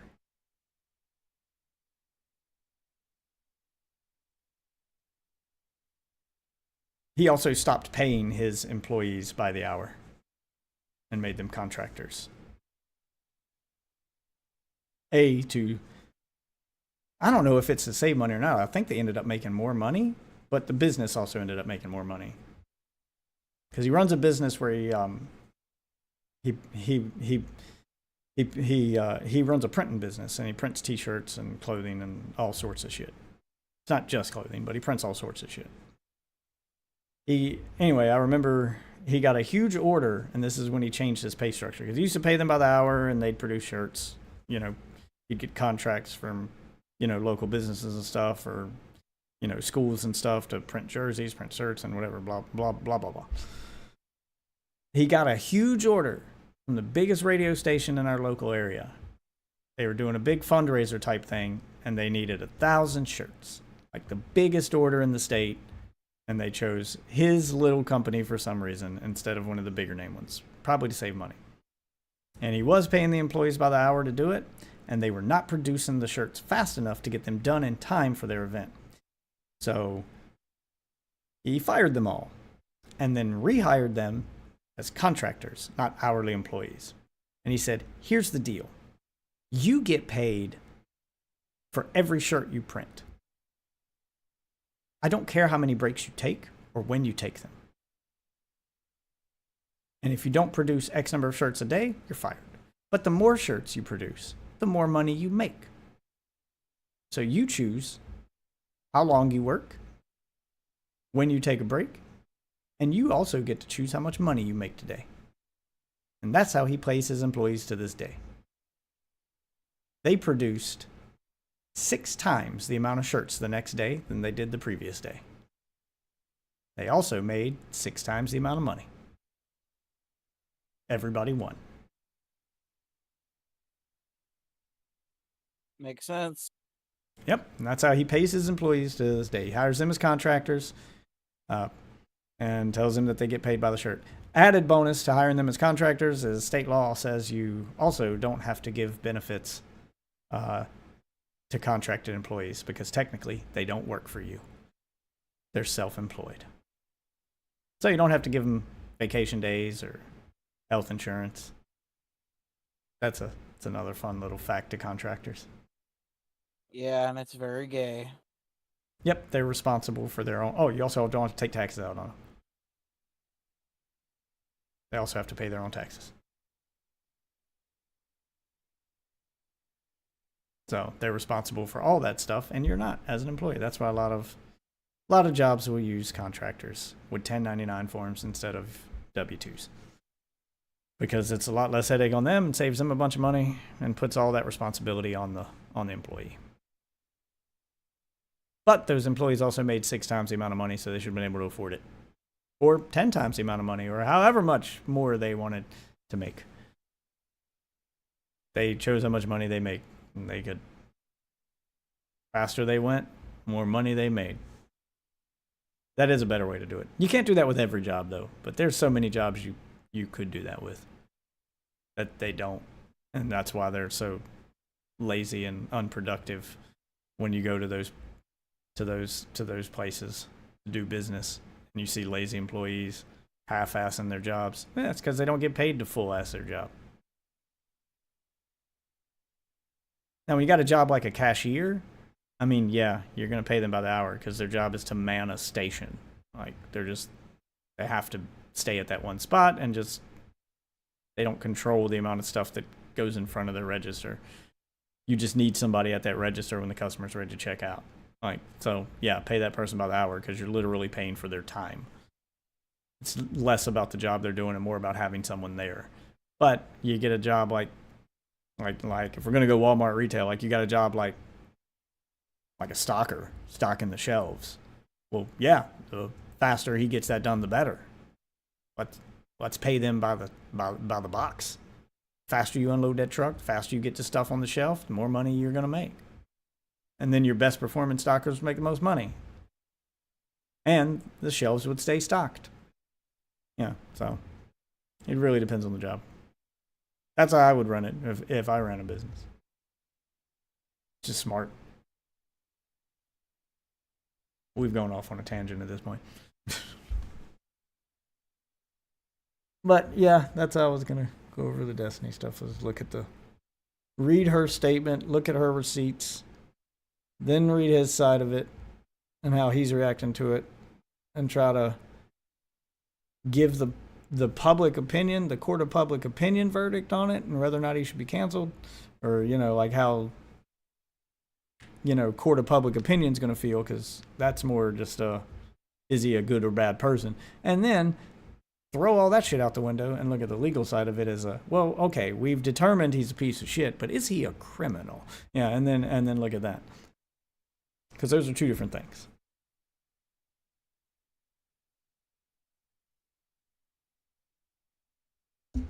This game is dope as fuck. What? This game's dope as fuck. Oh, which game? Fucking Heroes of Hammerwatch. The Heroes of Hammerwatch 2. Yeah. I'm just playing the demo, and it looks great. It plays great. It's kind of like baby's first Diablo. Like, it feels like a better. It's a little more randomly generated because it's a roguelite. But yeah, I was gonna say, if we're being honest, Diablo 4 is baby's first Diablo. They have significantly dumbed that game down, but that's what I thought Diablo 3 was baby's first Diablo. It's so much easier to do everything in Diablo 3 than it is in Diablo 2. And Diablo 4 is at that point right now, but I don't know if you saw the patch notes, if you looked over them that I posted for Diablo 4. But the next season starting tomorrow is supposed to kind of fix some of those problems, because I think they made it too simple to the point of being boring. Like it is right now, it is mindless. I've been trying to finish this season and playing Diablo for the last couple days. I've pretty much done the entire season in 3 days. Like it's so fucking mindless. Combat right now, with the build I have in Diablo 4, I have a build that can do 200 trillion points of damage with a single hit. And as far as like actually playing the game, all I have to do is run into a group full of enemies, hold down I just literally hold down all of the action buttons at one time, all of the power buttons at once, and then that's it. That's the gameplay. I had to move a stick. I had to do nothing. I just hold those. Just hold those 5 buttons down, and that's it. Jesus. As long as I'm holding those attacks down, as soon as they're ready, they'll automatically be re-triggered, and most of the attacks that I have on this build will home in on enemies, so I don't even have to like aim. I just hold the buttons down and watch everything die, and then I run to the next area and I hold all the buttons down and I watch everything die. It is mindless. So I'm a little disappointed in it, because I'm super powerful, and even going to like, I'm not quite strong enough yet, which is pretty much all I'm doing now, is I'm mindlessly farming to try to get better pieces of gear and to raise my Paragon level, so I can just keep drip feeding those points into my build to make it incrementally stronger each time I level up, or each time I find a new piece of gear. Just getting there a little bit at a time until I get strong enough that I can do. I've done all the in-game stuff solo, except for there's 2 things I haven't done solo. One of which it's impossible to do solo, and the other of which is like the really hard stuff. So like reaching rift level, or I guess in this game they call it the pit. The rifts in Diablo 3. In this one they're called the pit. Reaching pit level 150 is my hard part now. And that's more or less just the enemies deal such a massive amount of damage and have such a massive amount of health that I can't kill them instantly anymore. I think I'm at level like 120. And I can survive until I get to the boss, and then the boss can one-shot me. So the way to handle those higher tiers is to just get your damage output so high that you can kill the boss before he can attack you. That's it. That's the strategy. Because he's gonna output so much damage, and the game caps you on resistances and armor. So I literally can't make my defense any stronger. I've maxed it out. Which means if I'm getting one shot from level 120 onward, the only way to progress is to be able to kill everything before it can hit me. and that's just going to be the gameplay. But any other activity in the game, I can do solo, including the world boss. The only activity I can't do solo, which I've done one time, and it's probably the most fun I had in Diablo and the only time I had to turn my brain on to play, which I would argue is probably the reason to play Diablo right now, is the one thing they've done absolutely right with Diablo 4 is the Dark Citadel. It is a 4-player raid dungeon. And it's like a Destiny raid in Diablo. It's really good. But you get to several parts in it that require cooperation among all 4 players to progress. And if you go in there solo, it is impossible to get past that part. Because one guy has to do one thing in this room, and then this guy has to do this thing in this room in order for the 2 people in the other room to go to the next room. Yeah, so it's like you guys have to start working together and coordinating what you're doing. And then you get to the boss, and the boss is split up into some pretty interesting phases. Like I did it one time with some randos, and I was able to complete it. And there's 4 of them. I did one of the 4 dungeons, one of the 4 raid dungeons. And then you get to the raid boss at the end, and it starts like a normal boss fight, but you can only move his health to a certain point. And then once he gets to that point, he becomes immune to everything. And you have to figure out what the mechanic is to make him vulnerable again. And for the boss we were playing, basically 2 of them had to continually like damage these things and try to weaken those, while the other 2 of us, so they damage those things to open a portal, and they're doing this while the boss is attacking them. So it takes 2 of them to open the portal, and then the other 2 of us have to go through the portal and fight basically the boss's, like, you go into the spirit realm and fight his spirit, you break his spirit, and then you go back to the normal world and he'll be vulnerable. So they have to continually attack those things to keep the portal open. We have to destroy his spirit while we're in there and then go back through the portal. If they stop attacking the thing, the portal closes and then we're trapped in there. And we're all doing this on a time limit. And then if you don't do it before the end of the time limit, you all insta-die. Because the boss casts a spell on you that's insta-death. And you have to basically do all this and make him vulnerable again to break the spell before it's over. So that's the challenge, and it'll insta-wipe your team. And if your team's not working together, you're just going to fail. That's when it becomes fun.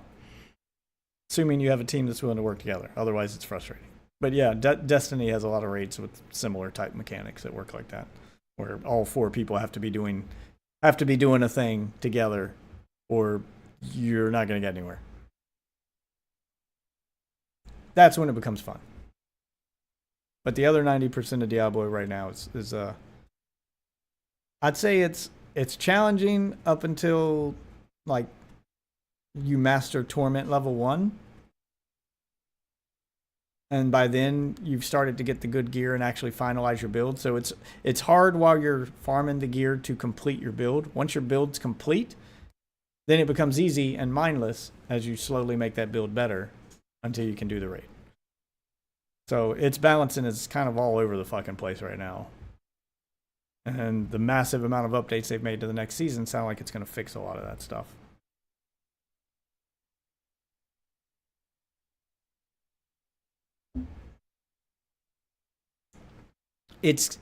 Diablo has the potential to be good in a different way. Path of Exile is good in a more traditional way. Like at this point, Diablo, if they're going to lean into this like live service model MMO type thing that they've gone for, then they need to like borrow a lot from Destiny, which it looks like that's what they're trying to do to make it work. And if they can make like a Diablo meets Destiny kind of game, it'll be good. It'll be real good, but it'll be a game you play for a different reason than you play Diablo 2 or Path of Exile.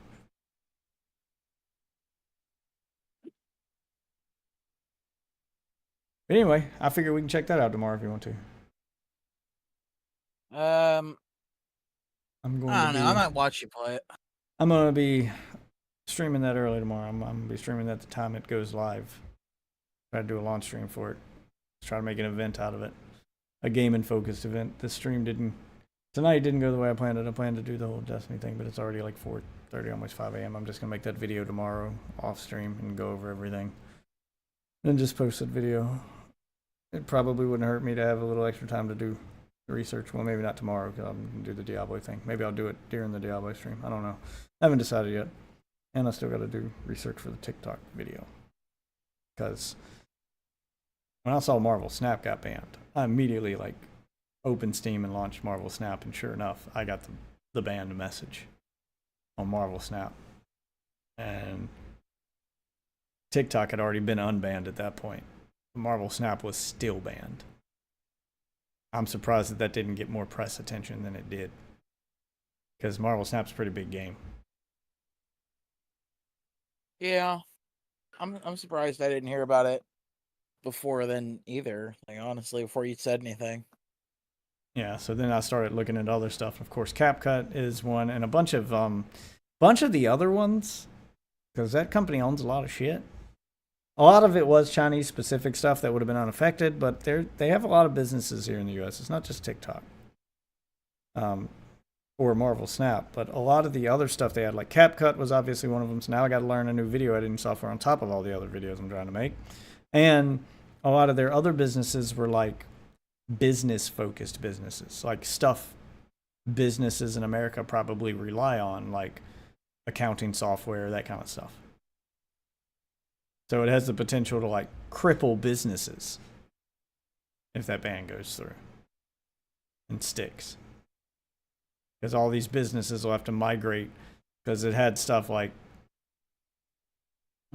business-related software, like bookkeeping software, or the kind of like software that would help like dispatch trucks for a tow company and like that kind of stuff. So there's a lot of collateral damage associated with this that they clearly didn't think about. And that also means that, well, I don't know, it depends if the government's buying the company or are they just buying TikTok. Because if the government ends up buying the company, that means now the government runs these things that businesses use, and they now own a video game too. So there's a lot of shit involved in this. It goes way deeper than just TikTok. Yeah, this rabbit hole goes deep. Like the ripple effect that this could cause. And I need to look into more of like specifically what Donald Trump is proposing that the government buy. Are you buying TikTok specifically, or are you trying to buy TikTok's parent company? And if you buy the parent company, then that means you own everything they own, which means you now own stuff in China, and you now own media stuff in China. How would that work? You now own stuff that businesses use here. You now own a video game. You now there's so much. This seems like a massive overreach of our government if they do that. So depends on what they're trying to buy. Like there's a lot of details. The more I got ready to make the video, I thought it'd be a simple video, but the more I looked into it, the more I was like, there's so many details involved with this. Jesus Christ. Yeah, it's a lot of homework. It sounds like it, bro. Jesus. Which I don't mind doing. I'm not opposed to doing autistic amounts of research. It's just having the time needed to do them. And this is one of those time-sensitive videos where if you're the guy who like puts the video out early, shining a light on all this stuff that everyone else has overlooked, and that's where your views come from. So, I don't know. I got to find a way to make this work. We'll see. I'll see what I can do. This is hard to do it with the limited time I have. So much shit I want to do. But I need to have a gaming stream to give myself a break from all this. So I don't know how long my launch stream for Diablo will be, but I'll do one tomorrow, depending on how I'm feeling about that season. But I do need to also do all this research too. I may try to do both at once. Do a gaming/research stream where we take a break from the game and do some research and go back to the game and go back and forth. I don't know. I'll figure it out. Dude, this game totally seems up your alley, like 100%. I can't even fucking lie. I might pick it up. How much is it? It's on sale right now. It's normally like $19.99. It's a couple dollars cheaper. Oh, like $15. Yeah. Yeah, I might pick this up. I recommend trying the demo. It's very small. Oh yeah, it's got a demo. Yeah, I'll download the demo because I need to. I think you get limited classes, and I don't think you can beat the game, but I think you can like. I mean, I've done like 4 runs, and I've bought like a couple of the upgrades. Yeah, I might. Hasn't, like, I'll at spawned least yet. check out the demo. It's just finding the time. And to, it's multiplayer, so we could totally play this at some This is point. finding the time to do it. But yeah, if it's on sale, and I'll try the demo first. If it clicks with me, I'll buy it. It sounds like my And kind it's of thing. simple enough. I think your wife might like it because it has more of a. I don't know. Does she like town building shit? Yes, that is. Well, this is. exactly up her alley. It's heavily focused on the town building. Oh, yeah. It's a lot of your progression. Like to get upgrades for your stuff, you have to like go out there and get materials through the roguelite, and then when you respawn, they take a few of those materials, so you have to collect a bunch of them. So it's a roguelike where the progression is based around town building, and it's played That from a plays Diablo. a lot like Diablo. That plays a lot like Diablo. Gotcha. I'm And the getting- character, like you have like traditional classes. I don't think they do like full on skill trees because they Yeah, because it's a roguelike. because it's roguelike, but they do let you upgrade your skills. Like you have Blessed Strike if you're Paladin. You can then get like a healing spell. You Okay. could increase your armor and have your melee attacks restore mana. Yeah, I'll check it upgrade out. all that stuff. I'll say if you got the money, another good one to get. The Ninja Turtles roguelike is pretty good. Splintered Fate. Ozzy gave me that one for Christmas. I've been playing it a little bit. So you've already got 2 people who play with you because Ozzy's. There we go. That was my way to get him off Warframe. Is he bought me that one for Christmas. I've been playing that a little bit. I just need to find. He hadn't been on. I've been waiting for him to get on so we could do a stream of it. But as soon as he gets back on, I'll probably play that. Teenage Mutant Ninja Turtles Splintered Fate. It only came out on PC and the Switch. So you need to play it on PC. Yeah, he bought it for me on PC. I don't know why. It's a Switch. I think it's only a Switch exclusive for X amount of time, and then it's going to launch on other consoles. That's why I hadn't really like said anything about it, because I'm like, I might wait till it comes out on Xbox and buy it again, but I'll need to look it up and see when it might be coming to Xbox. I think I remember reading that when I looked it up before. TMNT. If this is gonna come to Game Pass, I might wait. Bro, 'cause Splintered this looks Fate. like a Game Pass game. Xbox release. I need to know that it is going to come to Xbox.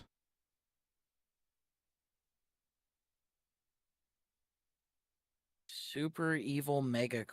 That's the fucking name of the company that made it. Holy shit. Yeah, I think they've made some other good shit. As of October, so there was a post. Yeah, I did look into this. Somebody asked on like the Steam discussion forums for the game, and the developer responded. Right now, it's currently on Switch and PC, and they asked, "Do you have any plans to bring it to current gen consoles like PlayStation or Xbox?" The developer responded with, "We're looking into consoles right now, but no official news yet." So currently, we are on Switch and PC only.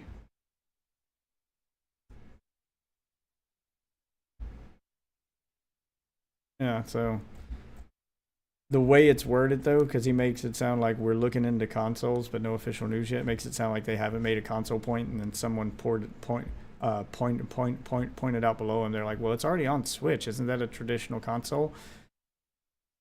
And he goes, "Well, we're on Switch and PC, but as for traditional consoles, we're looking into this." And everyone was confused by that wording, like, how is the Switch not a traditional console? Why is it being treated separate? And I would imagine that means that there's some kind of exclusivity deal that he just doesn't want to make public for whatever reason. So he's just playing little word games. Or it's a translation error. No, he speaks English. Oh. No, yeah. I don't know. Fucking weird. Yeah, it sounds like one of those PR statements where you're not denying or confirming anything, and you don't want to say what the reason is, because if you say it's a timed exclusive or it's exclusive to Nintendo, then people want to know all the details of the deal. If you just keep it hush hush and make them think that you basically just keep kicking the can down the road and being like, well, we're still looking into it, we're still working on it, and then you just release it, and people don't, like, you try to keep the exclusivity part hush hush so that you don't get any backlash for being an exclusive. Basically, they're trying to get their exclusive money without the backlash that comes from being an exclusive. Instead, they make it sound like it's a technical problem that kept them from releasing on other hardware. Basically, it's just lying. But yeah, it's a tactic when they do exclusives, but then release on PC. Yeah. And then everyone goes, what the fuck? I thought you were exclusive, but you released same day as PC, so it's not exclusive. And then you go, oh no, we're looking into other consoles, we just don't have that version ready yet. Yeah, and then they just lie because they don't want the backlash. I would guess that would be probably what he's doing. So it released in July. I would imagine the exclusivity would be for a year, so you probably won't see it till at least July on other consoles. Honestly, I'm looking at the fucking Steam page. It does not look worth that much money.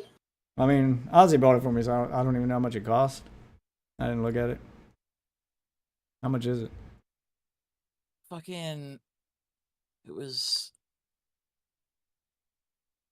I think it was like $29.99. Oh, okay, so it's not like a full price game. I don't know. I think, haven't played it, I think it's probably worth $30. It's very similar to Hades. It's Hades with Ninja Turtles, basically. I don't think the screenshots and stuff do it justice. It's definitely not, it's not quite as fast-paced and smooth as Hades, but it plays the same. The boss fights are definitely the best part. I haven't tried the co-op yet, though. Like, I've just played a couple runs. Voice acting's pretty good. I like I'm also, like, just not that big of a turtle. Like it's the, alright. Like, the turtle designs are pretty good.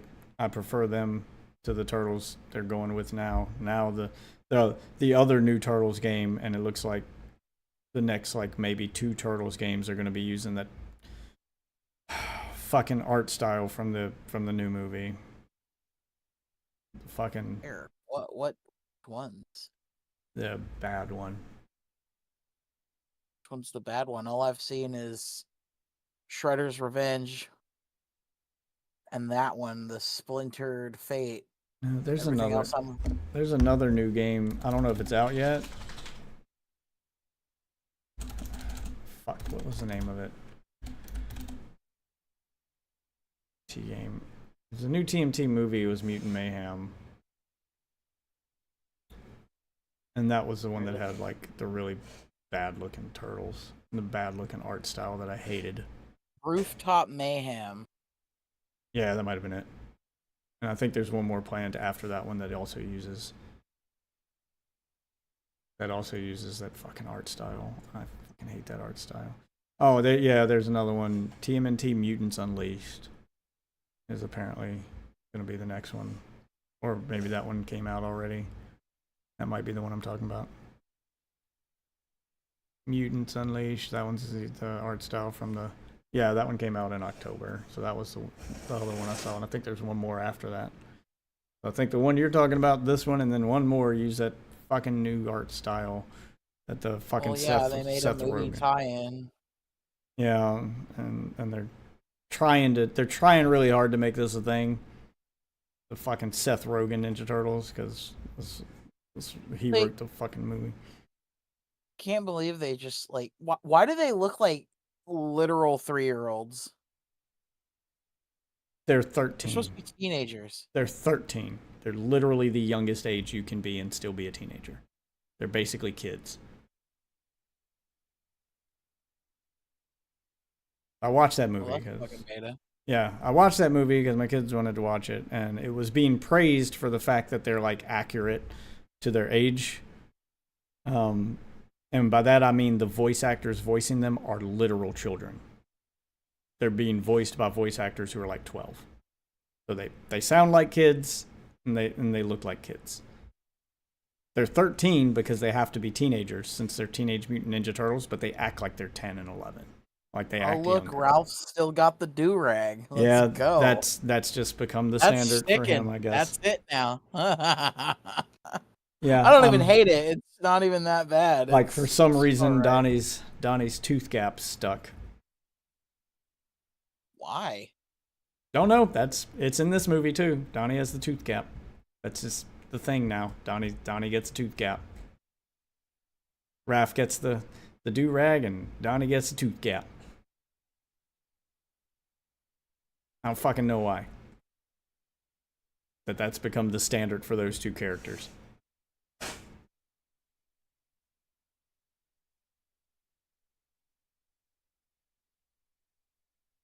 But yeah, they're very annoying in the movie, and they're supposed to be annoying because they're children. The movie is basically this is their first day on the job as Ninja Turtles. It's the first time they've been allowed to leave the lair, to leave the sewers with their weapons. You know, like they've done all their training, and Splinter basically finally lets them go out into the real world, and all this shit happens.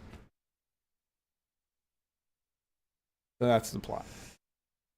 I don't know. If you're gonna just make them look goofy as hell, you might as well just make them look like the fucking Rise.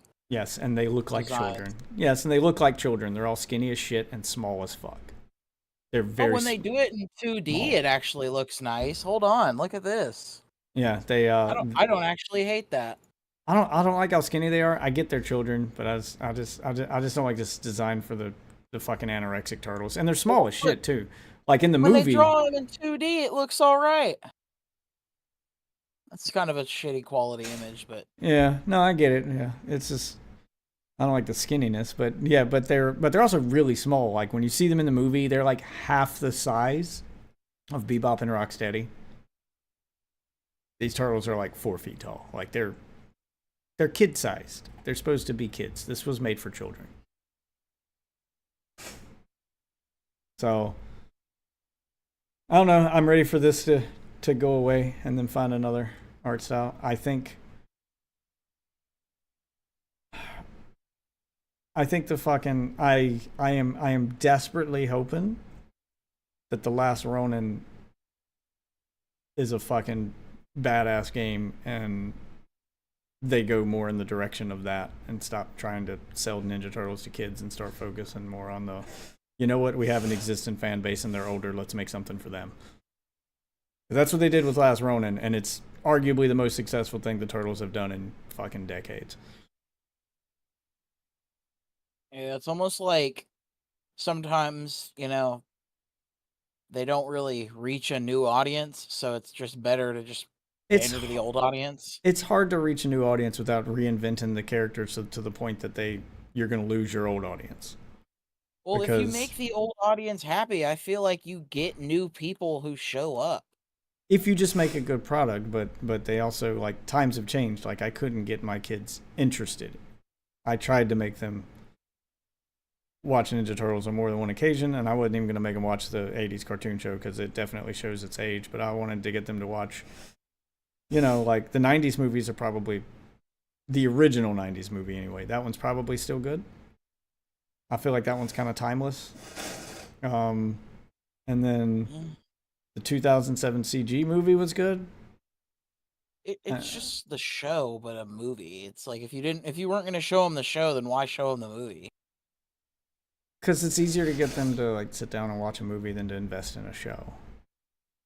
And the movie, I think, does a good job of introducing them to the characters and, like, their dynamic and stuff in a shorter time frame. Because if you're watching the show, it takes like the first 4 episodes of the show are just setting everything up. So you got to get through 4 episodes just to get to April and Casey Jones and Splinter and get the setup, and then they start going on their adventures. So it's the same thing, just done in a shorter time frame in a movie. So that's why it's probably easier to get someone interested into it with a movie.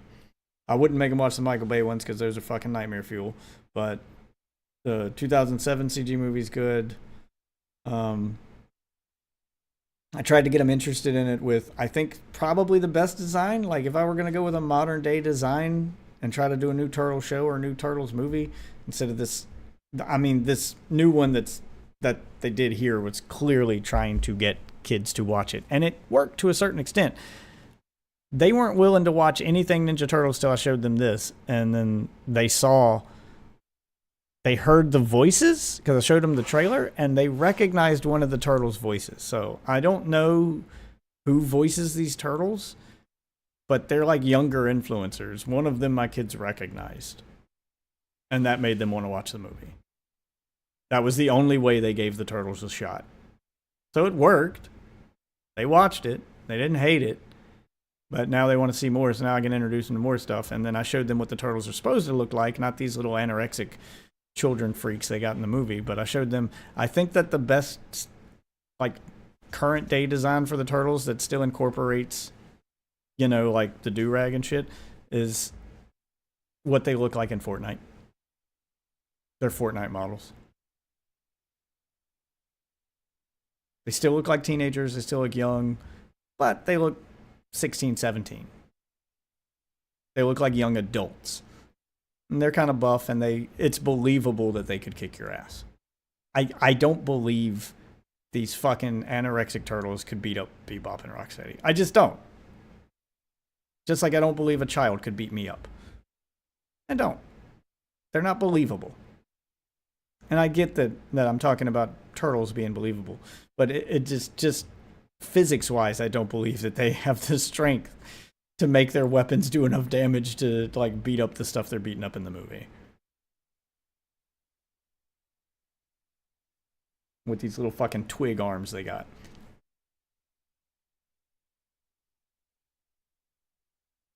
I don't know. Have you shown them Rise? Because you say they like anime, and that's kind of what that whole show was trying to do. No. Was just wear anime on its fucking sleeve. Maybe that's what'll get them into it. I know it's not going to be your favorite, but I mean, shit, if it gets your kids into it. I gotta pull them away from the actual anime they've made themselves watch now. Exactly. So there you go. It's you can say it's TMNT anime. Well, that's the problem. They have to pull them away from the current anime they're obsessed with watching. One of them's gotten hooked on My Hero Macadamia. Oh, good. You get to hear Deku cry for 6 Oh my episodes. god, I hate that show so much. Oh my god! Yeah, I was watching all the time. Shut up! Like, yeah, you're describing the show accurately. Because I go down there and I'm watching the fight scenes. I'm like, oh, it's like Dragon Ball if they cried all the time. I was like, why don't you want to watch Dragon Ball again? Because they won't watch Dragon Ball. They're Dragon Ball stupid. I was like, this is the episode I saw was them fighting in an arena that looked identical to like the tournament arenas that are in Dragon Ball, the big square stone arena with a crowd around it. And I was like, yeah, this looks like Dragon Ball, except instead of getting mad at each other, they just cry while they fight. And that is exactly what was happening. One of them was crying. I don't know what their name was. They were crying while they were fighting. It was just all cries. all the time. This is all cries all the time. And then the other one's watching Demon Slayer. I swear, if you watch the show, you will literally see the first 7 episodes. I think the character cries like more than 10 times. Wouldn't shock me. It's like I'm sitting here like here, and then this is like the new like hot ass anime, and then it's like, oh well, this is dog shit. Yeah, this is Dragon Ball for women. I wouldn't even. Let's beat each other up. Let's beat each other up and have a cry. Sometimes they have their cry mid. Yeah, sometimes they have their cry mid-fight. They don't even wait till they're done fighting. They just cry while they're fighting, because that's what was happening in the episode she was watching. I was like, why is he crying? he cries way too much. It's like he's in the middle of a fight. Why is he crying? She's like, he's mad. I was like, that's not how you get mad.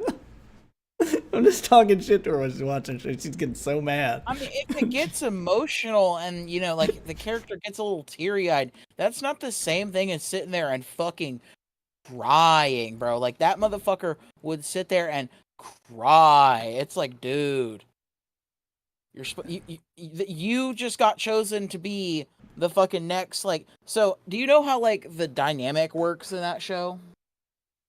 No, Like, I couldn't sit through it long enough to keep up with the plot. I watched that fight, and then I watched him cry at his mentor or whatever after the fight, where the mentor is giving him a compliment, and he's like, "I do it because of you." And I was like, oh, God, dude, just take the compliment. Damn. I just has a cry. I think that was a secondary character. I don't know. He's still fucking crying. This is all crying in the show. Every time I go down there, somebody's crying. Well, actually, one of the characters actually has like a pretty okay reason, but that's it. One character in the entire fucking show who has like an okay reason to cry because he was literally genetically bred, bro. Like his whole his family was like I couldn't sit through because of it. I couldn't sit through an entire episode. I could, to its credit, I could sit through an entire episode of Demon Slayer. The fights weren't bad. I don't think the plot's even that bad, but good God, that dialogue. I want to shoot myself. You want to know what sucks about Demon Slayer, though? The fucking dialogue. None of the fights, like all of that magic shit that happens during the fights, isn't real. Doesn't shock me. They're just sword fighting. It's I don't even care about that. It's the fucking dialogue and the monologues they have to give to the fight. Just shut the fuck up and fight. God damn it. I was getting so irritated watching it, and I sat through a whole episode with her because she told me I'd like it. I'm like, well, I tried. I'm glad you like it, sweetie, but I think you'd like Dragon Ball more. It's got a lot of the shit y'all like in it, but y'all just won't give it a chance. Oh my God, it's just the fucking dialogue in Demon Slayer. I don't understand its popularity. And don't even say it's because it was dubbed. I turned on the subtitles to see if it was any different, and they are just as long-winded and stupid with words on the screen as they are when they're talking in English. I ain't even gonna lie. I think only reason I watched My Hero in fucking Japanese is because they were crying so much. I felt like maybe if I was reading it, it would be a little more engaging. That was literally it. I was like, this might be a little more engaging if I'm reading I it. feel like Demon Slayer. Like it has Dragon Ball's voice actors in it. So yeah, like, the voice acting's good. It's just they cry too much. It's not the voice actor's fault. It's the story. But I think Demon Slayer encapsulates like why I'm not an anime fan when it comes to modern day anime. It just encapsulates all my problems with modern day anime. Demon Slayer, not My Hero Academia. My Hero Macadamia is a stupid name. My Hero Macadamia is just dumb for a whole host of other reasons. But modern day anime, it's just way too just way too wordy. And the dialogue's so dumb. And so fucking self-righteous at times that I'm like, I'm so sick of the monologues and speeches. Y'all have said, it took y'all 10 minutes to say shit that could have been said in 2 sentences.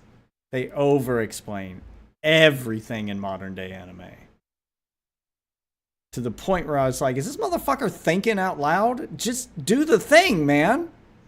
We don't need this. It feels like I'm watching, like, the shit we used to make fun of in, like, old school, like, I'm talking 1950s comic books.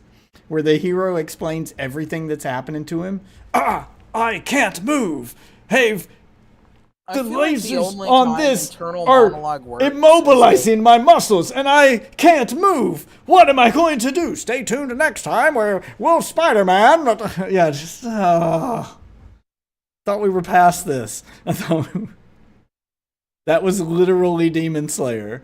Like, he's monologuing. He's, like, narrating what's happening to him on screen. I can see it. I can see that you can't move. Thanks. Shut up.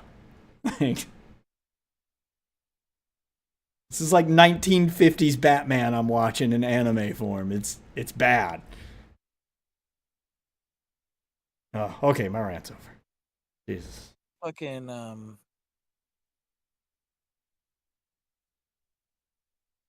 But yeah, no, like the main character in that show, he's like given the most powerful like superhero power by his mentor. Because he doesn't have any powers. But the whole point of that power is that he's supposed to give it to people who have strong powers, because every person who inherits the power from that hero, you know, passes it on to the next person. So as they pass it down, it gets stronger and stronger and stronger. Well, he just gave it to a normal fucking dude. And then all he does is cry. He's not even, like, in any way, like, badass. It's just like, oh, yay. Because that's the fantasy. That's the premise of the show. That's why the kids like it. Because it makes them feel like they could be a hero. That a normal person could get powers. I mean, I'm not even saying that it doesn't make sense. It's just like... The main character is the stand-in for your... a little bit? Yeah, the main character is the stand-in for your average, everyday, preteen angsty kid. I mean, I'd say it's probably more targeted at, like, 12 or 13-year-old boys than girls, but my girls watch it.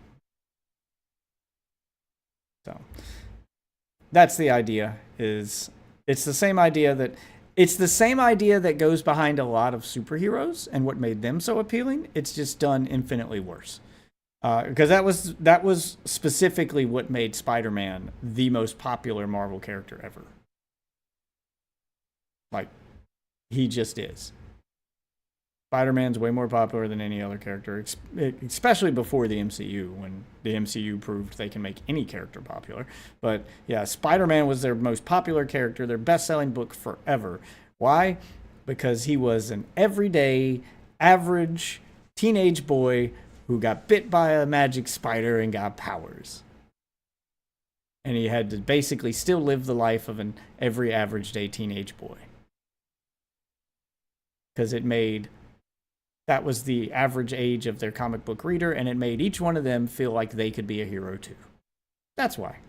That's what made him so popular. Every other like hero in Marvel before Spider-Man was something no kid could relate to. Like Bruce Banner's this middle-aged scientist. Okay, well, that obviously doesn't apply to a teenager. You know, the mutants were all like adults, or like kids who were just like born different. Well, okay, that minorities can understand that, and like kids with disabilities. Yeah, like that's who the X-Men appealed to, where it was supposed to be like a stand-in for the civil rights era. All right, well, what else you got? Okay, well, Iron Man's a middle-aged billionaire. Can't relate to that. Thor's a god. Okay. That's a raccoon. Yeah, like all of their other stuff just like no one could relate to. And then came Spider-Man. Like everybody else was an alien or something foreign to them. But Spider-Man's just like you, kid.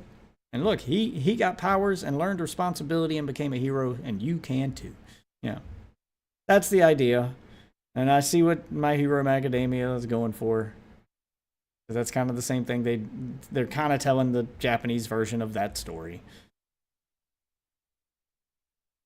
But, you know, with crying, I guess.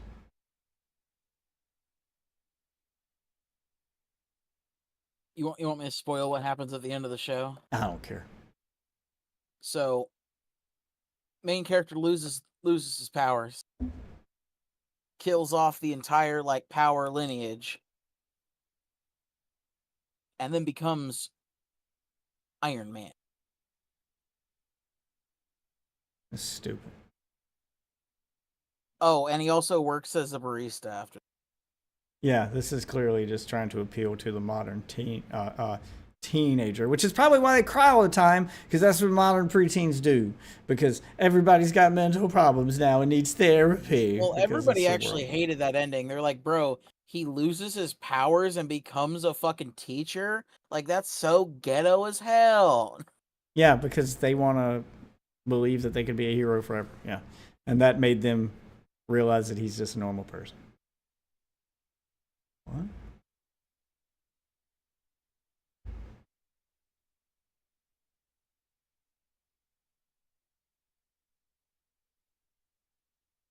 Stupid. It's all stupid.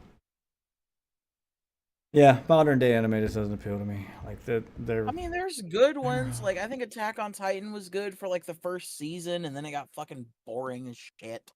like I It think just took too long to come out. I think the newest one I watched that I actually fucking liked, and it's still probably old by today's standards, was I don't know which came out first. Full Metal Alchemist. I don't even know if I should count that one. I didn't finish it. Full Metal Alchemist or Cowboy Bebop. I don't know which came out later. I have no clue. But those are like the last two I remember like actually like watching. And Cowboy Bebop, I felt ripped off another one I thought did it better, but it wasn't like an ongoing show. It was a mini series. It was only 8 episodes, and then the story was done, so they didn't make any more seasons of it. It was supposed to be a mini thing that's like a one and done. And that was Outlaw Star. That was really good. It's pretty much the same premise as Cowboy Bebop, and I know it came before Cowboy Bebop. I was like, oh, Cowboy Bebop's just doing Outlaw Star, but longer. I mean, I don't really have any like serious animes I could really recommend. I have like this one comedy anime that I watched, but it's from I 2013. guess if you're gonna count it, which I consider it anime, but I know that people like to argue over what the fuck anime is. No one wants to count Boondocks, even though it is. Would be Castlevania. Castlevania is really good. Castlevania, there's an argument there. Definitely not Boondocks. That was highly like made like over here. Yep, standing by my guns that it's an art style and not a where it's made thing. Boondocks is meant to be American anime. Yep, Boondocks is meant to be American anime. Still anime, still that art style, just made in just the American version of it. The fact that we call anime is fucking retarded. Because honestly, it should just be comic books, cartoons. We already have words for everything in the lexicon. The only difference between anime and a fucking cartoon is that it's made in Japan. Because there's cartoons made in Japan that look nothing like anime, but are classified as anime. Well, we do that here with different styles of animation. So I'm fine with anime just being a label for a different style of animation. Because I mean, yeah, technically they're all cartoons, but we have different styles of cartoons here. It's not anime. That's not what it is. Well, I'm not going to argue with you that it's named stupid, but I mean, it's more or less a nickname for it that stuck back in the days when people just didn't know what to call it, and that's just what it ended up being called. Because it wasn't originally called anime, it was called Japanime, and then they dropped the Japan part, and the anime became the nickname for it that just stuck. But it was originally just Japanese animation. I remember that being labeled in stores when it first came over to the US, but that name was too long. So then they shortened it, and I'd go back to that same store and it'd be named Japanime. So they combined the two words, Japanese and animation, to Japanime, and then they dropped the Japan part and it just became anime.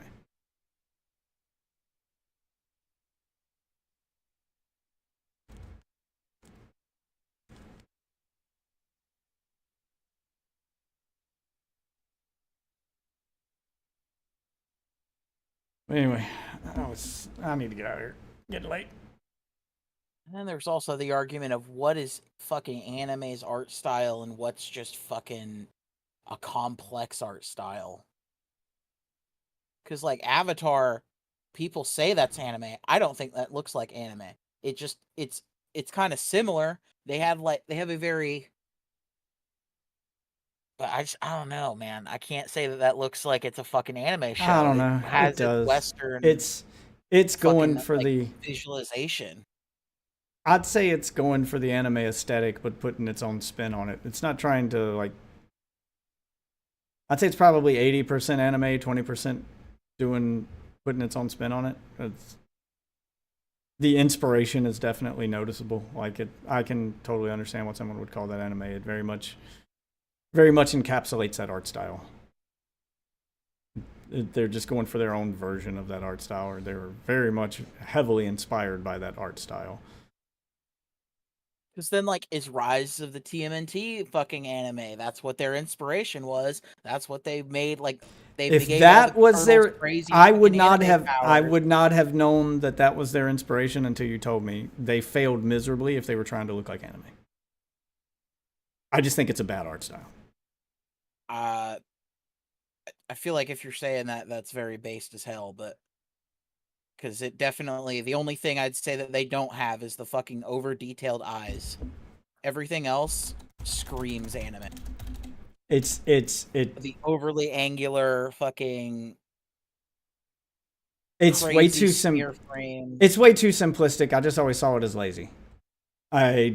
There's a few shots here, like when I'm looking at like posters where they're more detailed, where I can kind of see that they were going for anime. But when I see like screen caps from the show, there's a lot of them where I'm like, this just looks like it was the quickest art style to draw.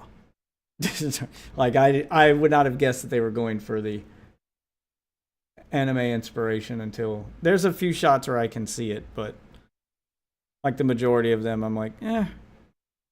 I mean, yeah, there's a lot of shots in Dragon Ball Super that look like fucking ass in the middle of the show, but when the fight scenes, no, I don't mean look like ass as in they're not well done.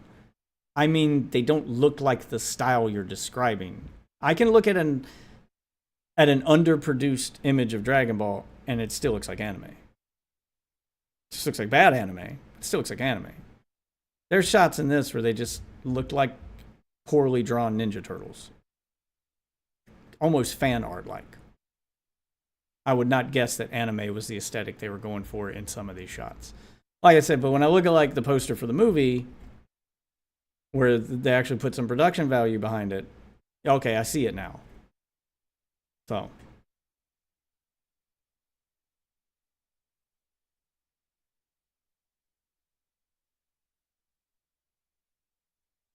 There's a few times I can see it, but it's very inconsistent. Like just Googling it and going through the images. There's a few times I can see it. A few shots here. I mean, yeah, there's a few scenes where they aren't exactly on model. I feel like it looks like that 90% of the time.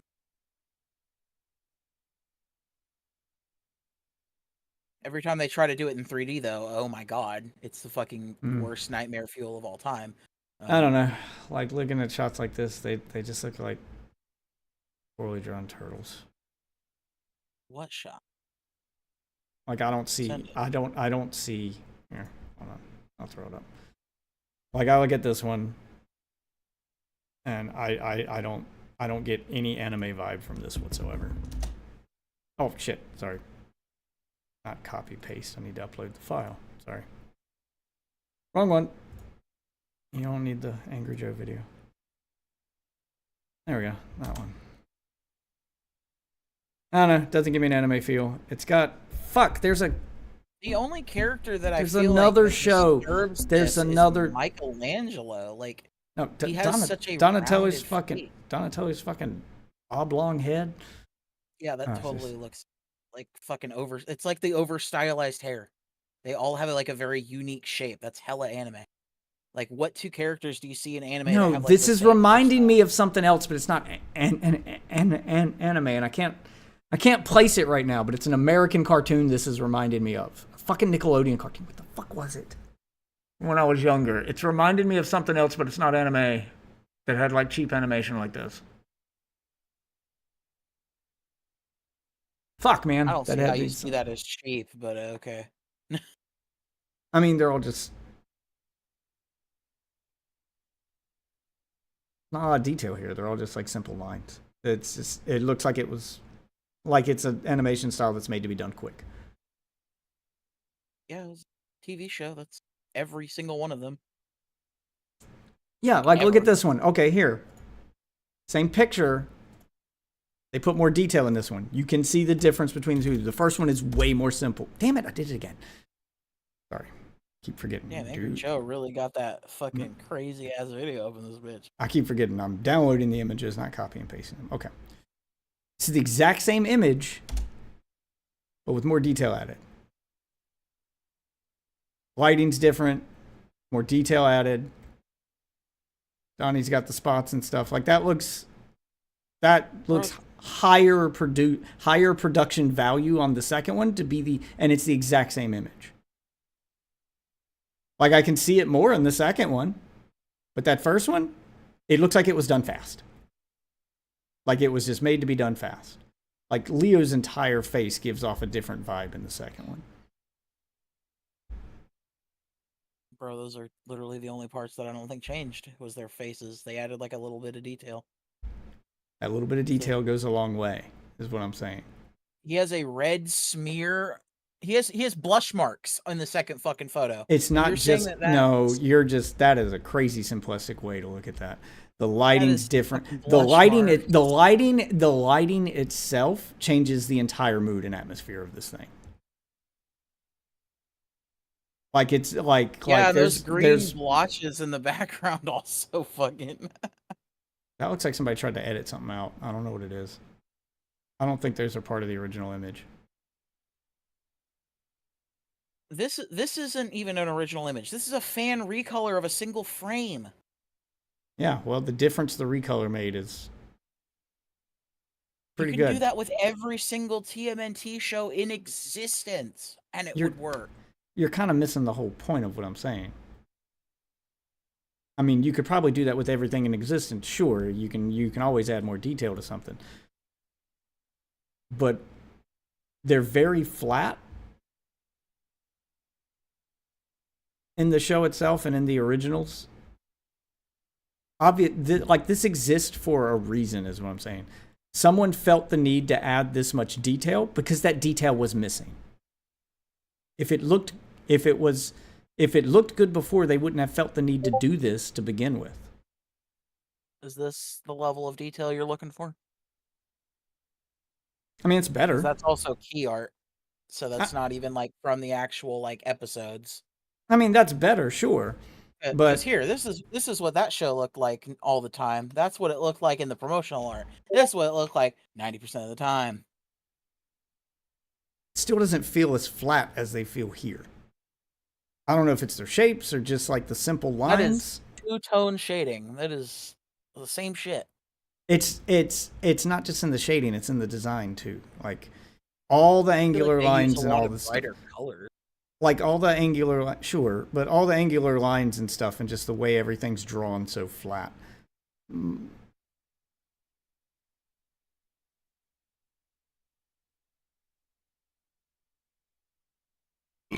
Like I get anime may have been what they're going for because anime has a lot of those flat lines. I'm just saying it doesn't translate well to the turtles.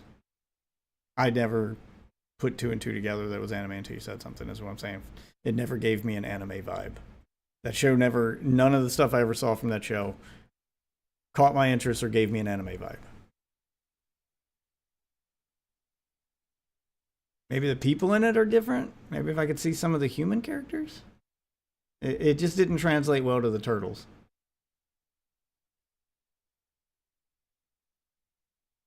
I mean, look at the fucking villains, I guess. Where's let me see Casey Jones. Let me do Rise of the TMNT. Casey Jones, and you look at that motherfucker. Rise of the TMNT, Casey Jones. Oh, all right. Who was in the show? Let's do April. April. Here's like a collage of all of the villains from the show. I mean, I'm just looking specifically for human characters to see if they look more anime-like. April is not giving me an anime vibe either. She's giving me Scooby-Doo vibes, dude.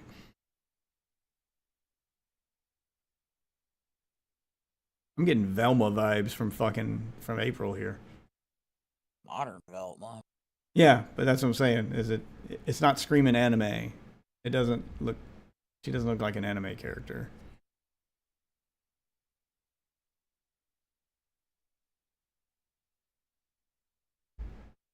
Yeah. I don't know. I never got anime vibes from the show. Like, let's just see if a fan's done it better. And TMNT anime. Let's see if some fans have drawn anime TMNT. Third image. That's right. Which one? That doesn't look like anime. I don't know why they would call it.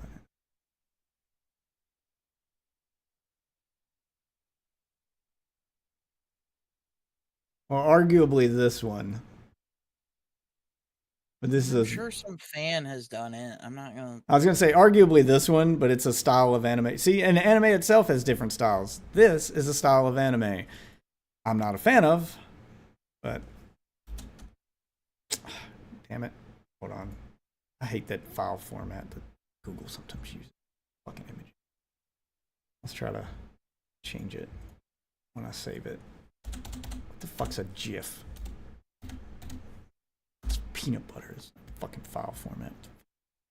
Say GIF? Yep. Fuck. GIFF. GIF. Okay, there. Like that. It's like that fucking chibi anime art style. Yeah, which is why I don't like saying that just because it looks like anime doesn't make it anime. Because there's shit like that where it's like, well, what chibi, the fuck is that? That's anime, apparently. It is. It's a different style of anime, but it is anime.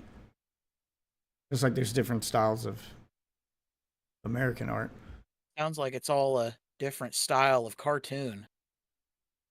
I mean, they're all different styles of cartoon. That's just the anime is just the Japanese cartoon style.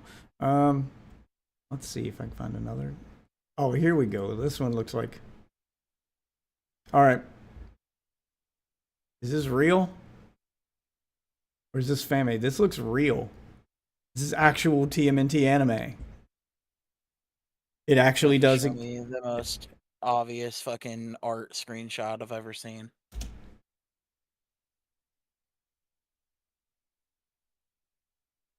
It's a straight up manga cover. Yeah.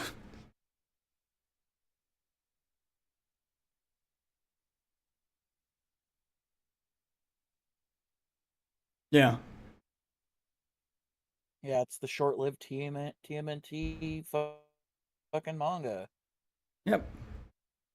Just based off of the 80s show and probably didn't gain any traction. But it does show what they look like as anime. That's what I imagine what their anime would look like. Dear God. Way to make them all look like generic and boring. Well, I mean, it was in the 80s before they started differentiating between them. They were all kind of the same. You wouldn't like the original comic then. In the original comic, it was damn near impossible to tell the turtles apart without their weapons. They all even wore the same color bandana. The colored bandanas didn't become a thing until the cartoon show. In the comic, they all wore red. Most people didn't like engage with it until the cartoon show. Like, oh, the comic was insanely popular. That's why they made it into a cartoon show. yeah, but then what happened when the cartoon show happened? Does anybody remember the comic book, or do they remember the old cartoon show?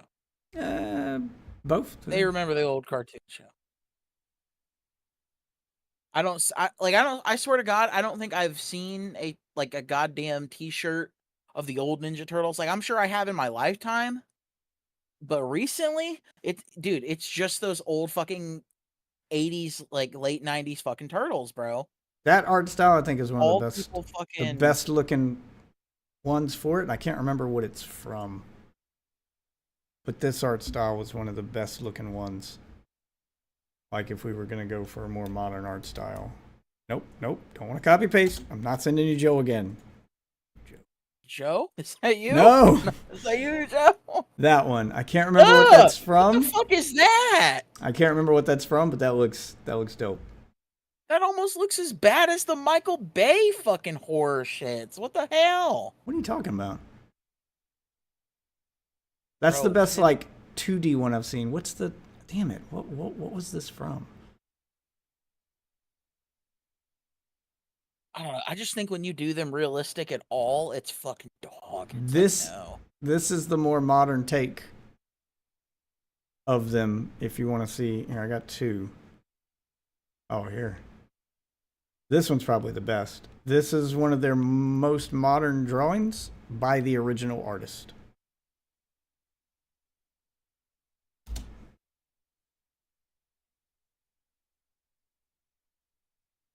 Yeah, dear God.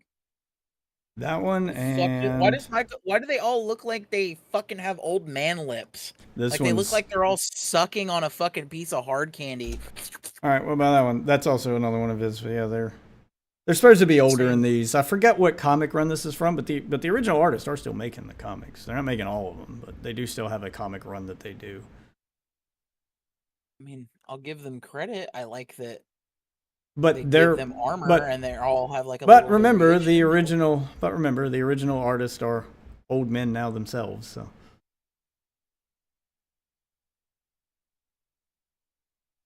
yeah, this is another cover from one of those comics.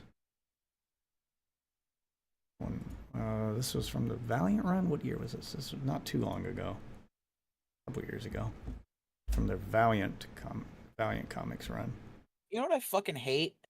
It was right between fucking Rise and the new shit, or and like the 2003 show. The fucking CGI, like turtles, like Oh, show, the square CGI shit. Yeah, I hated that one too. like way to make them all look boring as shit and do nothing interesting with the designs, They were- like at all. If I'm not mistaken, let me look up CG. Let me remind myself of it. TMNT show. Yeah, that one. Yeah, it's just plain box turtle thing they did. Everything's square. Fucking fists are square. Yeah, it's bad. I hated it. I definitely kind of agree with you that they made fucking Raph a bit too large, but I stand by the fucking statement that I said where I think them all being different turtles is such a better idea than them being the same fucking turtle. Because it doesn't matter if they're different turtles. It doesn't change the fucking story. They were all in a fucking bowl together at that exact moment, and then boom, they're fucking mutant ninjas. I mean, they started differentiating between them before that without going that over the top with it. Like I said, you don't have to turn fucking Raphael into a goddamn refrigerator to make him a fucking box turtle. They can all end up around the same size, just show slight features of their... Like, he could have the spiky shell instead of having the regular shell. Like, fucking Donatello can wear the fucking shell cover, because I actually like the idea that he's a soft shell turtle. I think that makes a lot of fucking sense. He's a lot weaker than the other turtles, so he, like, you know, it makes sense. Just, like, on a biological level. I mean, I get what they were going for. I just hate that art style. I'm not against, like... I'm not against, like, trying to do a reboot that explains more shit and tries to change some stuff. Not against that. I just that art style won't it. Because they'd already started. They'd already started differentiating between them. Like Raphael was a lighter colored turtle. Like they started doing it with their colors and then like adding different textures and stuff to them. And slowly they started differentiating between them. Michelangelo becoming a smaller turtle because he's supposed to be just a little bit younger. Donatello ended up being more of a brownish colored turtle, where Raphael became more of a lighter color and was known for having those like spots on him. A bunch of freckles and spots were on him all the time. Like they ended up doing that, and that kind of stuck in the comics to help you tell them apart, especially if they were still doing the comics in black and white. I'm not even against the Raphael do-rag thing. Kind of fits his personality. Yeah, I kind of feel like he would be the one that would wear, like, a different fucking headband. I just don't think they should do it for fucking Donatello. It makes no sense. Why? No, it doesn't. He seems Donatello like having that nerdy kid who would follow the rules and wear exactly what fucking Splinter told him to. I mean, Donatello having like the oh my god, I forgot. There was a Ninja Turtles anime. They did have an anime. Yeah, you want to see it? I guess. It's bad. It's real bad. I know it's gonna be bad. I'll say It was Rise probably is- made around the same time. I'll say, yeah, I mean, it's old, but the TMNT anime you didn't know existed. And it's anime as fuck. But I would say I'd probably like Rise over this, and this is anime as fuck. Alright. What the fuck is it that? It was real! That's a real anime that existed. I thought that was fake as hell. Nope. That's Ain't no a way. real show. What? Are they turtles? Are those just the mass? Like, Hold on, I'm finding because the... maybe I can like get around this somehow. I'm like, trying to find the IMDb page for it. Teenage Mutant Ninja Turtles: Legend of Well, the you do Super gotta- Mutants. It's called I'll be right Legend back. of I the gotta Super figure- Mutants.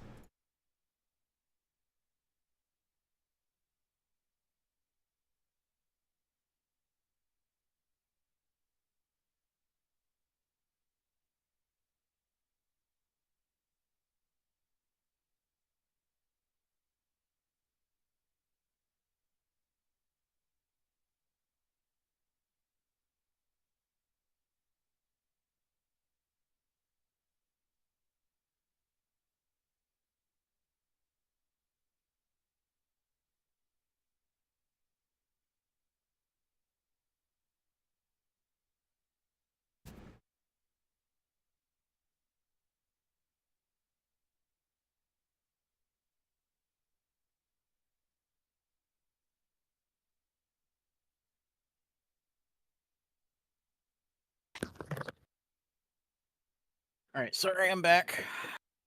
Yeah, it was called Legend of the Super Mutants.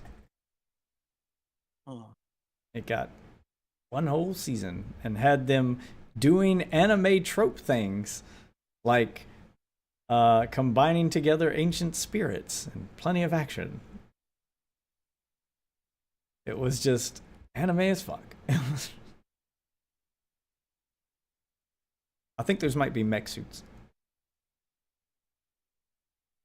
I'm not sure how it They worked. look like all the time? Because if that's just their mechs, then okay, maybe. I don't know. I mean, it's anime, so I'm sure they had mechs.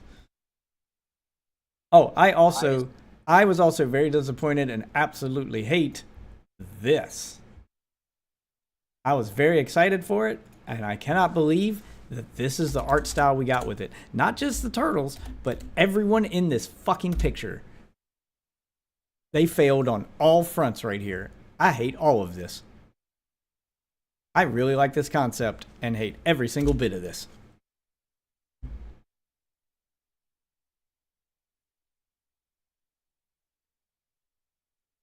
Oh, wow. Yep, the Batman Ninja Turtles movie. Why Batman. does Batman and Robin look so fucking... Yeah, they all look terrible. It looks lazily done. It again looks flat. I don't know what the fuck's wrong with Raph's face. I don't know what the fuck's wrong with Donnie's head. You see, this is like... This isn't even trying something new. This is just doing This is it just lazy. terribly. Yeah, this is just being lazy. Like, because at least with Rise, you can say, okay, they tried something new. They tried something different. Yeah, If- they if- made if it two wasn't of your cup those. tea- They made two of those. Two of those Ninja Turtle Batman crossover. Ninja Turtle Batman crossover cartoons or movies. And they're all in that same art style, which baffles me because this, hold on, I gotta save this image. This is what the comic looked like. I have these comics that it's based on, and it's badass. Some of the best drawn art. Use the original TMNT artist combined with the current artist for Batman. They work together on this shit, and it looks badass. That's from the comic it's based on. How did we go from that to whatever the fuck that shit is above it?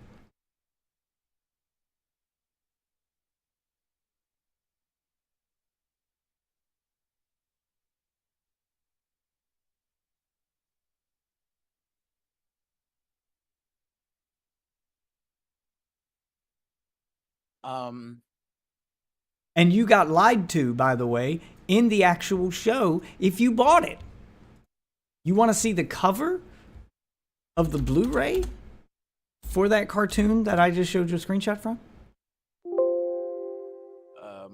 Yeah. Okay, well, let me see this.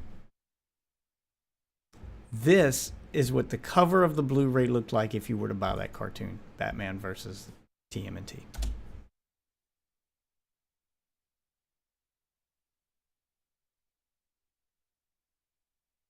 Wow, I wouldn't even buy that. That looks fucking terrifying. But it looks nothing like the cartoon that you actually got.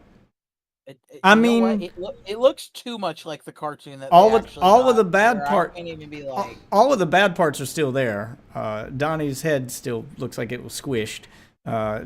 Raphael's still got a massive underbite. Like, it's still bad. But the actual cartoon, the actual cartoon is just lazy. That's just lazy.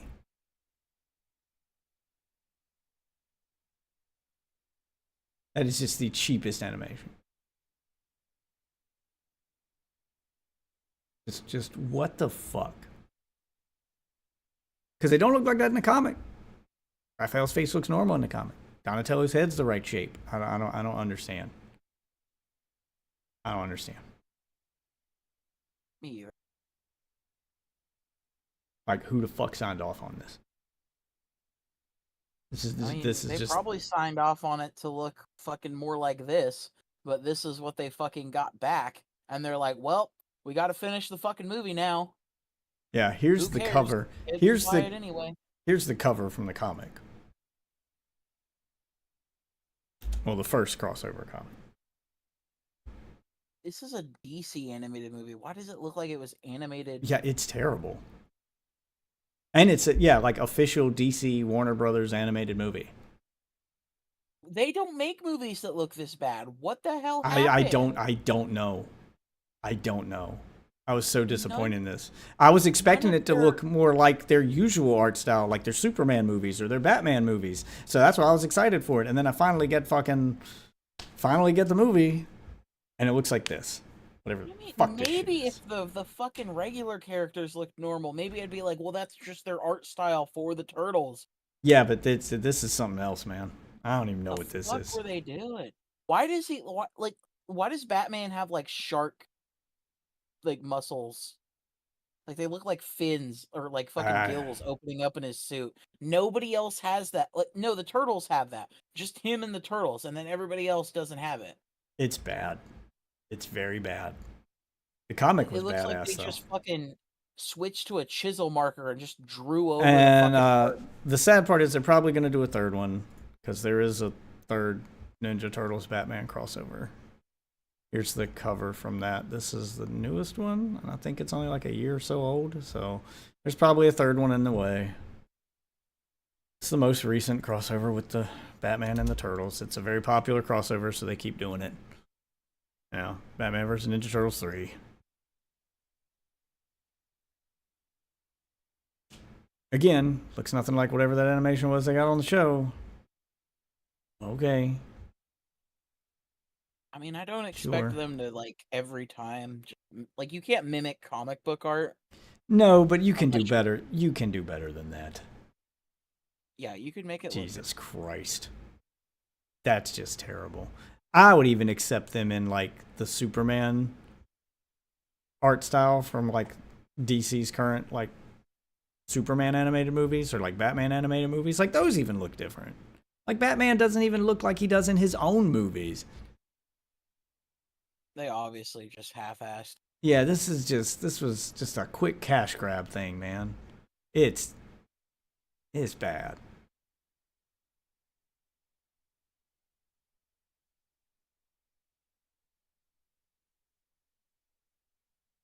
I don't know. I prefer a more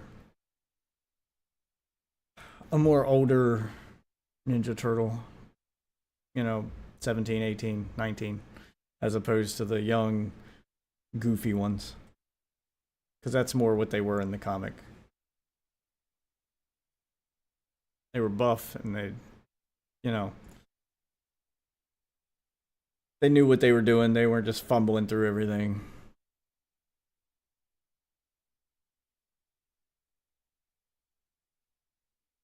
Yeah. I mean, They felt like the badass imposing force they were supposed to be.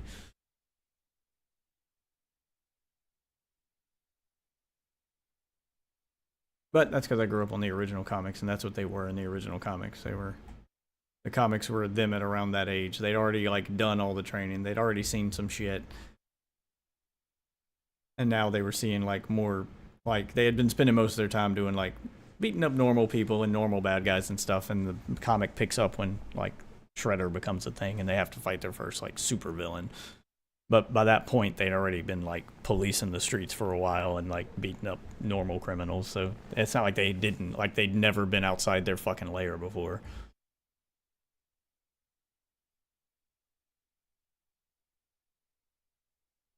oh wow, it wasn't even called TMNT, it was called Mutant Turtles.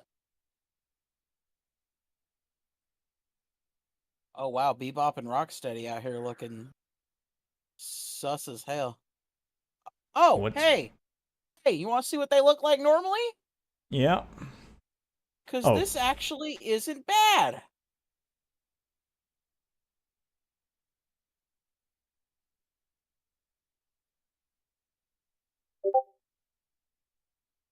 What's that from? From the anime. They literally just ripped the designs from the 90s show, but anime-ified them. Yeah, but anime-ified them. And gave them Sailor Moon transformations into those ugly-ass bastards. Oh, okay.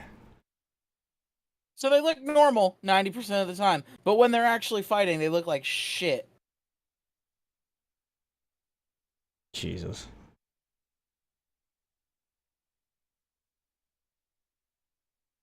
Yeah, you can look up the comic panels from the actual Batman Turtles crossover. That art style's there the entire time, and those are really good comics. They're pretty dope. The anime Krang. Yeah, that's anime Krang. Yeah, they just tried to mimic what already existed until it was time for them to fight, and then they went full anime. Sounds like that's what they were trying to do.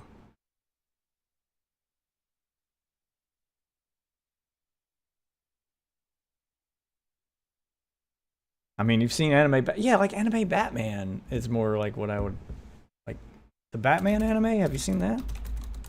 Hold on, look at the caption in that fucking.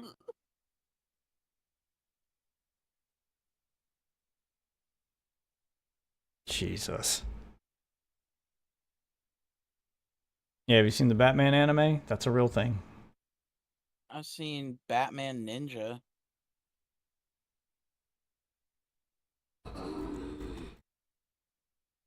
Is this Shredder?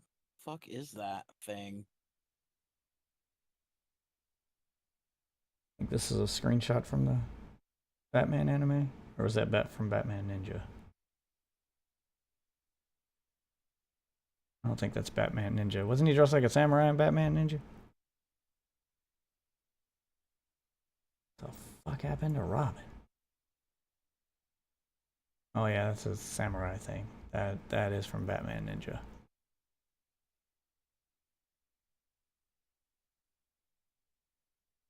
Yeah, it's from Batman Ninja.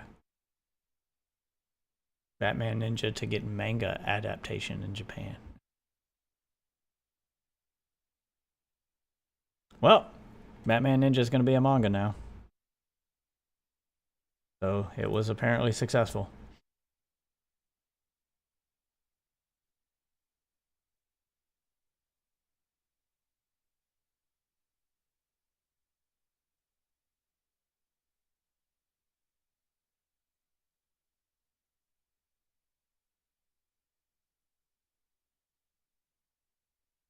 Jesus. All right, I gotta go. I've been killing time here for too long.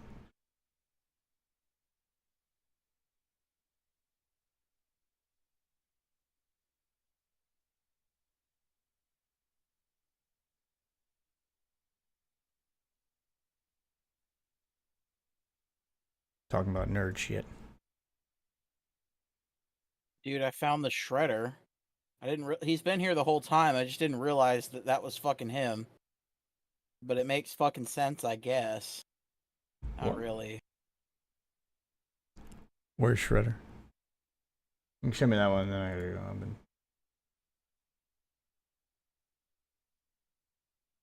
I've been... Okay. Hold on. I found what he looks like when he's not what they look like when they're not transformed. That's what they look like. The fuck is that? See that thing in the background there? That's Shredder. Yeah. Why is Rocksteady green?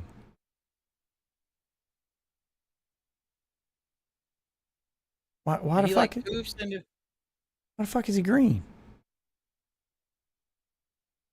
Probably some color fuck up from just being old. Okay. Oh well, no, he's just probably. Yeah, he just looks green. He looks like Bowser. What the fuck is that? That's Shredder. That's Ultra Shredder. Oh Or actually, that's just Shredder. Hold on. Later in the episode. Yeah, they got anime fied as fucking this.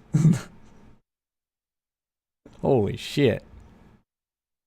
You can even see the little Technodrome down there. Oh my god. He's a kaiju. By the way, he's taller than the Statue of Liberty because the Statue of Liberty's head sticks out to about where that fucking little that's New York underwater. Yeah, he's a kaiju. They turned Shredder into Godzilla.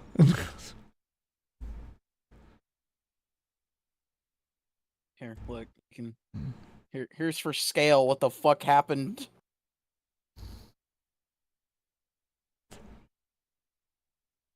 Like, dude, imagine how fucking scary that would be if New York was actually Jesus flooded like that, bro. What the fuck? Jesus Christ. Hold on.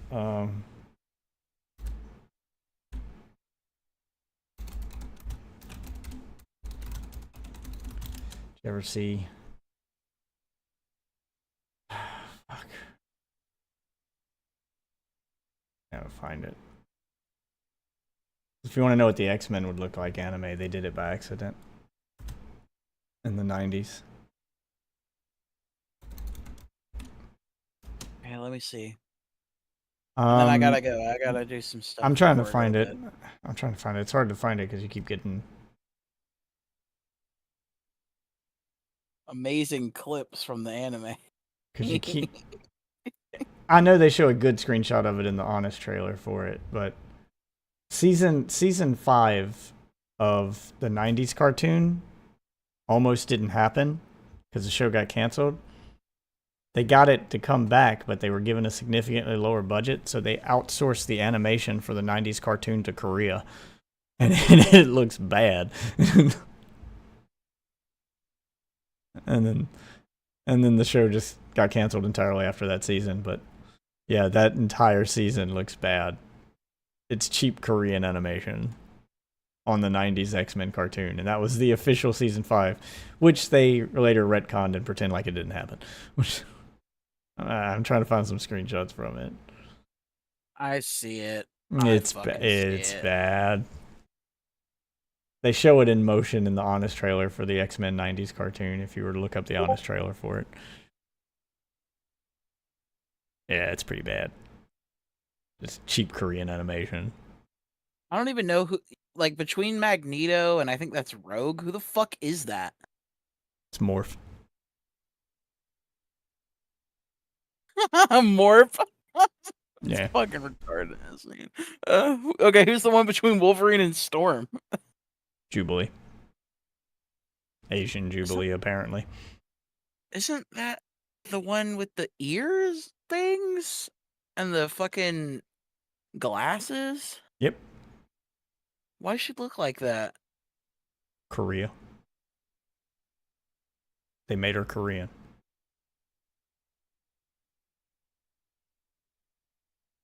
But there's other clips of that character that don't look like that. No clue. From the it says season 5 still on all the. It's like, Yeah. why does it look so ass? Like, and then showing a clip of her looking normal. Yep, that season was ass. Here, look, yeah, see, like that's the person you're talking about right there, right? Yep. Why the fuck she look like that? That's not what she looked like. That's the same season. I don't know. I don't know. It was a bad season. Okay, it was cheap Korean animation. It was a bad season. It's bad. This shit. I can't when you like.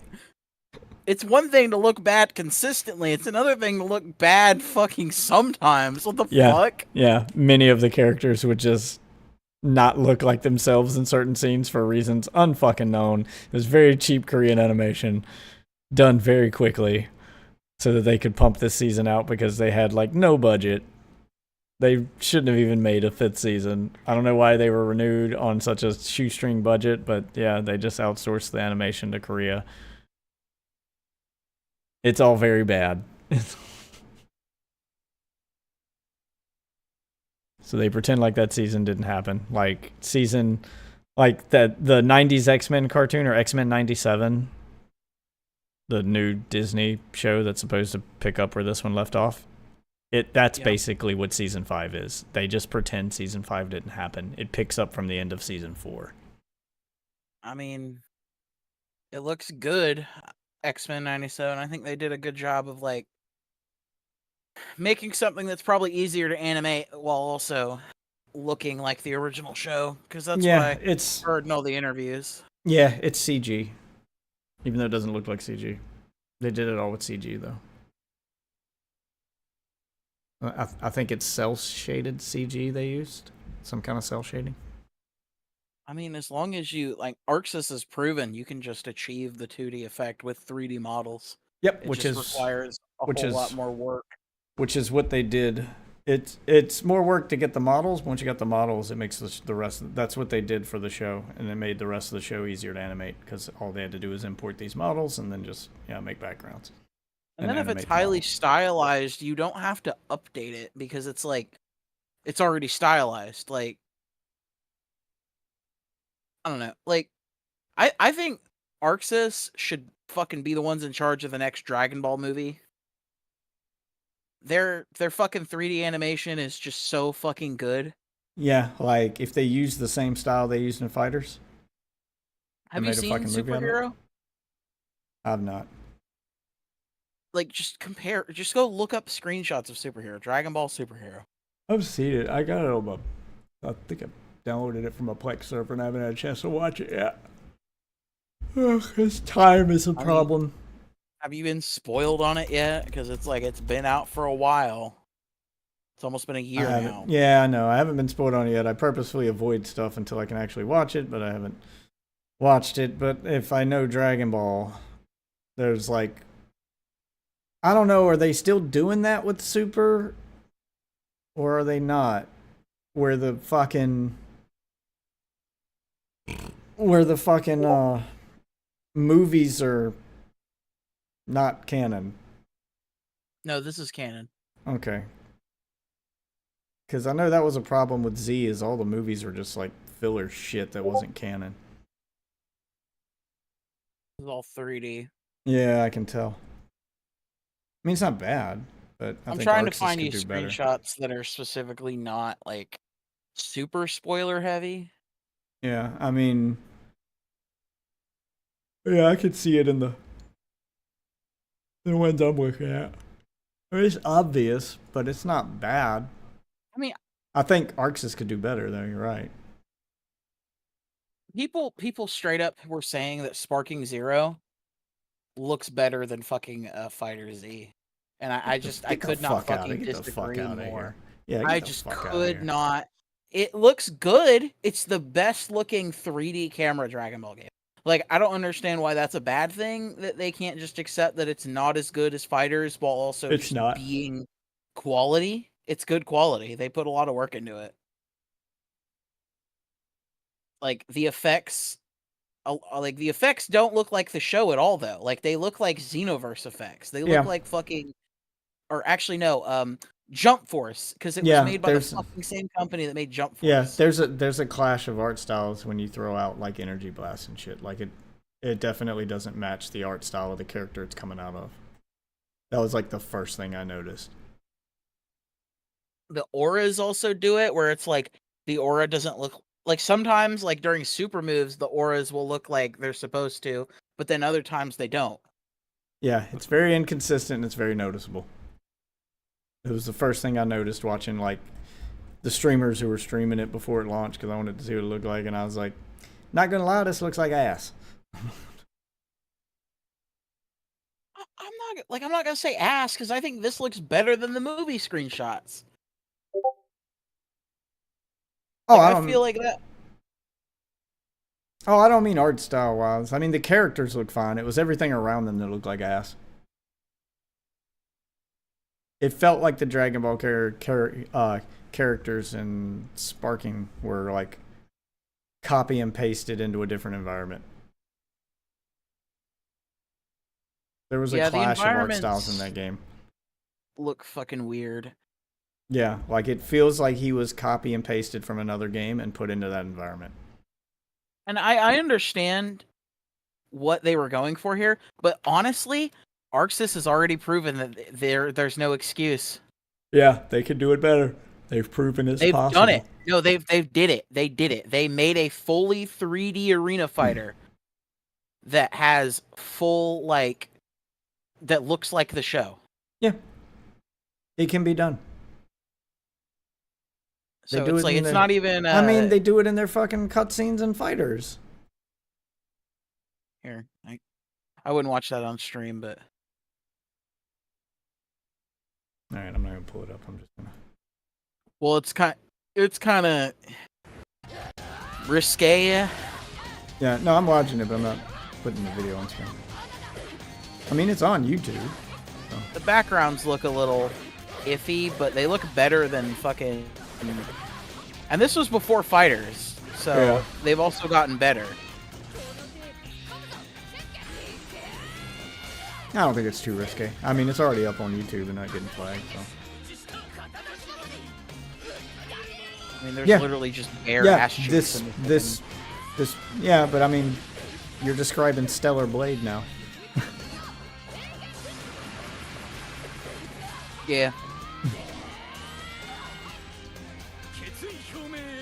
I mean, it looks like a good game, but also it does, like, if you take away the HUD, it would just look like an anime. Yeah, like that right there, where they're clashing, and it's got half of one guy's face on one half of the screen, the half of the other guy's face, and they're still talking, yelling at each other while they're hitting their swords together. Like, if you took the HUD away from that, it just looks like an anime. But these are 3D models, you know.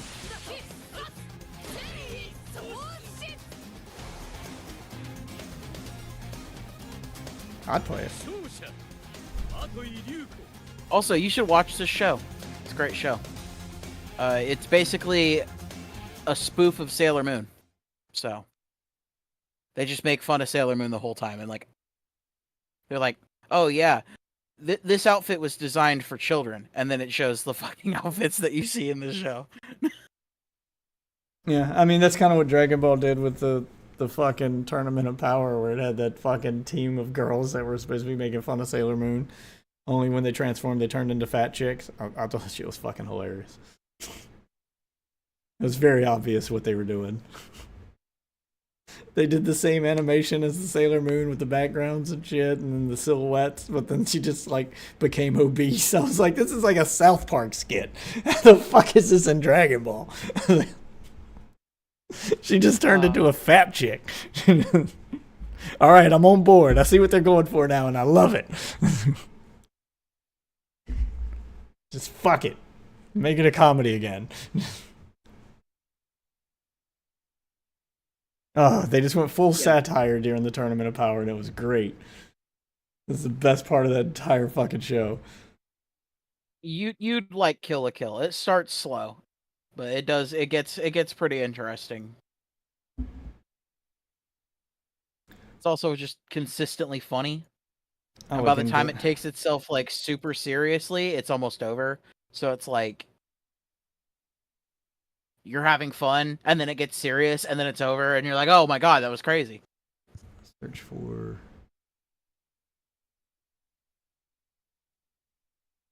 I don't know if I'd watch it with your kids. It is, again, a little risque. I mean, Does you this see the thing damn find- models. Does this thing find anime? Kill. I've got a bot that searches for shit that it can add to my Plex. I want to see if it. It just looks like they ain't even wearing any pants. I think it found it. Let's see if it'll actually download any episodes. I want that game now. I want that game now. It's crazy. I want that game now. Shut I up want and that game take. Shut up and take my money. Take my money. All right, it found it. Japanese. Yeah, it's in Japanese. I'm fine with that. Japanese. Kill Kill from 2013. One There season? should be an English version. Is it only one season? Hold on. Yep. I thought it was 2. My bot says one season. 24 episodes.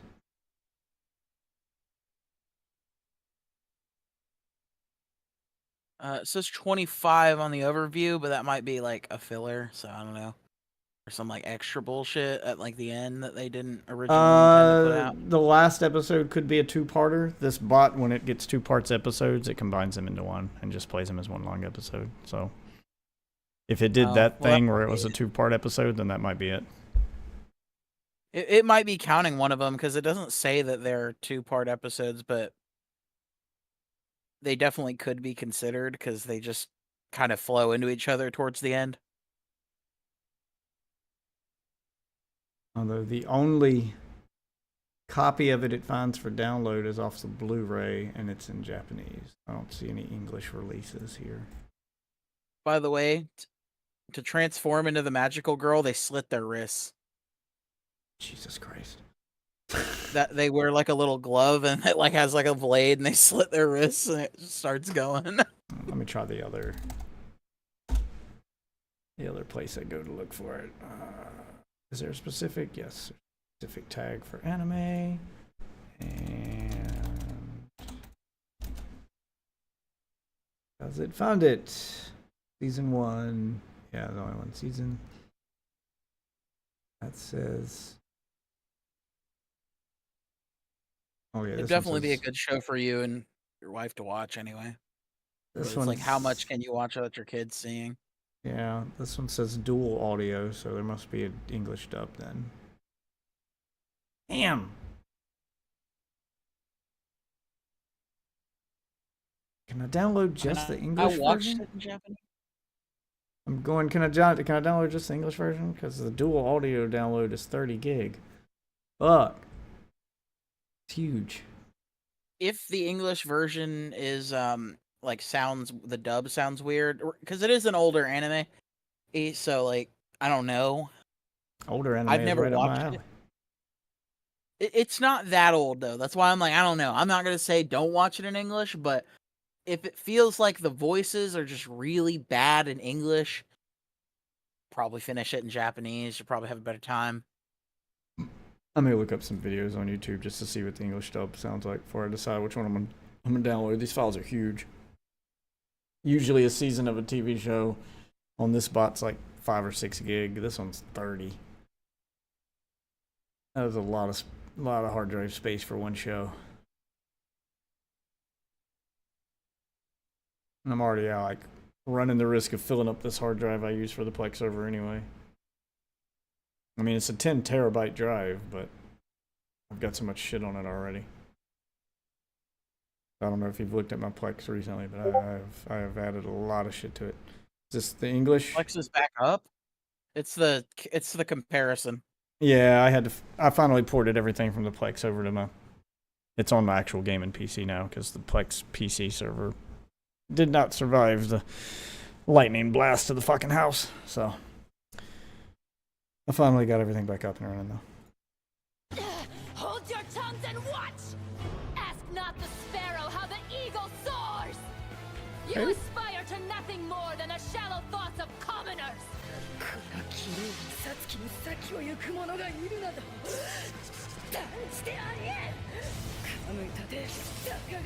Oh, is it playing them back to back, English versus Japanese? Yes. And they don't put subtitles because you already know what she's saying in English. Human nature, my toy. Prosperity leads That's to one greed, character greed though, leads so to like their I don't know. downfall. I personally think the Japanese was better, but I'm not gonna say the English was bad. Slaves to a system which I created. They are nothing more than pigs. That one, Pigs in human it looks like it's gonna be another preference one where it's not really a. You need to watch it in fucking English or Japanese, just pick your preference kind of thing. Yeah, the voice acting's not bad. It's not as cringe as I thought it would be from older anime.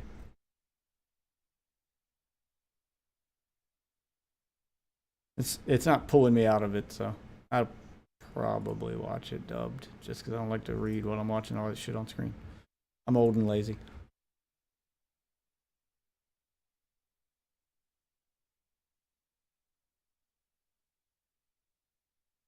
Okay, I'll probably download it and add it to the Plex. So if you want to watch it, it'll be on the Plex. I've added a bunch of shit to the Plex though. Got a new Sonic movie, some other shit. Yeah. I didn't even know the Plex was up, bro. It's been down for so long. Yeah, it got struck by lightning, and I've just been. I was trying to find a way to get it its own PC because I didn't want to have it on my fucking gaming computer. Because that means I have to shut the Plex server down while I'm streaming, so that it doesn't lag the stream. So that means that we're back to the way it was originally, where it's on my gaming computer, and that means that during the hours I'm streaming, the Plex server will be unavailable. So, you know. But it also means that now it's on a more powerful PC, so it should stream better when I'm not streaming, when you can actually use it. You should have more quality options, etc. Got a better graphics card attached to it now.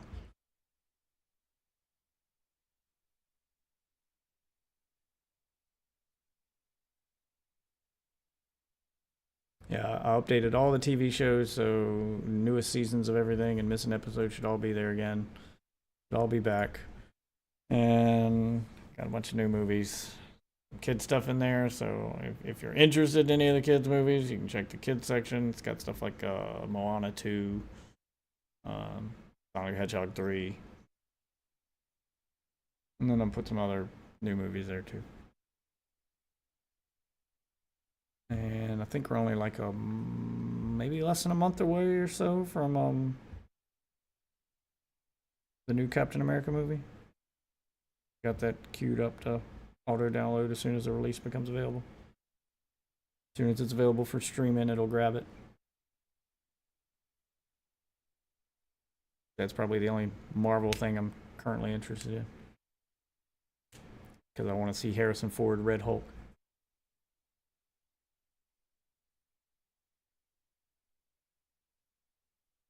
Oh, and Daredevil. Have you seen the trailer for Daredevil? Isn't it the new show? Yeah. Yeah, and it looks I like. didn't watch any of the shows. You should watch the Netflix ones, even though they weren't made by Marvel. They're really fucking good. There's a reason why everyone wanted it, and it looks like they gave people what they wanted. And the Disney show, the Disney Daredevil show, is going to pick up right where the Netflix one left off. So that means all the Netflix shit is now canon. And they are bringing back the entire original cast. So you get the original Daredevil, you get the fucking Punisher. Like, you don't have to watch all of the Netflix shows, but I'd say the two that, like, are the best are Daredevil and the Punisher. And they overlap with each other. Like, the last season of Daredevil on Netflix, the Punisher makes his first appearance on that show, and then after that, the Punisher starts his show, so it picks up. Yeah, so then he got his own show. They're really good, and they're something I was worried Disney wouldn't do, but it looks like they're gonna do it, and I'm glad, because the Netflix shows were basically rated R. They were extremely fucking violent. And I was like, there is no way Disney is going to let this level of violence fly. Ooh, man, you felt the impacts from that. But just watch the trailer from the Disney show. They go out of their way to show that they're going to be violent again. Like he straight up like snaps a dude's arm, and like the bone comes poking through it, and then you can see like he's wearing a white shirt, and the white shirt just slowly starts to turn red as he's bleeding out. I was like, oh, okay, it's still brutal. Jesus. All right, I'm on board again. You brought me back. I thought maybe like Deadpool would be the only thing Disney would ever do that was rated R. Like that would be their one exception. But no, it looks like they're just comfortable making rated R shit now. Which is good. Because the Daredevil show was like, that's what made it so popular. Is those fight scenes are so fucking good. And they're fucking brutal. He's snapping bones and yeah, they don't fuck around, man. The Daredevil show is definitely worth watching if you can find the Netflix one. I don't even know if it's still on Netflix, but do I have it on my Plex? Hold on. If not, I'm getting it. Well, if it's on your Plex, I might watch it. I do gotta go though. I got some stuff to do before I go to bed. I'll see you later, boss. It's not. But you I'll streaming grab tomorrow or? Come on. No. Yeah. Well, tomorrow's.